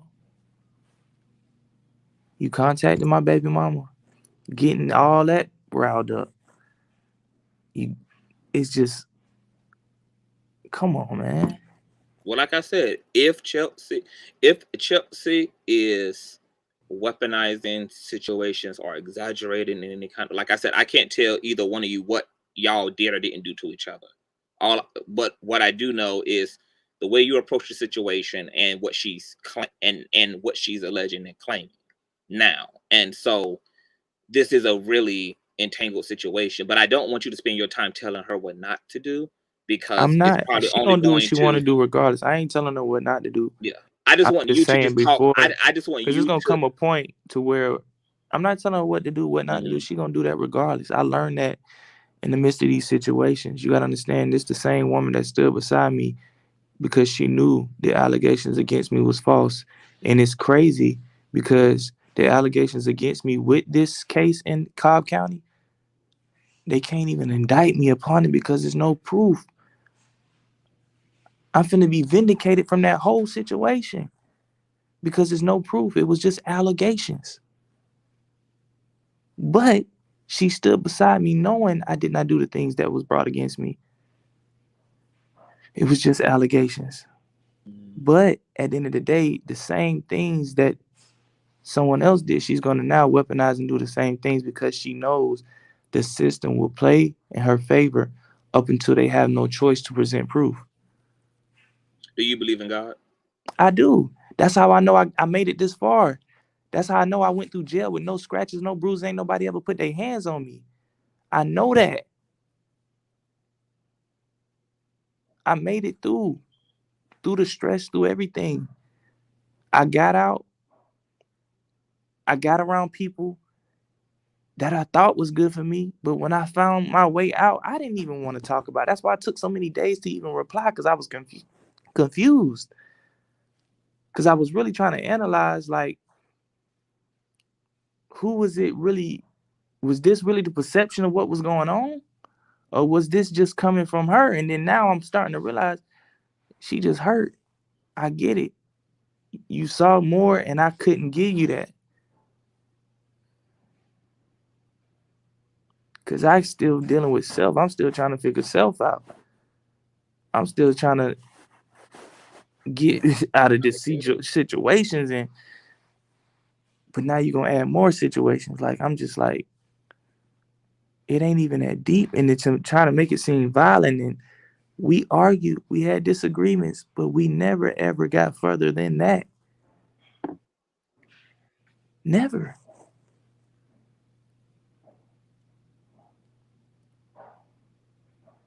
Yeah. And even for Tasha to co-sign a lot of that shit is like wicked, because Tasha was never around us. Tasha never came to the apartment we had, at least when I was there. I need to run to the bathroom again, so just keep talking. I'm gonna mute myself. 60 seconds. You just keep talking. But I'm just saying, it just seems crazy. But I'm gonna leave it right there. I ain't gonna even. When it get to this court stuff and it get to these things, this is the point where I can't even speak on that no more. It's just dramatic.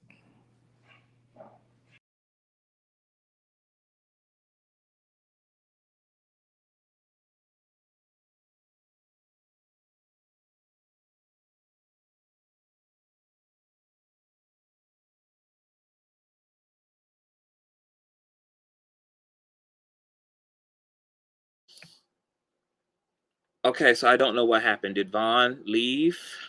I had to go tinkle and pull my panties down. Let me see what happened. I don't like what happened. Do y'all know what happened? What happened? I missed it. Actually, hold on. You guys stay there. I do got people in the background. I'm gonna let them in. Give me 1 second, really quick. Let me do something real quick. Because I feel like we kind of getting somewhere. And I want to work it.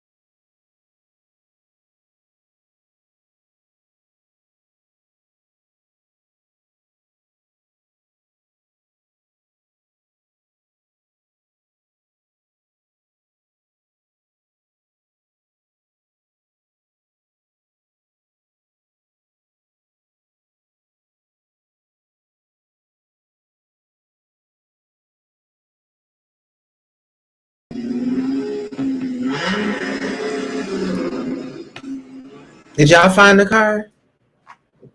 Did y'all find the car yet? I want to know if y'all found the car yet. Yeah, I told him to come on up out of here. But okay, while we wait, I wanted to know if Chelsea. Hey y'all, how y'all doing? While we wait, I wanted to know if Chelsea would come on to my show and sound off about her love after lockup, love after jail talk with me. Like, can you come on and talk about that? Because I really would want to cover that. Ooh, got a little vibrations going on here. But yeah, I would definitely want to interview you about that. And I wanted to know if your friend got the message, Vaughn wasn't ready to be in a stable situation. Why did you make it seem like it was my fault for your broken heart? You know? And my thing is, y'all get up so upset with me because I cheer for Vaughn. And I feel like y'all would be okay with it. So this message is for Chelsea. If you want to be the captain of Bond's cheer squad, just say Hi, Queen that. Tulsa. Oh, hello, boo. I had to make a phone call, so I had to get something straight. What's going on, love? Now, hold on. Before you get chop shop, beauty. Before you get fucking started, okay? Can you chop shop? You know what I'm going to expect from you tonight. Okay, you know what I'm going. I know what you're trying to plan on doing, but you know what I'm going to expect from you under these circumstances. Yes. So okay, so what's up? Okay, so I just brought a little bit of commentary. I was just messing with Chelsea. I told her maybe she should come over to my channel and sound off about her love after jail talk experience, and she should do that with me. And then I also told her that if her friend got the message that he wasn't ready to be in a stable situationship, why did she make it seem like it was Queen Tulsa's fault that she has a broken heart behind him? And then I also told her if she wanted to be the captain of Von's cheer squad, just say that. Like, I don't have a problem with sharing, like sharing the support. Yes, I'm definitely going to continue to cheer for him, and I'm going to cheer for you too. And she really sounded like she really wanted to apologize to me tonight, and I was willing to accept that. I really feel like she and I do need to have a sit down, woman to woman. Hey, Barbara, this is Shirley. One of those type of moments. Because there's a lot of misunderstandings. And, she's, I think she's upset at the wrong person. So, Chelsea, if you're out there, I'm not mad at you. I really wanted you and Von to work out. I was rooting for y'all. I was rooting for y'all.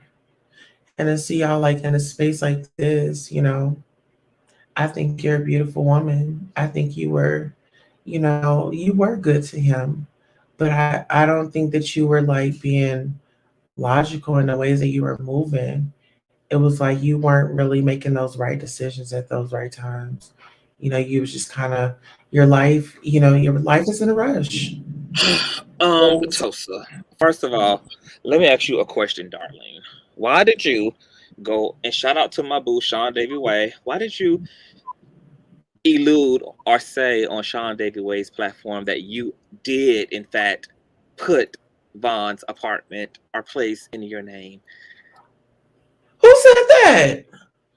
Somebody came back to me and said that you was over on Sean Davy Way's platform, and I don't know whether it was in the chat or whether you came up on the platform at some point and said that yes, you put his place in your name, etc. Boo boo boo.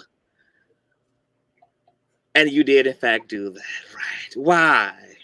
Why, honey? Why, Miss Lady? Well, see. I'm listening. I did that spiritually. You put his place in your name spiritually. Yeah. Okay. So you just didn't clarify. That's all. Okay. I can stand behind that. Spiritually. Okay. And I'm gonna stick beside him. Okay.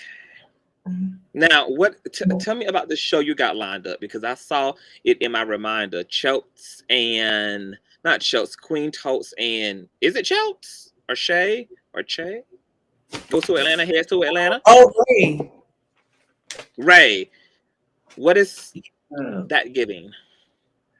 So pretty much we were rolling to it. We were around town because I told her that the people are saying that I stole Storm's car. So I said, well, let's go ahead and did you have any hand in getting Storm's? Did you try to avenge Von by stealing his car and joyriding around? Did you go to East Oakland? Did you pull up on the ghetto side of the hood? Did you pop the trunk and throw all his shit out on the streets?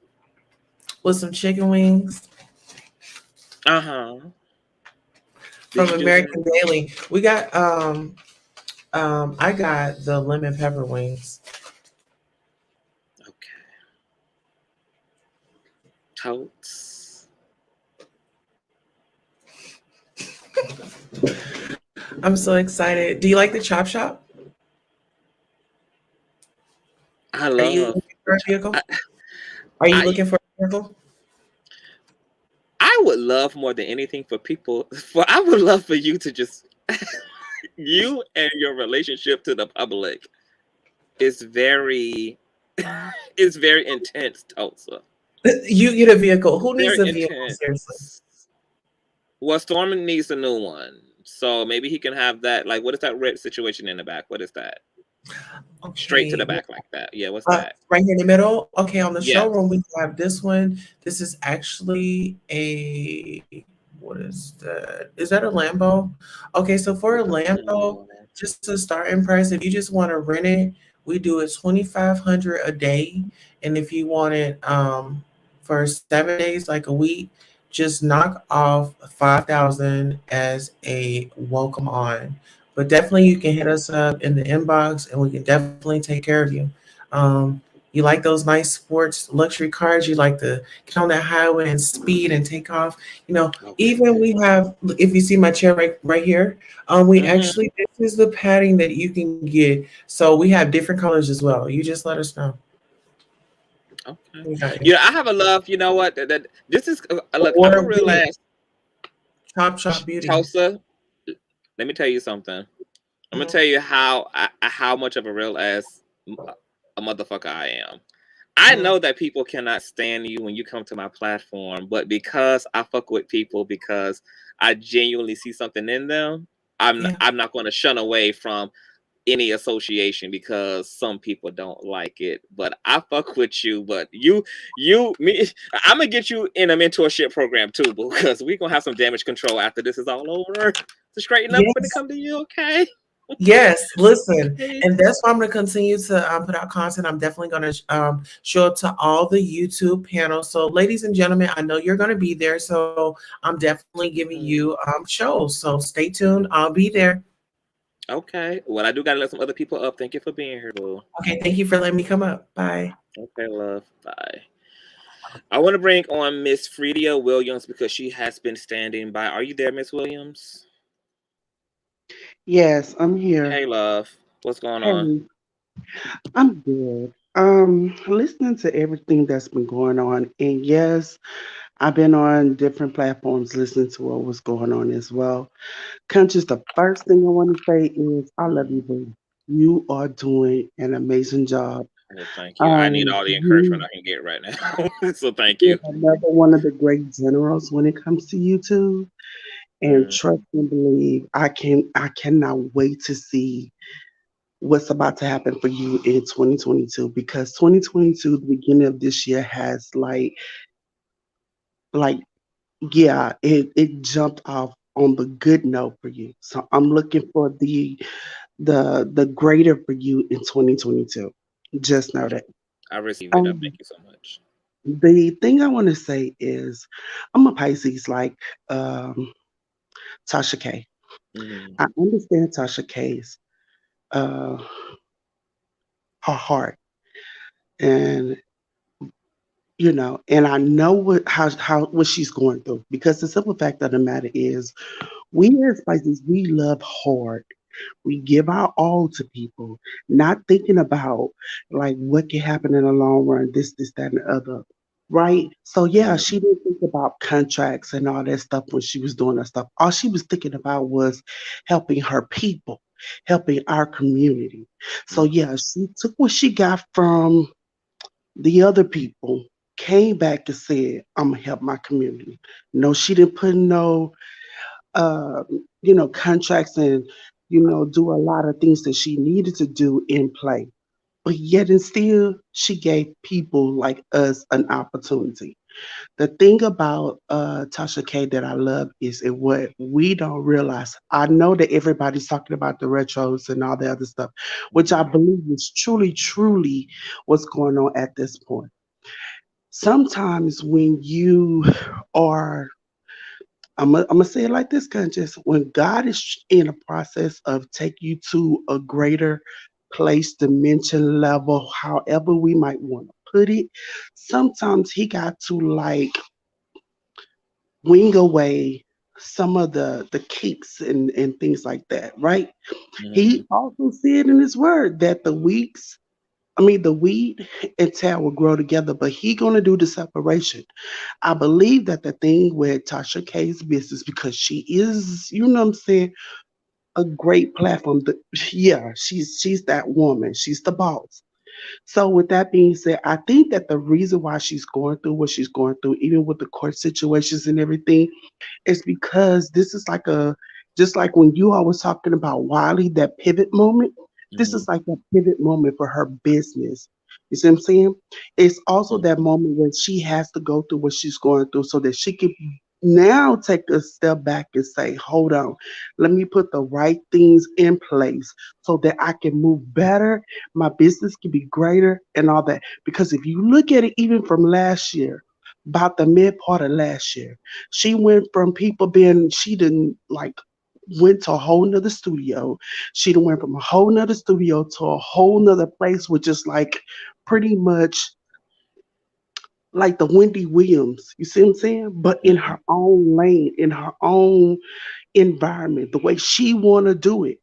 So, but it's on YouTube, the YouTube platform, and then she pivoted from that and did her own website. So we're looking at her like, oh, she gonna lose this Cardi B situation, this, that, and the other. Whether she lose or win, it really is no loss to her because the simple fact is, all things happen for a reason. That's just for her to, take what's going on next time, learn from mistakes, even mistakes with people around her, and take this moment in time and say, let me do better. Let me put this in perspective because I got a bigger platform now. So I can't be close to people like I was at first. I can't just be like, family to everybody, take everybody under my wings and have them so close to me that I can't see because I'm on the inside and I can't see what's going on. So I believe that's what's going on. Now, as far as her with Storm and Chelsea, yeah, those are her. They're to me, I look at them like family, whether they was really, really close or not. I look at it as a family breaking up, a family going through a crisis. But and I'm gonna be real when I say this, because I know you on Von's. Von is like one your boy too, but you got to. Some of y'all may know in their comments. I'm kind of like on the spiritual aspect. Sometimes you have to know what you getting involved with. Von, and I'm being real when I say this. It's the spirit of a python. Have you ever seen a python snake? What it does is it wraps itself around you. It squeezes the very life out of you until it can't squeeze no more. Then it devours you and you left with nothing. You can't move, you can't do nothing, but only what this python allows you to do. So I believe that he came into the situation and I don't think his intent was to do it, but on the spiritual level, it was meant to happen for him to come in and break up this family. You see what I'm saying? This YouTube family. So as they are the way that they are now. Now my thing is, I hope and pray that there's a lot of y'all that's in these comments that will take the time to say, you know what, regardless of what's going on right now, yes, it was meant to happen, but in the same process, that we can like come together and say some type of prayer for, this YouTube family and say, yeah, hope that they heal from this. Hope that they can, maybe even if they don't keep the same relationship as far as being as close as they were, but keep some type of relationship because, this is our community and we all we got at the end of the day. Yeah, for sure. No, I received that, and I think that's a beautiful, lasting sentiment. I think it'll work itself out. Tasha got a lot of spiritual people around her. Storm got a lot of spiritual people around him. They have a lot of valuable people who can help to give perspective to this. So I do think if not now, that in time they will be able to. Can I say one more thing? Can I say one more thing? Yeah. Let's take, for instance, a slingshot, right? If you're trying to launch something out into the deep or far, and you're using a slingshot, the farthest you pull that thing back, the farthest it's gonna go. Right now, Tasha K is just, it's like a slingshot that's going on in her life and her brand and everything.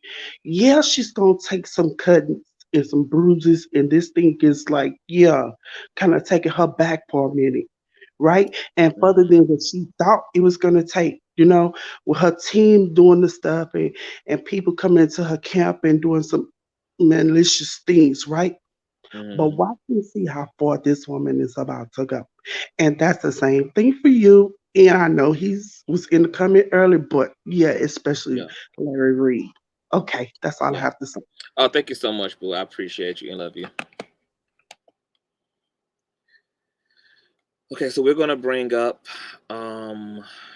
let me see. Wait, is this glitched? I think there's a glitch here.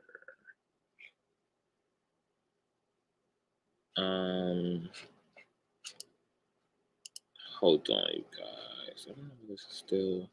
Oh, okay.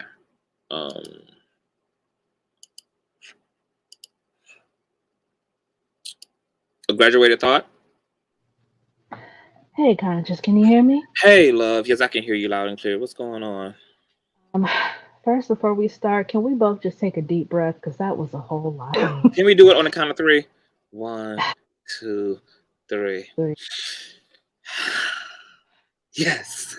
Because I can't tell you how much I felt all of that. I'm going to first start by saying I was very triggered by this whole situation.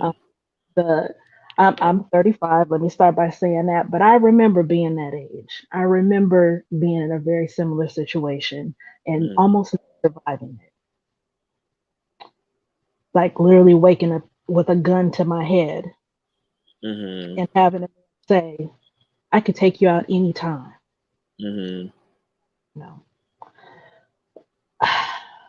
Can I'll ask before I say this, but can I actually say a few scriptures pertaining to this? Okay. Absolutely. First, for Storm and Tasha, Matthew chapter 6, verses 14 through 15. For if ye forgive men their trespasses, your heavenly Father will also forgive you. But if ye forgive not men their trespasses, neither will your Father the sidekick and need the violence. I'm sorry. That's number one.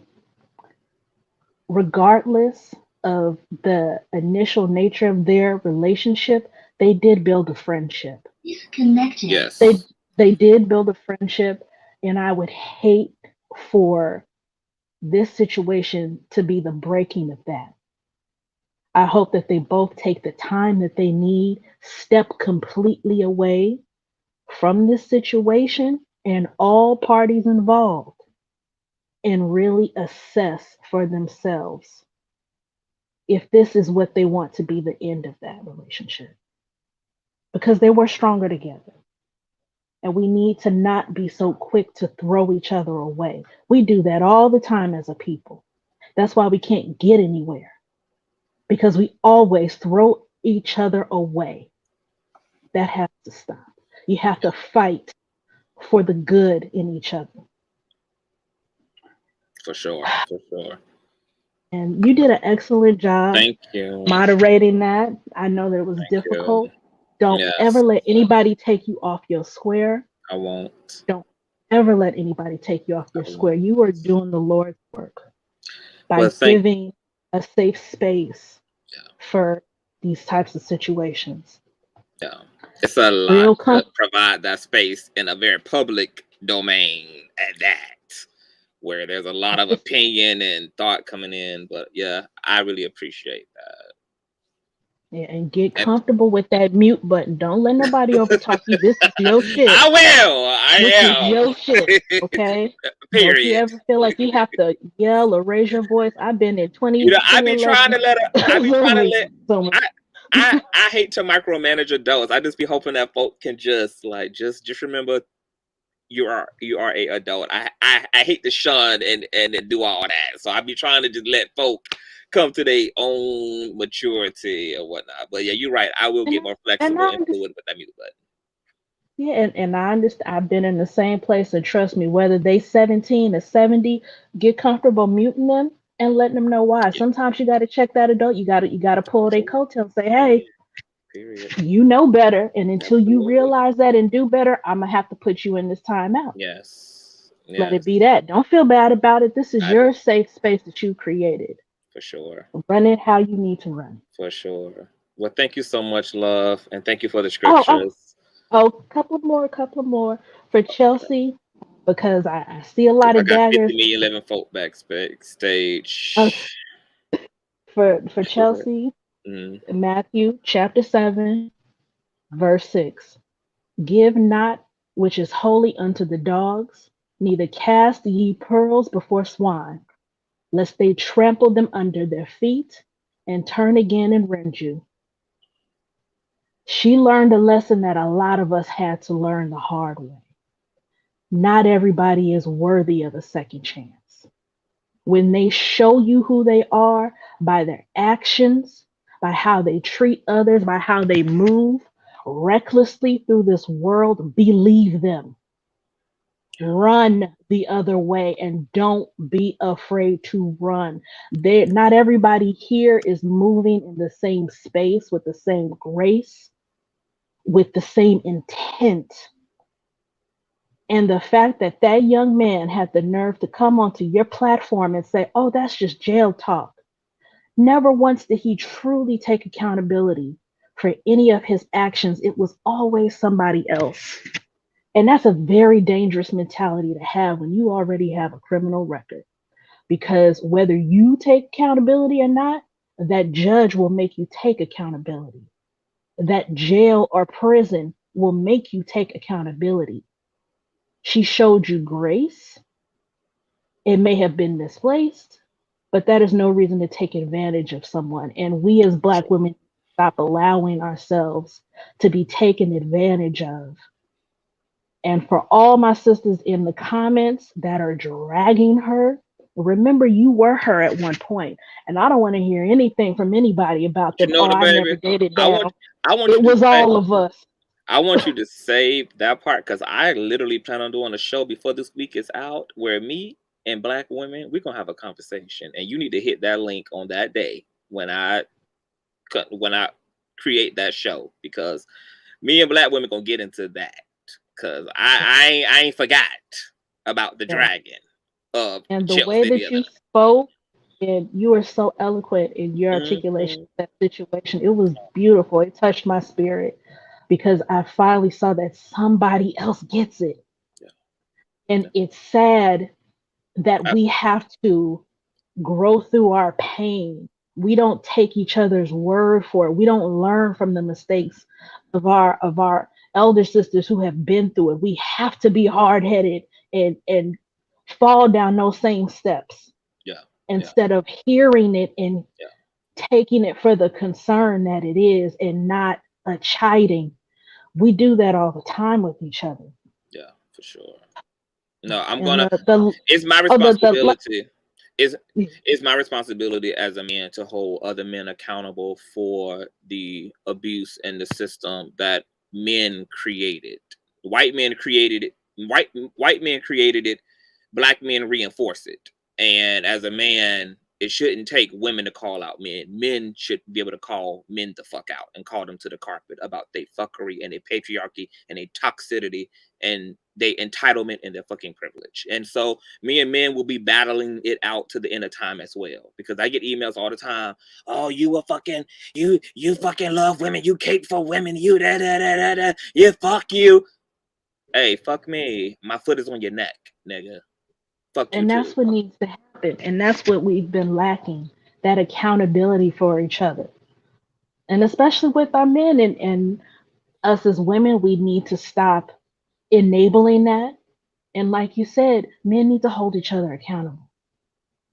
Like we have a lot of cleaning up to do in our house. before we'll be able to move For forward. sure. Well, I gotta The let you last go, thing boo.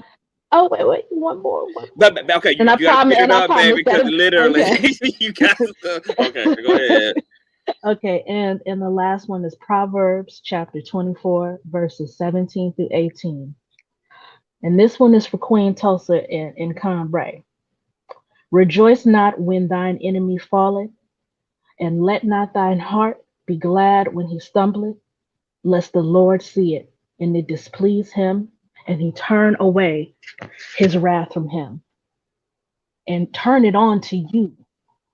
Joking about breaking this woman down, about using her, taking glee in her pain. She had to learn a lesson the hard way.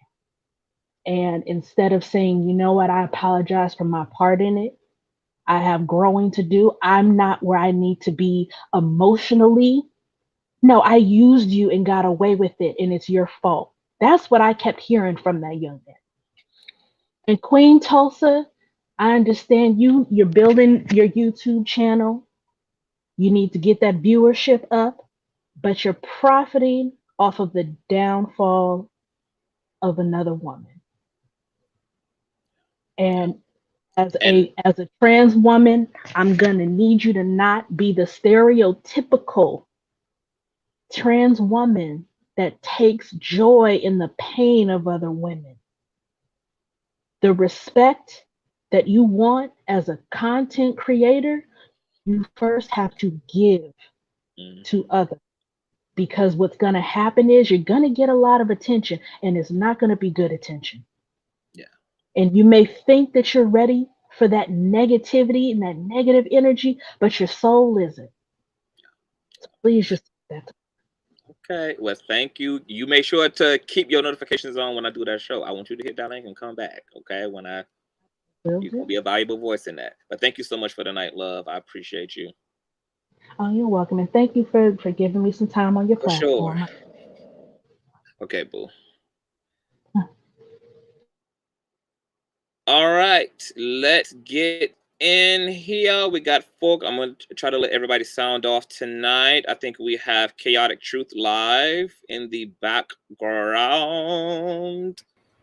Hi, Chaotic. Hey, what's going on? Okay, first of all, come through with the professional situation at 1:22 a.m. Where the hell you at in the world? Hey, I'm in the greatest country on the planet. I'm in North America. Oh, okay. I'm in America, you know. Hey, I don't want to get doxxed, but no, I just typed in let's chat. And I just got done doing a live stream on my channel, which is called Chaotic Truth Live. And I typed in let's chat, and you guys were live. I don't even know what this channel is about, but but nice to meet you though. What's going on over here? It's nice to meet you as well. And you know what? This is how divine the universe is. Your name is Chaotic Truth, and that's exactly what the hell played out for 4 hours and 36 minutes and 47 seconds. It's absolutely chaotic truth, subjective truth, but nonetheless chaotic. So you have no idea what's going on here. I don't even know what this channel is about, but what I do after a live stream, if I'm not editing or if I'm not with my wife, I go to channels to introduce myself and of course promote my own channel. But nevertheless, just I like to network and connect with people. But yeah, I don't even know what this channel is about. But hey, nice to meet you, man. It's nice to meet you too. Did you hit the subscribe button? Oh yeah. Let me do that real quick. You do that. I would hate to boot you off if you ain't subscribed. No, I just did it right now. Yeah. All right, cool. Well, y'all visit Chaotic Truth Live. Okay, well, I can't. It's too much to break down to you. So what I will ask you is, it's a situation between friends. Sure. Let me ask you this question: if you and a friend had a very bad falling out over what seems to be a misunderstanding, right? Communication, right? Yeah. Can you recover? Yeah, definitely. I think that I always say this, man. I never, people are shocked that I have friends that go back. I'm 37, so I'm probably a lot older than you, but people are shocked that I have friends that go back since elementary school. And it's because of not only just loyalty, but when you build and develop a bond with someone, something as minute as gossip or a misunderstanding can't break us up. And I feel like a lot of times people are so sensitive that gossip or little minute drama breaks people up. But my philosophy on life is, hey man, if you haven't killed me or killed somebody in my family, hey man, we can pretty much get over something because we can always work it out. You know, there's always a dollar to be made and bonds to be mended. So yeah, definitely. If that makes any sense. Yeah, it makes a lot of sense. Yeah. Okay. Yeah. Do you believe in the power of prayer? I do. I have a different outlook on it, but I certainly will. If I'm around people, I will respect their beliefs. I too have occasionally have uttered word, not uttered. I don't want to say uttered, but I too have said words into the universe that can be perceived as a prayer, and I have gotten it back. So it could be manifestation, prayer. Yeah, but definitely. Okay. Well, briefly, can you just break down your perspective of prayer? So I think prayer is the power of the tongue. It's the power of sending signals into the universe. And, you know, when we talk, you know, we're speaking in, you know, our voices are waves, and you speak a wave into the universe as energy, and then you get it back. I don't know how it works, but I certainly believe it exists. So yeah, I believe that that energy is definitely real like that. Like, oh, even on my channel, man, like the first 5 minutes, I always send out positive energy to everybody that's in the chat. And people say, man, you know what, I was feeling down, and I watched you, and I felt like you sent that positivity to me, and I got it, and I just and I got up and I just did something, you know, and I wasn't depressed after that. But yeah. You know, I think you're really I know you are the real deal, because that positivity wave, it traveled you right on over here into this cloud. So you are a man who's living the power of positivity. I try to, Now let me ask you one more question, because I got a lot of people I got to bring up. Are you a single man? Are you single? No, I'm married. I've been married since August. So you're gonna be coming for all these women and be single. Well, I mean, I said, like, again, I didn't know anything about the channel, but yeah, you seem like a very nice guy. I can see why you have a wife, so I'm sure she's very happy. Yeah. Prayerful man, well dressed. Do you consider yourself to be a high valued man? I hate that term, but it's about as bad as a title as Christian is. I don't like that term, high value, because I feel like if I'm high value, then what is Jeff Bezos? Then what is Elon Musk? You know, and I feel like there's always a bigger wolf. There's always a badder wolf, and I feel like I'm just a guy in the universe I used to think that I was a guy experiencing the universe. Now I realize that I'm the universe experiencing a guy, and I just live my life like that. I'm just a minute being on a planet somewhere floating in the middle of nowhere, and I have no idea what's going on. That's what I really felt like. Okay. Now the people are saying that you have not gotten to hear about a wave, that you are a clout chaser, that you go from stream to stream. Now, I will admit I am a clout chaser. I do like. Well, you ain't gotta blame it on God. Yeah, but here goes the thing. I really didn't know anything about your channel. I literally typed in "Let's Chat," and you had. Seemed like a great chat going on. I was listening for a couple of minutes, and I wanted to join up and just introduce myself. But yeah, I mean, why not clout? Why actors clout chase all damn day? I ain't mad at it. You know, we ain't gotta blame it on the universe. You know, we trying to grow. It is what it is. Okay, well, thank you for being around. Thank you for coming up. Oh, matter of fact, I am going to, since you make sure you have your notifications turned on. I would like to have this conversation with Black women this week, and I would love to have Black men present to have a say so, because I'm gonna be putting my foot on y'all's neck. So I would like y'all to have the opportunity, as you should, go to war with me. You know, hey, as you should. And people get mad at me in the red pill and manosphere for saying the same talking points. I say that instead of talking about women all day, we got to look in the mirror as men and start saying, you know what, you're the problem. And a lot of men, I get a lot of backlash in the red pill and manosphere community, because I challenge men to be better men, and that's what the red pill is about. Yeah. Oh, okay. See, okay. Well, that's what the red pill is really about, being better men. Because then, if you're a better man, everything else falls into place. Yeah. Okay. All right. Well, you make sure to hit my link when I have that show up. I appreciate you being here tonight. Hey, thank you for letting me up. Peace. Oh, no problem. Yeah. Peace. Okay, you guys, that was Chaotic Truth Live. You guys make sure to check him out. I want to bring on, hold on, let me pull up something really quick. We only have 3 more people in the background, so I am going to be playing those audios, you guys, and everything. Mo, are you there, boo? Is that Mo? Yes, it's Mo. I'm calling Is it from Mo? England. Yes, Oh it's my Mo. God, England! I love your accent. Hi, Mo. How are you? I love you. Do forgive me, but sometimes I struggle with you guys. So I'm going to try and hear as quickly as possible and explain my situation. But hello, Okay. how are you? I am wonderful. Okay, How are you? I'm happy to have you here. I'm fine, thank you. Very quickly, because I know that lots of other people want to talk. I have been following Tasha K probably for about 2 or 3 years, and I think she's amazing, although I don't always agree with some of the things she says, because I am spiritual and I just don't want to give out anything negative, because I do know it comes back.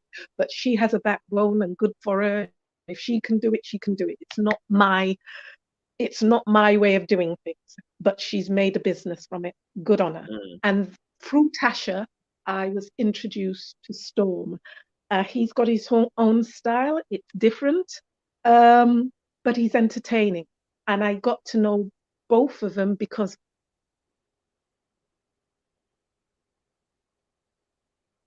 Can you hear me, love? Are you there? Can you hear me, love? I can't hear you if you can hear me, Mo. Your audio had went out.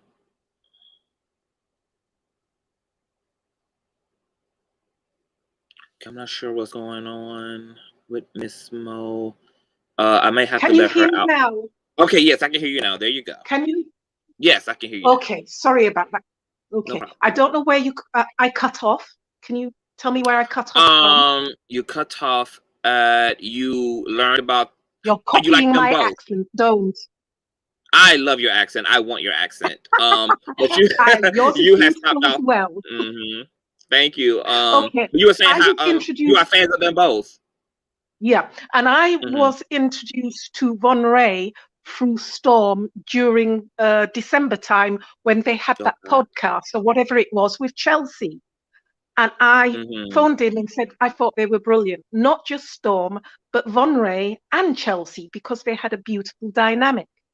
And then all, as you would put it, SHIT kicked off.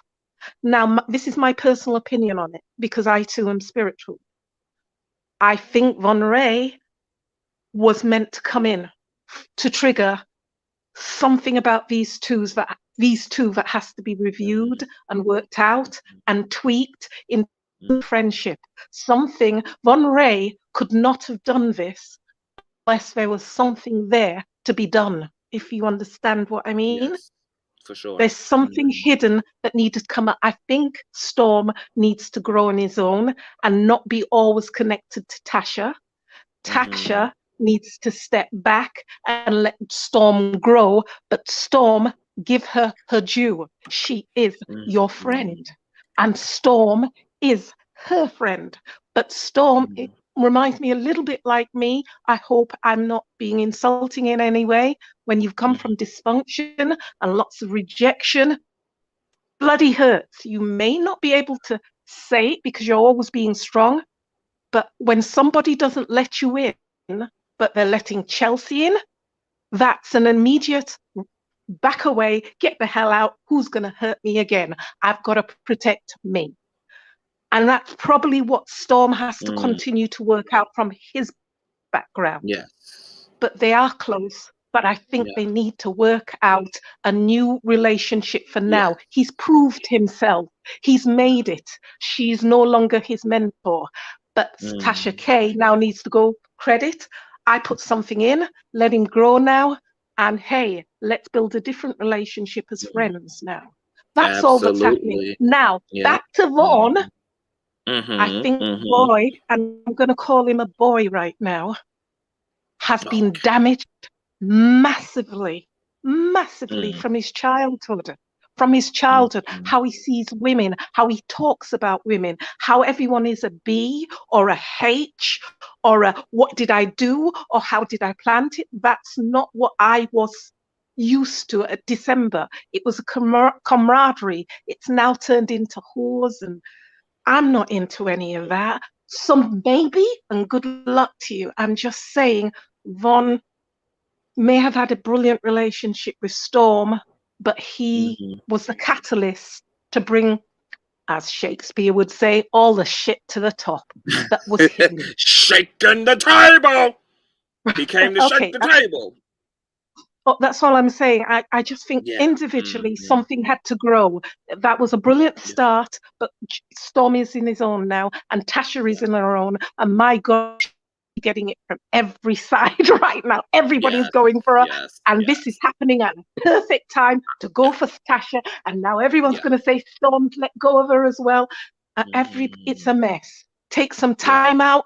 Two of you, I don't particularly care where Von is in on this, but two of you stop talking and give it space and stop giving everybody else the news. Go to each other's houses, calm down and heal a bit. Take ownership for your own part. Tasha, learn to say sorry occasionally, because I heard Storm saying sorry to you. You just wasn't listening.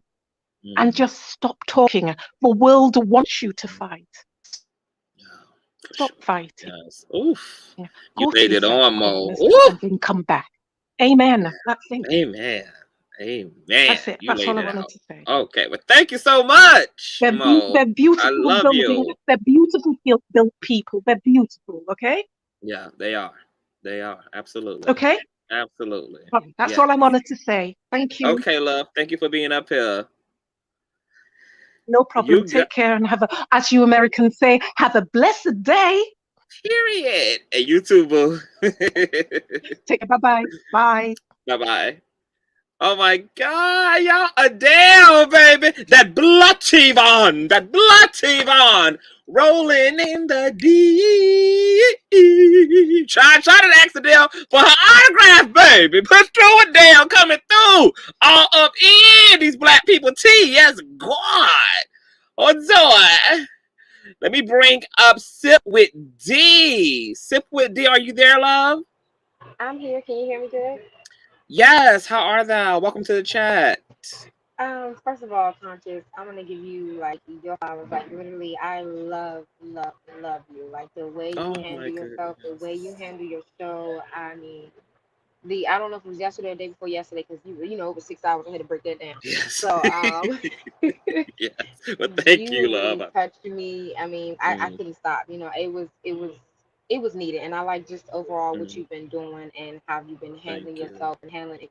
And you hold everyone accountable. Like it bothers me, the whole bias thing. You literally hold everyone to the fire, and the way you come forward and the way you know, for Black women, period. I mean, absolutely amazing, and I'm in love with it. Like literally. Thank you. Oh, thank you really so much. am. I appreciate.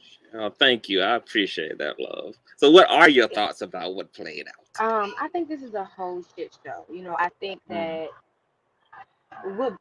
and I can't wait for that live. Yeah, I'm ready for that live, and we're gonna hold these women accountable, because the amount of women in the, I mean, I don't know what it is. Is it his shirt off? Is it the look? Like, what is it? Like, really pointing fingers and arms and elbows at this girl Chelsea? She's 25 years old.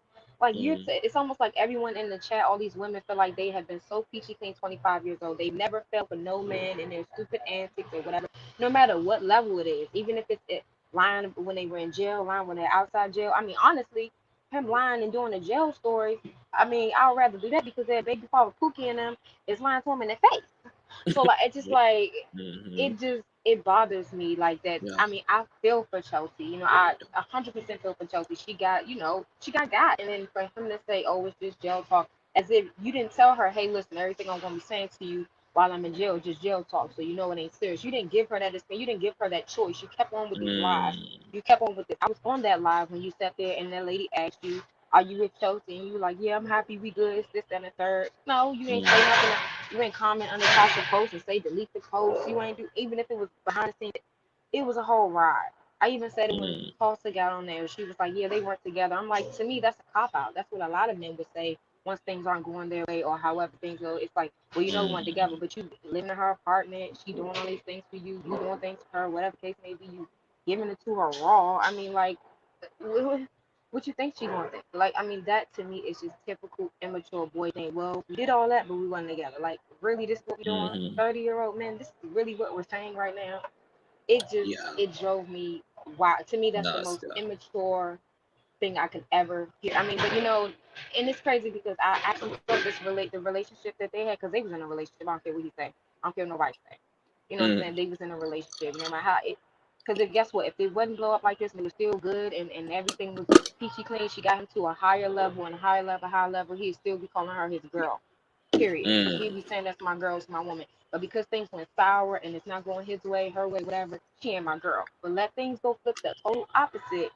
That's my everything, man. You know what I'm saying? She hold me down. That's what it would have been like. That to me. The whole situation with Storm, I mean, I'm not even gonna lie, I was a little I like Storm. I really do like Storm. But I was a little bothered by his when he went live. It just felt like everyone wanted to point the finger at Chelsea. It's like, well, she knew all these things before she dealt with him. Yeah, that's her business. But we're talking about you. Like, even if she did know everything, she's a woman. You don't know how that feels to be in that. That's her business. Yeah, she knew all those things. She signed up for it. Why are you getting mad at her for falling like every other woman or every someone like? And whether he raised by women, when he around by women, like I know every woman around him has not been just peachy clean. I don't let these guys play me. You think it was her intent to be bamboozled and be, thought of like this? And also putting all this information about her personal business, and it's like same thing with Vaughn. He's going back and forth saying, "Was she putting all this? Was she putting all this?" No, a lot of the stuff that was really put out. Boom said a lot of these things and try to confirm these things, and it's just was like, what? I could not believe it. I literally could not believe it from Storm. And my thing was, it just looked like Storm just had bonds back throughout it all. When even if you didn't have a personal friendship with Chelsea, you had more of a rapport with Chelsea than you had with Vaughn. But it seems like Vaughn gets, I'm gonna back Vaughn up, but forget Chelsea because she did all this, she did all that. Like, imagine how hurt she could be because she put you on through Vaughn, and you over here like, forget you, me and Vaughn cool. It just felt like, I mean, maybe it's a bro thing or whatever the case may be, but I just felt like if Vaughn, I mean, I couldn't understand it. And then the biggest thing is that he said they said that he blocked Tasha off of everything. But you did not block Vaughn. You said you just unfollowed him. You didn't block him, but you blocked Tasha, the one who's been helping you, the one who's been there for you, who you have, even if she didn't help you and be there for you, you have more of a rapport for. You should have a little bit more loyalty, even if not a somewhat of a friendship, halfway of a friendship. But you just met Vaughn, and he's pretty much the catalyst to all of this because everything was good and fine and dandy from what we know of, even to the public, before he entered the situation. He entered and boom, everything just blew up. But he's not. You're not gonna block him. He doesn't deserve to be blocked from everything. So you can just unfollow him and keep it moving. But you can block Tasha because she did this. Which Tasha, yeah, I do agree. You should probably phone him that. But I think she wanted to kind of keep the peace and everything. And I think once she realized, okay, it's blowing up, let me try to clean it up. You're right. I shouldn't have did this, shouldn't have that. And I think she did throw it in at a convenient time because she was like, I need you to really see. We try to protect you before. We try to help him, help you at the same time. But now here it is. And you said, he can't be trusted. You said these things. And at the end of the day, this whole thing about Chelsea showed up with a bag, even if you showed up with a bag, you're a grown man. It's your home. You can make that choice and say, can you not come over here with your bag? You can make that. You didn't do nothing. You were cool. Just like you said, she cooked macaroni, whatever. You know what I'm saying? You made that choice. So at the point, no matter what Chelsea did, you were a grown man. You could say no. You didn't. You were fine and dandy with everything that was going on. All the fights, all of the court, everything was cool. Maybe it was just a high of it being so fun at that time. But don't sit over here and try to point it. I mean, it just wow. But I really It's a wanted to lot, ask yeah. him why didn't he block Vaughn but block Tasha? You know out of all what? people? I think to that point, Sip, I think because he held Tasha, he was holding Tasha more responsible because that was his actual friend. I think he probably looked at Vaughn as a casual, like it's kind of like a casualty of war, but he really had his expectations was out of Tasha. He really didn't know Vaughn enough to be that mad, especially based upon allegations, because I think it was, since he didn't see any proof that Vaughn said those things, these were just claims. And then the way he felt, I guess, Tasha handled, the situation, he just expected more from her. So I think that's why his consequences, if that's what you want to call them, were a bit more, it was a bit more, a bit more. It was stronger for Tasha. Yeah, it was almost like Mm-hmm. it's almost like if I have my child, I can reprimand my child, but not someone else's child. So I kind of understand that. I can beat my child, but I can't beat yours. So I understand that. I just thought it was just weird to me, and Von whole situation, I really do believe he was trying to get, you know, some little cloud out of this, trying to make it into something, you know what I mean? Because he was the most one to really gain. He didn't really lose too much or nothing, but out of everyone, Bennett, they were already, you know, in a circle. Chelsea, Tasha, and, you know, but he gained a whole lot coming straight out of jail the first hour. He gained a whole lot from all of these people. You know what I mean? Like literally. Because honestly, his name was not ringing bells like that once he went. His name wasn't. Because when Toya didn't give it growth. Toya didn't do interviews on him. Toya didn't care that much. She was moving on. You know, she knew what it was. It wasn't her first merry-go-round. Like, come on now. And he's the one that needed to benefit the most. And I think he's going to continue to be on live. Like, everyone's in the comments saying they don't want to see him no more. He's going to continue to eat off this. What else is he going to do, honestly? What else, you know? But, you know, so many things you can't sell your soul for. I definitely told Avon, you know, I mean, obviously, you know, like he has some things to work on when it comes to women. He seems to be a very great person in all the other areas, like a great friend, a great homeboy. Like those other areas are really great. It just seems like the relationship to women is where he's the most contentious. And when we was on a podcast yesterday, which I was really proud of him for being transparent, you know, he spoke about issues he had with his mom and also some issues around his father. So there are definitely some fractures there and some things that bled over from his relationship with his mom to maybe how he shows up in situations with women as well. And he was pretty receptive to my insight about that. So I think that there's a lot to unpack there for sure. And I think he'll continue to do his work. Yeah. I really do, you know, because I would never wish bad on anyone. I think that everyone is still they have some good in them, you know what I mean? I just think in that aspect of that he's used to kind of, you know, digging and you know, kind of being that guy, but in the long run, you know, I think he has been hurt, you know what I'm saying? Maybe childhood things, maybe mom, maybe first girlfriend, something like that. And some men really don't come back after that. They feel like I gotta keep hurting before someone ever hurts me again, because I don't like that feeling.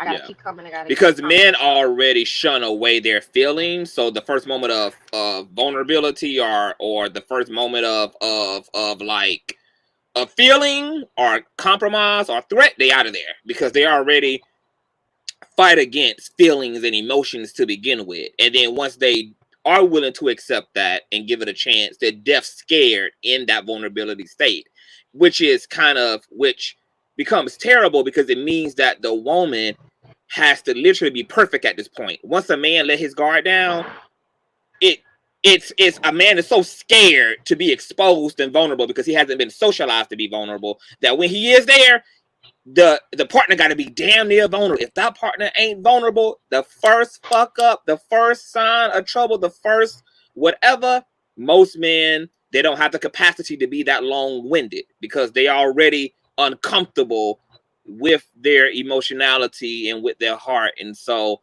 this is why the old saying between the genders is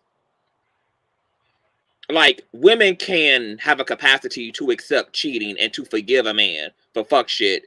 Men pretty much will be out in the first strong offense, but that's just because women have been socialized to accept their vulnerability and have almost become one with their vulnerability, so they know how to navigate their vulnerability and accept their vulnerability, while men just, you know, they handicap in that area. So they need men.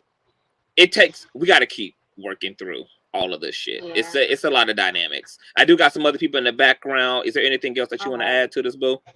No, I just want to say keep doing what you're doing, and I'm here. You know, I got my notifications on for that live. Okay. Period. Thank you, love. Bye-bye. We're going to introduce I think we have Helleroon, I think. Let me hold on, I gotta use the banner and shit. Helleroon? Yes. Hi. Hey. Yes, I can hear you. What's going on? Hey, how you doing? Welcome to the stream. What's that? I said, welcome to the chat. Oh, welcome thank to you. the stream. Listen, I found your channel just today. I never heard of you before, and oh my God, you are the best interviewer I've ever seen on YouTube. Like you give everybody their time for what I've seen today. You give everybody their time to say everything that they want to say. most people, they just cut people off. So it was really entertaining to just hear everyone vent out their frustrations. And then after they were frustrated, they come back. It's like, okay, this is, so that's great. I'm going to say that first. Thank you. Going back and looking at all your stuff. Thank you. The only thing I want to say is, for me, the dynamic of mentor and mentee, seeing that break down, it really made me what's the word, fearful, I guess I would say, to look for I just started a YouTube channel myself, and I'm looking for mentor, and I've been watching and following Tasha Kebe for like, I don't even know, like 4 years now. And seeing everything unfold in this situation, I'm a Pisces as well. Her birthday's March 10th, my birthday's March 11th. Like, I understand that when we get upset with somebody, we cut them off completely. Ain't no conversation, mostly ain't no reconciliation. It's just like, I'm done. A lot of times, like, if you're a spiritual person, when you're done with somebody, they don't exist anymore. So I just hope that Storm and Tasha Kebe actually can talk behind the scenes and get everything together. I was in tears earlier. I was in tears seeing that dynamic. It just makes me really afraid to start with a mentor who's offered, you know? I just want to know your perspective, someone who has a fantastic channel. Do you suggest seeking a mentor with this situation that happened as Black creators? What's your take on that?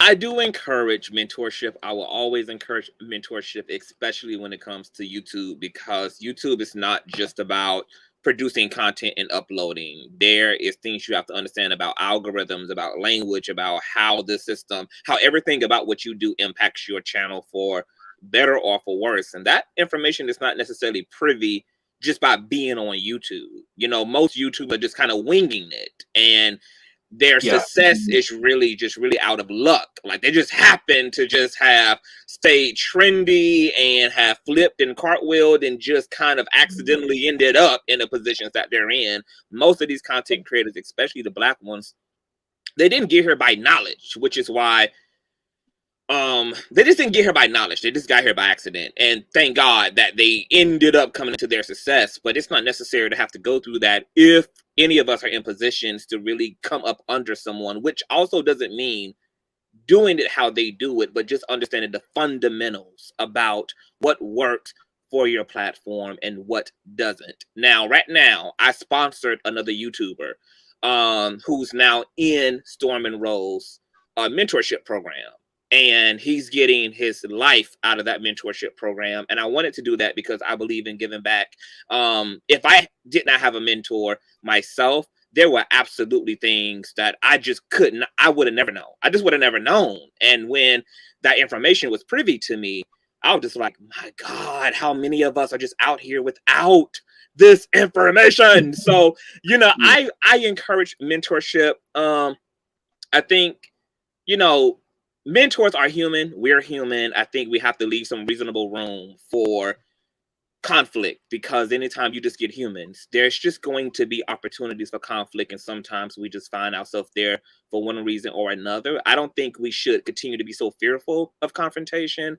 I think we should accept that whether it's marriage, whether it's family, whether it's platonic, whether it's on the job, professional, that it's just human nature for conflict to arise. It's about just being patient with each other. Hopefully everybody operating in compassion and just being able to work through is the goal, not running from the debauchery of it all. So yes, I absolutely encourage it. And I know in the Black community, we do have an issue with the lack of intergenerational transference of knowledge. Like, our upper class doesn't come back for the lower class. So we know nothing about the spectrum, you know, and what's missing in the middle. And we have a lot of Black talent that's raw, alive. They have it.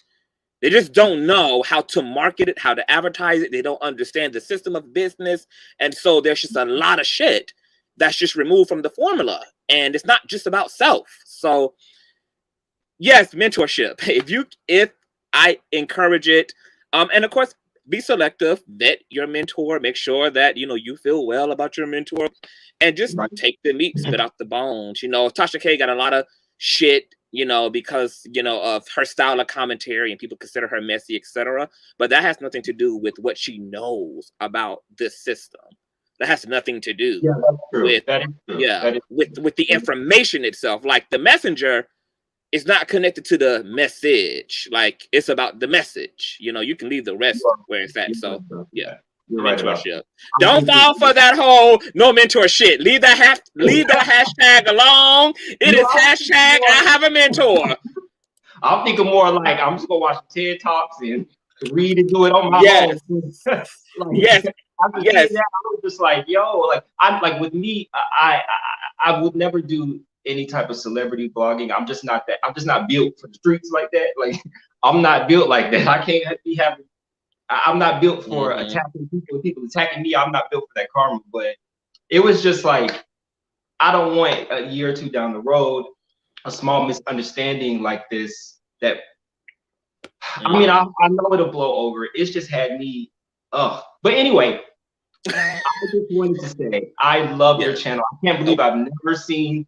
This is the first time I've ever seen that. I am so happy that I found your channel tonight. See, well, at least there's some good coming out of all this goddamn chaos, okay? and if you need to contact me, just correspond with me through email. It's consciouztv@gmail.com. If you have any questions, and I know that you're growing your channel. Matter of fact, what is your channel? What's the name of your channel? My channel is Hey Hollywood, and I don't really have a niche right now, but my thing is more positivity, daily blog, and I also a gamer. I game a lot as well. So I don't really know anything about. I just like everything is so random. It's just put together. I mean, if you see it, it's just like, So I'm like, okay, I need direction. I need to know. I need to know what to do and how to build this channel. And I've been watching Tasha K. I watch Tasha K and T.S. Madison. That's really all on YouTube. Those are two great individuals. You do know that I'm surprised this is your first time hearing about me, because T.S. Madison invited me on several occasions to do the Supreme Queen's Court, and she would go live and say, "I'm waiting on Conscious. Conscious, get in contact with me. I want him on the bench." You're not being consistent. You gotta consistently watch, okay? You gotta consistent. Okay, well, I'm gonna post you. I'm not consistent, no. Well, I'm gonna post your channel link in the stream. If you can do it, just add it so we can promote it. Yeah, just add it in, and my mods help to rotate it throughout, you guys. So and you say it's Hey LaRue, HEY, your name. It's Hey Hollywood. Yep, Hollywood. And the reason I have that name Hollywood is because it was my very first pet from a video game, that like my first ever video game I ever played. And so that's always been my online gaming name and my everything. So okay. I mean, I could change it, Okay. That's what it is now. Thank you so much for doing that. No problem. Look, we got. Like we got each other backs. Who got each other backs? So we in this thing together. Well, thank you for coming up. I'm happy to have you here. Anytime you want to hit the link, please do so. Feel welcome, and I look forward to just continue to get to know you and all of this good jazz. Thank you so much, and you have a great night. Thank you so much. You too, love. Thank you for being up here.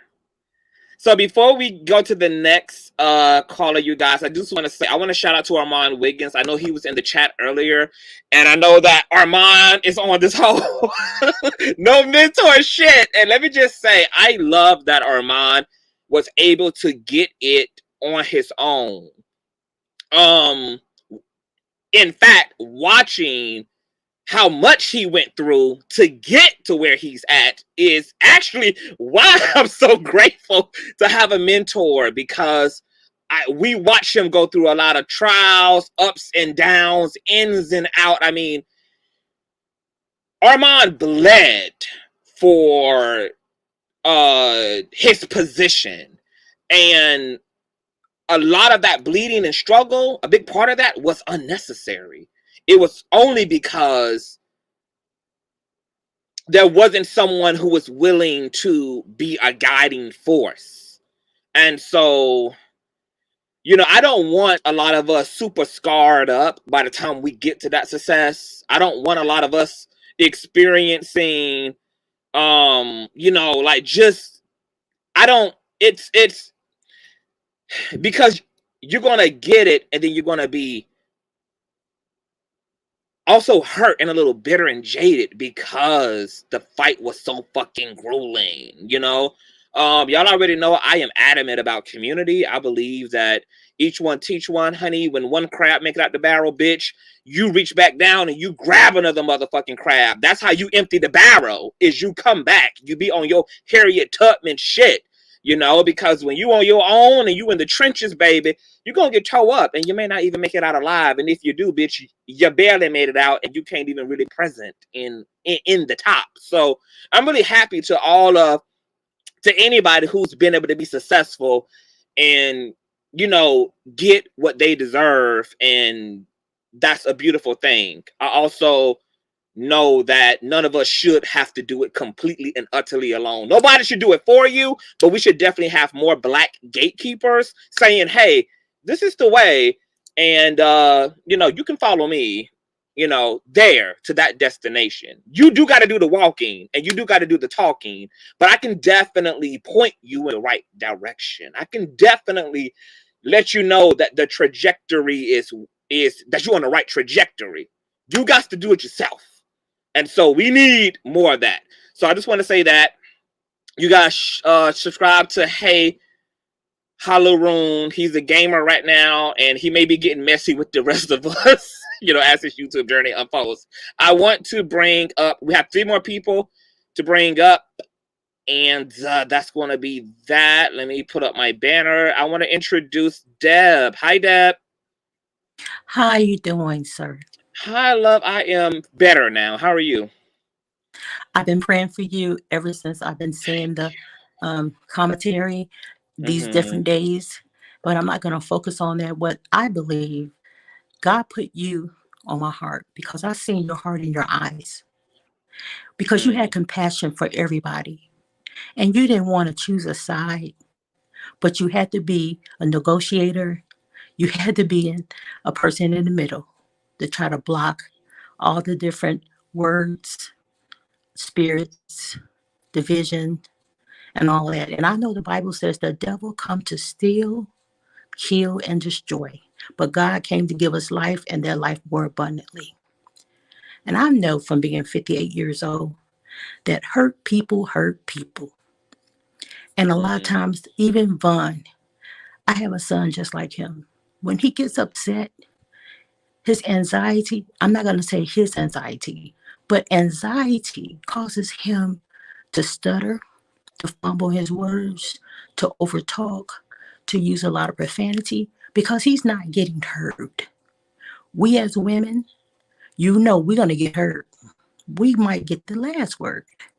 But overall, aren't we all come from the same womb, a woman's womb? And it don't matter if you have a father, a mother, or just a father, and not a mother. We all are a child of God. And God don't make no mistakes. Yeah. So in that, I just want to say, God give everybody peace, understanding, and help us all understand that we all play a part. If you drive by right now, I don't care if it's late in the evening, early in the morning, you're going to hear a family fuss just like we heard tonight. You understand what I'm saying? Like in the household, brothers and sisters fussing, mom and dad fussing. That's because they love deep. Yeah. They love deep. And because they're loving imperfectly.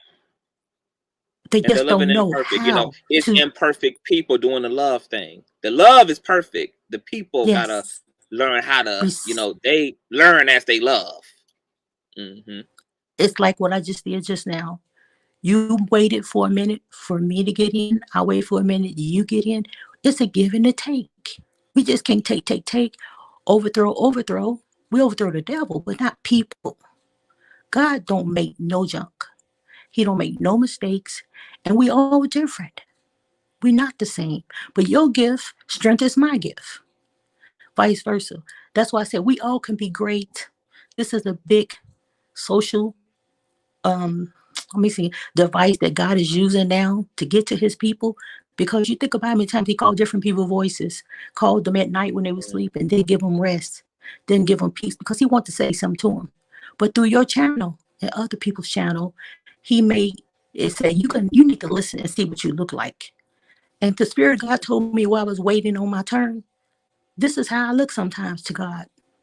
Messy, fussing, ardent, disillusioned, hard to get along with. So I just say we need to stay in a positive lane. If we have nothing nice to say, don't say nothing at all. And just love each other where we find each other. Amen. Amen. I love you. I can't even disagree. I love you too. Thank you so much, love. God bless you. God bless you too. That was beautiful. I live for it. I'm here for it. I am here for it, you guys. We are going to bring up, this is our last two callers. We're going to welcome, let me see here. We're going to welcome Angela Bernard. Angela. I have an auntie named Angela. How are you? I'm good. I just want to say thank you for having me on your channel. Absolutely. And I also would like to say that I am so in love with your intelligence. Oh my goodness. Okay. Don't flatter me. Don't flatter me. And it's very attractive to me. That's one of the things that I find attractive about a person, and it's very attractive. And also the reason why I'm here is, first of all, I want to say that I'm really sorry that Chelsea's feeling and emotion and all of that got hurt, and I'm really feeling sad for what happened to her.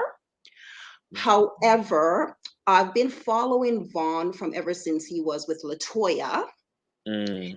And I'm going to say that Vaughn went into jail after breaking up with LaToya. So he was broken. He was on social media and everybody was getting to know about him. So I think that when he went into jail, he had to have been a little bit humiliated. And I feel that with regards to Chelsea, I feel like, again, I'm sorry that she got hurt, but I believe that Vaughn was in jail. He was scared. He lost his house. All these things were going on with him, and he was vulnerable. So I almost feel like Chelsea kind of took advantage of the situation, in the sense that this man is broken and he's weak. And I'm not saying that I agree with anything that Vaughn has done, so please let me be clear about that. But I feel like Vaughn was vulnerable and Chelsea saw the opportunity. And put yourself in Vaughn's position. You're in jail. You're in jail. You have nobody. You have no money. You've lost your apartment. You've lost everything. Your heart is broken because of your girlfriend. And this beautiful young lady comes along, right? And she wants to be there, and she wants to support you, and she wants to do everything for you, right? And you have nothing. So it's kind of like it was a survival for him to latch on to her. And I'm not saying that I agree with him doing that, but it was a survival for him to latch on to her, right? And for her to be there and do all the things that she did for him, I think it's great. But I feel that she also has to understand that Vaughn was healing. Vaughn was not healed from all the things that he has gone through. And she put herself in a position to be used. And I'm not saying it's okay for Vaughn to use her, but she did put herself in a position for Vaughn to use her. So at the end of the day, she should be blaming herself because she should have known better. And Vaughn, it's not right for him to go around using women, but he was in a survival mode. And when people are in a survival mode, they will do something that's inappropriate. And I believe that is what happened here. How do you feel about what I just said?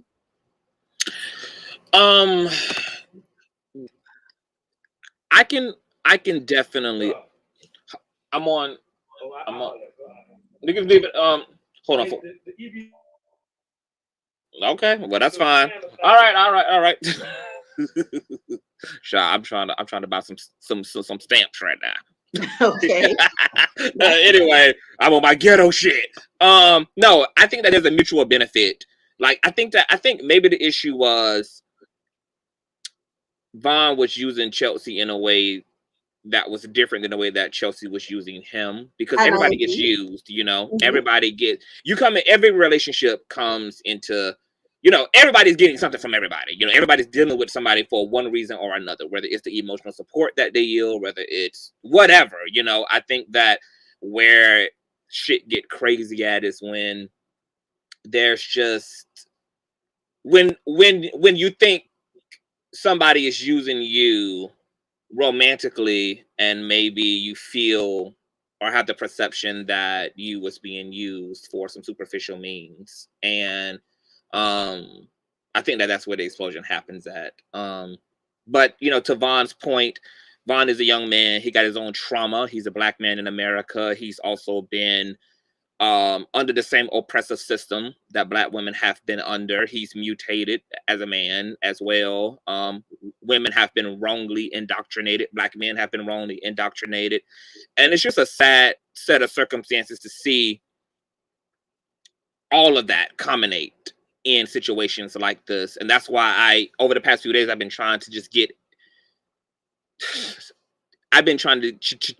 everybody to see that, like, we're all a part of a system that got us all fucking each other over. And so we have to be lucid and kind of become very self-aware, especially as a conquered people in this country, because we got some sunken place psychology as men and some sunken place psychology as women.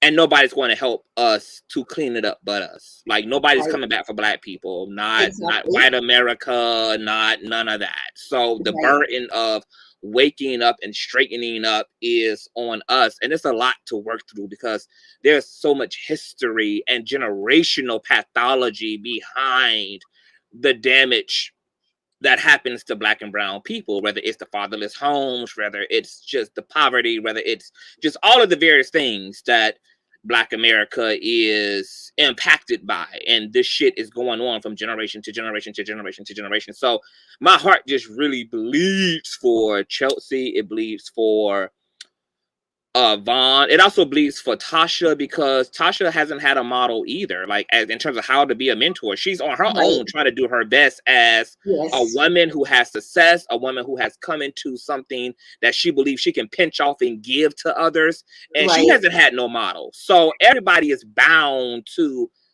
fuck up in this situation. And that's what I was trying to articulate to Tasha when she came on, is that, look, y'all, like, yes, some specific things have happened. Some specific things have been said and done. And so offenses feel personal, but you got to make space to just humanize this shit. We're just people. We're just people. And so what I would really like to see happen, and I'm just saying that I believe that maybe if they stop talking about what's going on social media, and stop talking about it and give themselves some time to heal and get over it, I think that they should be able to come to a point where all of them can forgive each other. And I realize that Chelsea is very hurt, and she has all right to be. Right. But I believe that with Vaughn coming out of jail right now, and her actually going to take a peace bond against Vaughn, which might possibly, maybe, we don't know, have him ended up back in jail. It's not a good thing. And if she really truly cared about him, like she said she did, I don't understand why she would want to see him end up back in jail, even though he did her wrong. She needs to find it in her heart to forgive him. Right? She doesn't have to be friends with him, but to forgive him. And she also needs to understand that Vaughn is a desperate person right now. I don't know if you understand what I mean. He doesn't have a job. He doesn't have anything. When people are desperate, and again, I'm repeating myself, I'm not saying that I agree with Vaughn, but Vaughn is a desperate person right now. And when people become desperate, scared, homeless, broke, and all these kind of things, their hearts are broken, they will do things that they would probably not do if they did not have all that trauma in their life. Yeah. And me and Vaughn had did a show. We did a podcast on his platform called Trauma and Pain. And yes, actually, that was yesterday, I believe it was, because I did see that, and that was actually a good platform to watch as well. So I did see that. And when he opened up, that gave me like you said, it's not an excuse, but it gave me more context for maybe why Vaughn shows up the way he shows up and why his psychology may be shaped the way that it is. Right. And the other thing that I kind of don't like is people keep bringing up the fact that he's light skinned, as if being light skinned means that you can behave a certain way and you can do certain things and get away with it. That is no excuse. And if Vaughn believed that because he's light skinned, he can use women and he can sweet talk women and get away with it, it's wrong. And like you guys spoke about earlier, karma does exist. Right. And your looks, I'm 53 years old. And one thing I will tell you is that Vaughn is going to come to the realization one day, if he's using his looks, his body, and all of that stuff to take advantage of women, he is going to it's going to come to the point where he's going to realize that after a while, his looks is going to be nothing. His body, he could get sick. Anything could happen to him where his body is not that attractive, and his looks could fade. So he has to realize that there has to be more substance to him. He has to work on his mind, like his t-shirt says, 2022, your mind, something, I forget what it says, but he has to work on his mind. And if you cannot go through life and think that you're going to get by based on your looks and your body, because as a 53-year-old woman, I found out that, I'm not looking the same as I did 10 years ago or 5 years ago, right? So Vaughn has to realize that life happens. He could get sick tomorrow and he loses all of that. And then what does he have to offer any woman or anyone? Yeah. Well, to your point, before I let you go, to Chelsea's point, and and this is what I was saying to Vaughn. Chelsea is not claiming that her behavior is out of pettiness. She's claiming certain things that has warranted her to do the things that she's doing or plans on doing. And like I was telling Vaughn, now this is the part where the public has to step out of it, because we weren't there for any of that, and there's no evidence to support you're innocent. There's no evidence to support she's guilty. There's no evidence to support anything. Now these are claims, and neither one. And so if Chelts is being emotional, etc., hypothetically, if she's being emotional and she's just doing the most and trying to do all of this fuck shit just because she got played and embarrassed, etc., and she's going to the extreme, this is why I asked about Vaughn. I said, Vaughn, do you believe in God? He said yes. And the reason why I asked him that was because if Chelsea is lying, even though if Chelsea is lying, and the system is going to allow her to weaponize it against him, because that's the way the system is, God still has to deal with Chelsea. That's correct. And I am actually looking forward to those videos that Tasha sent to you. I want to hear what it's about, if it's going to somehow clear Vaughn or whoever it is going to clear. And if, like you said, if Chelsea is a woman scorned, the truth always has a way to come out, and I believe in God, and I believe that if Chelsea is over exaggerating, the truth is going to come out. And if Vaughn did all the things that we were hearing that he did, that is also going to come out. Time always tells. And again, once you have faith and you believe in God, your truth will always come to light. And I do thank you for your time. I don't want to take up your time. I'm sure there's other people that want to speak, but I am going to continue to follow this story. And again, the thing that I love the most about you is your mind. It is so beautiful. Oh my God. Well, thank you, Angela. Your mind is beautiful too. I appreciate you. Love you. Have a good night. I'm going to continue to watch because I want to hear how this is going to pan out. Okay. Bye, all right, honey. babes. Bye-bye. And we're going to bring up now, we're going to bring up, and I do, you know, I want to reiterate, you know, I can't tell Chelsea her experience is not real. You know, she's saying this is her experience.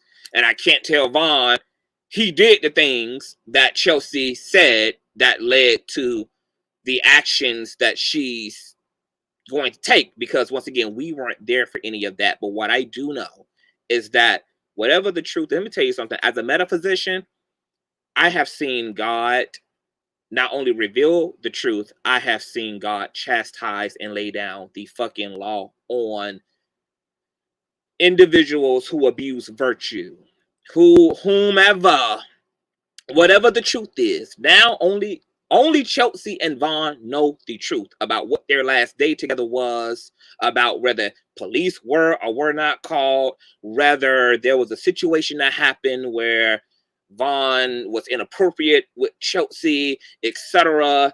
That's God knows that part, and God will deal in whatever way. So if Vaughn is an innocent man in that regard, then he just needs to stay prayed up. And now he has to rely upon a higher court system, a more divine court system to avenge him. And heaven will, if he allow God to do it. And if Chelsea has been, because I don't want to repeat any, you know, of those things. If Vaughn did the things that Chelsea is saying, and she's valid in getting a protective order, etc., blah blah blah blah blah, then justice will also play out.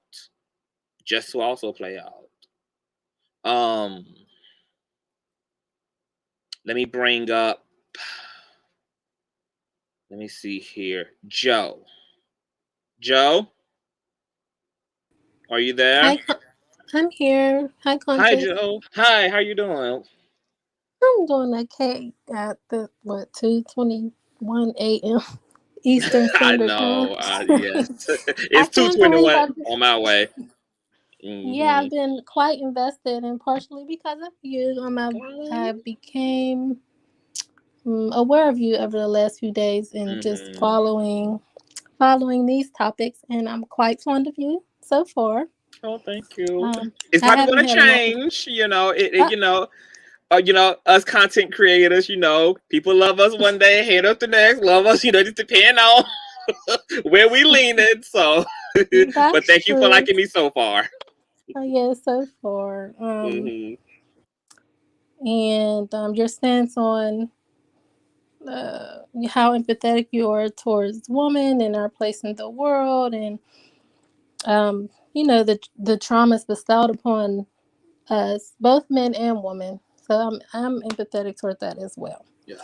However, this situation seems a little more isolated, and well, can I say something to that point before you? Because a lot of people have been saying that as well. That conscious, I just don't think it's that deep, and you know, and I'm like, but you know, all systemic issues are individualized. You know, so individual circumstances are a product of a larger, more systemic issue, whether that's patriarchy, whether that's whatever toxicity that exists, toxic psychology and ideology that's taught socially, etc. That what that looks like systemically is in the individual lives of of those communities, largely. I agree with that as well. But this one, well, from what I've gathered, because I have been, I won't say I'm obsessed with the situation, but I have been, you know, listening in to all the parties, and I did miss hold on for 1 minute, boo. Hold on for 1 minute. Ozzy, you have really been like, you are literally trying my life. I don't want to block you, but shut the fuck up. Like, you don't run a goddamn thing, okay? I will not let you talk. How about that?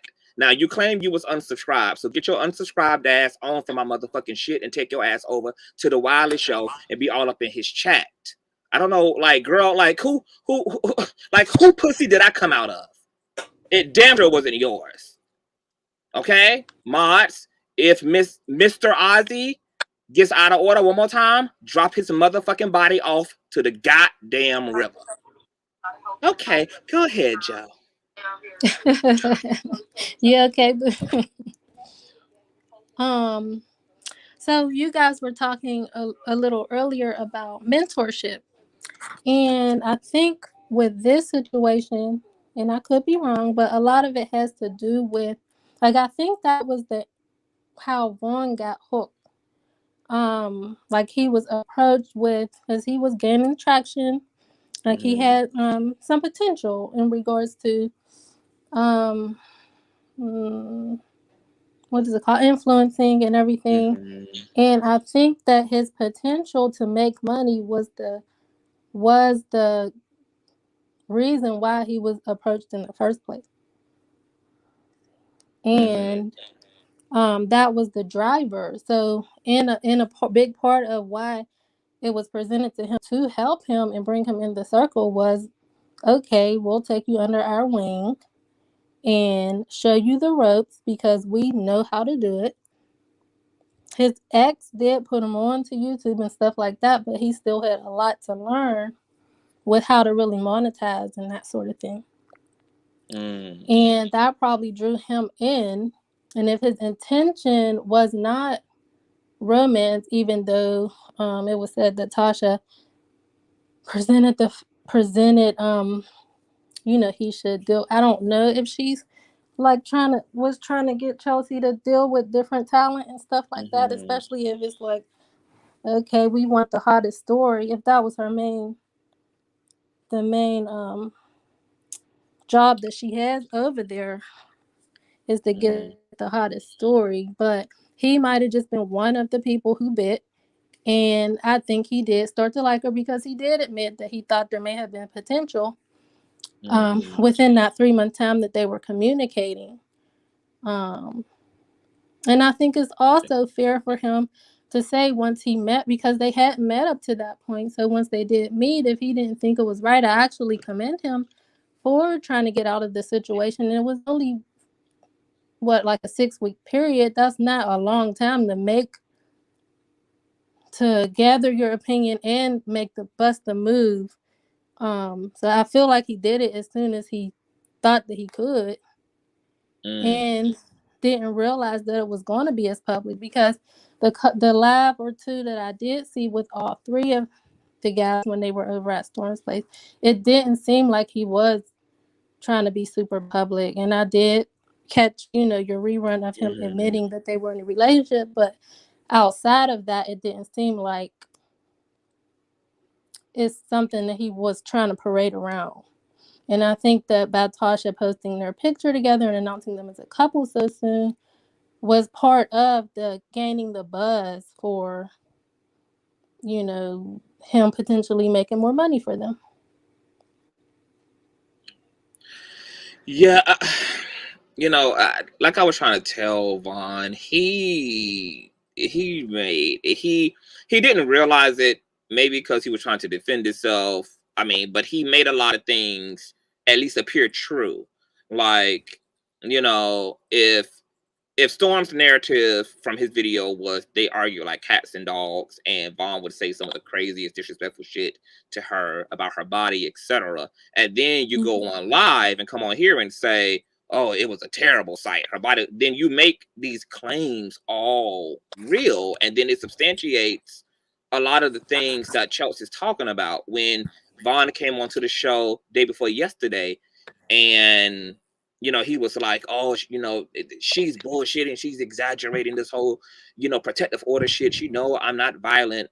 But then I had to say to him on live, like, you was just on another content creator platform, and you pretty much was just like, hey, nigga, I know where you at. Like, I know where you be. Like, you give it life, even if it's not. Like, let's say that Chelsea was lying, but because this is her story, you're out here doing things that can easily make everyone believe that the things she's saying and alleging is true, because she's not the only one saying it. It's in part coupled with your public behavior, with the things you're saying.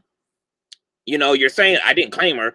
And then, you know, once again, we played the replay. You're saying we didn't argue like that, but then you got her saying, you know, there was a lot of da da da da da da da, and you got storm. It was just like, I was trying to get an understand, bro, you're not in sync. And this is why you're going to be the ultimate villain in this situation. You don't have your continuity is not there. Like, and you actually playing. Oh, I'm sorry, go ahead. Go ahead. I was gonna say a lot of his rebuttal was raggedy.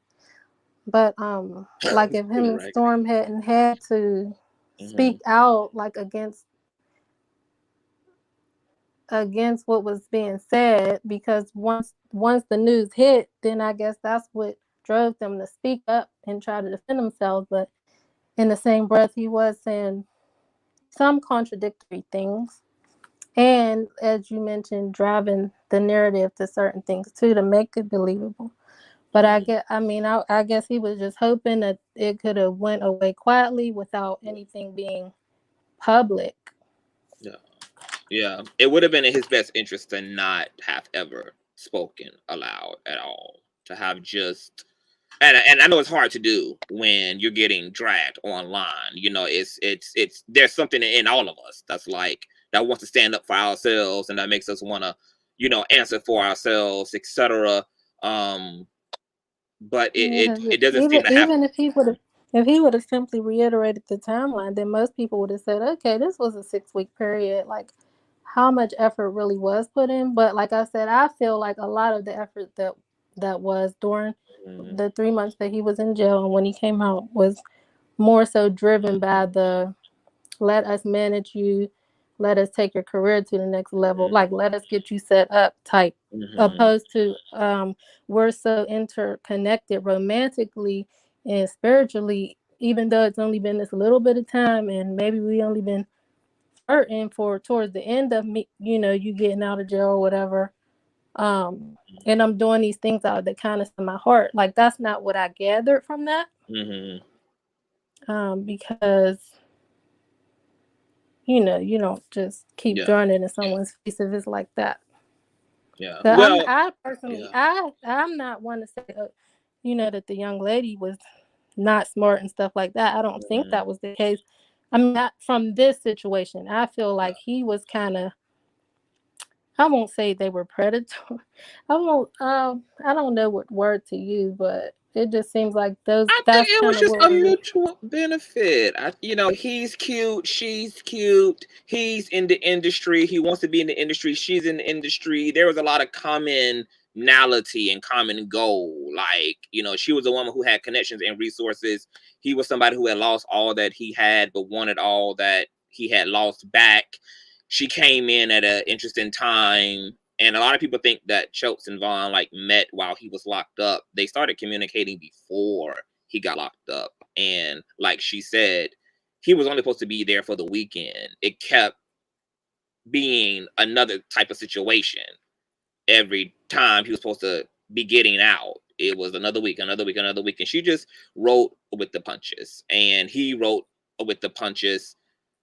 I do believe it was an immature, volatile relationship. They both are young as hell. They both have their experiences, and it's gotten the best of the both of them at this point.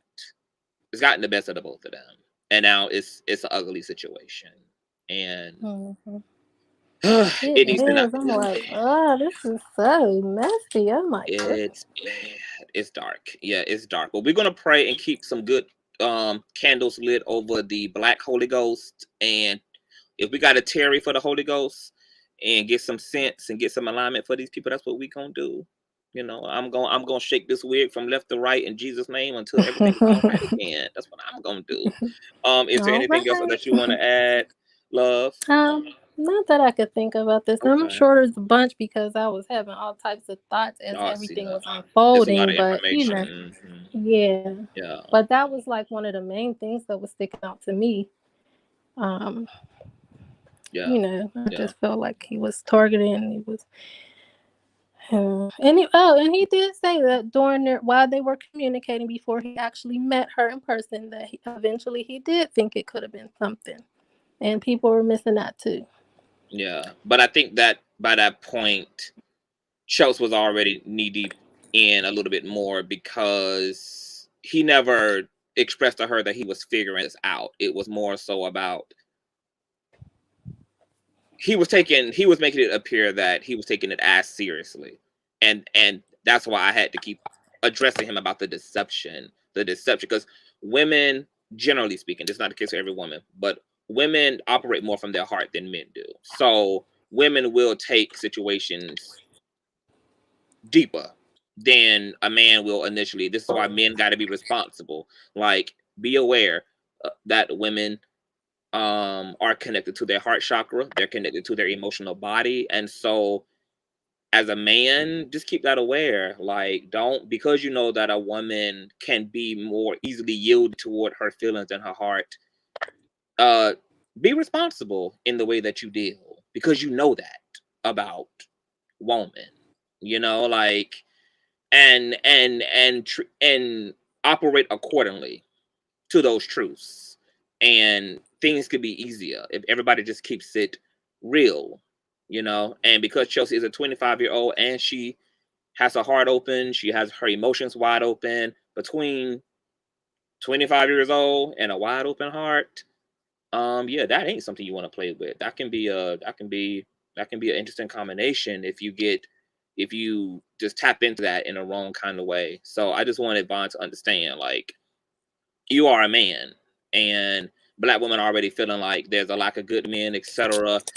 And Black women just, you know, just trying to give men a chance. And so, you know, Black women going through a lot themselves, and so they really ain't really trying to be out here getting hurt and tore up by these niggas. And you know, if you ain't feeling a girl, or you are figuring it out, or you just like her, just use the proper language. Like, I like you. Yeah, just be clear. That's it. You ain't gotta overperform. Just be on. Just communicate honestly. Just let it be honest. And then, if somebody end up, you know, in their feelings, that's on them. So now you get to fully hold somebody accountable for the way they behaving.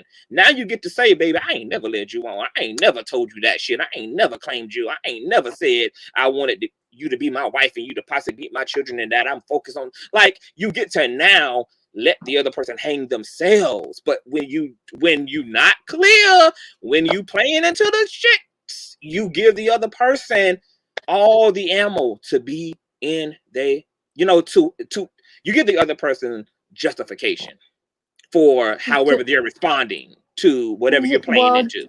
Well, justification for feelings. However, I do not want my ladies to be reacting revengeful ways. Right. And that's not that. There's nothing good that comes from that.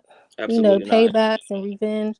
You know, being hurt is one thing, but how you react is another thing. So try to get the tools and to learn how to cope with heartache, heartbreak, or any other disappointments in life, because being a revengeful person is not the way to be. Absolutely. Well, thank you for coming through, love. I appreciate you. And just keep everybody in prayer. Absolutely. Okay, boo. You have a good night. All right, you too. Bye-bye. Bye. And we have one more caller, you guys, and that will be Too Much Toxicity. Are you in the building? Hello? Hello, hello? Hello? Too Much Toxicity? Are you there, love? Say something. Scream. Say yes, I can hear you. Let me get my headphones. Okay, toxicity is gone. Probably was a troll any damn way. I'm thinking about dropping the link one more time to let you guys sound off. I see some people are asking for it. Oh, I'm gonna drop it one more time. I'm gonna drop it one more time. You know what? Maybe I actually need to be making some damn phone calls right now because it's a lot of drama playing out right now, you guys, and I need to get into some things. Yes, it's hot tonight, Monet. It's hot. I think I need to listen to these audios, you guys. I need to listen to these audios. I need to. Chelsea and Tasha wanted me to listen to these audios, inspect them, rule over them. I'm going to do that. Vaughn also wants these audios played, so I need to go put my master's degree in nosology to use. So I think I'm going to shut it down for tonight. We will return briefly, probably tomorrow, maybe Thursday night, about these audios. I just gotta see what it gives. I love you guys. Shout out to everybody who's in the chat. Please keep everybody involved, y'all. It's a lot. It's a lot. Just keep everybody in prayer, child. I need to go rejuvenate, get my energy back. Thumbs up, subscribe if you're here. If you haven't subscribed, subscribe. Thumbs up. And I appreciate all of y'all. Women, stay great. Protect your hearts. Men,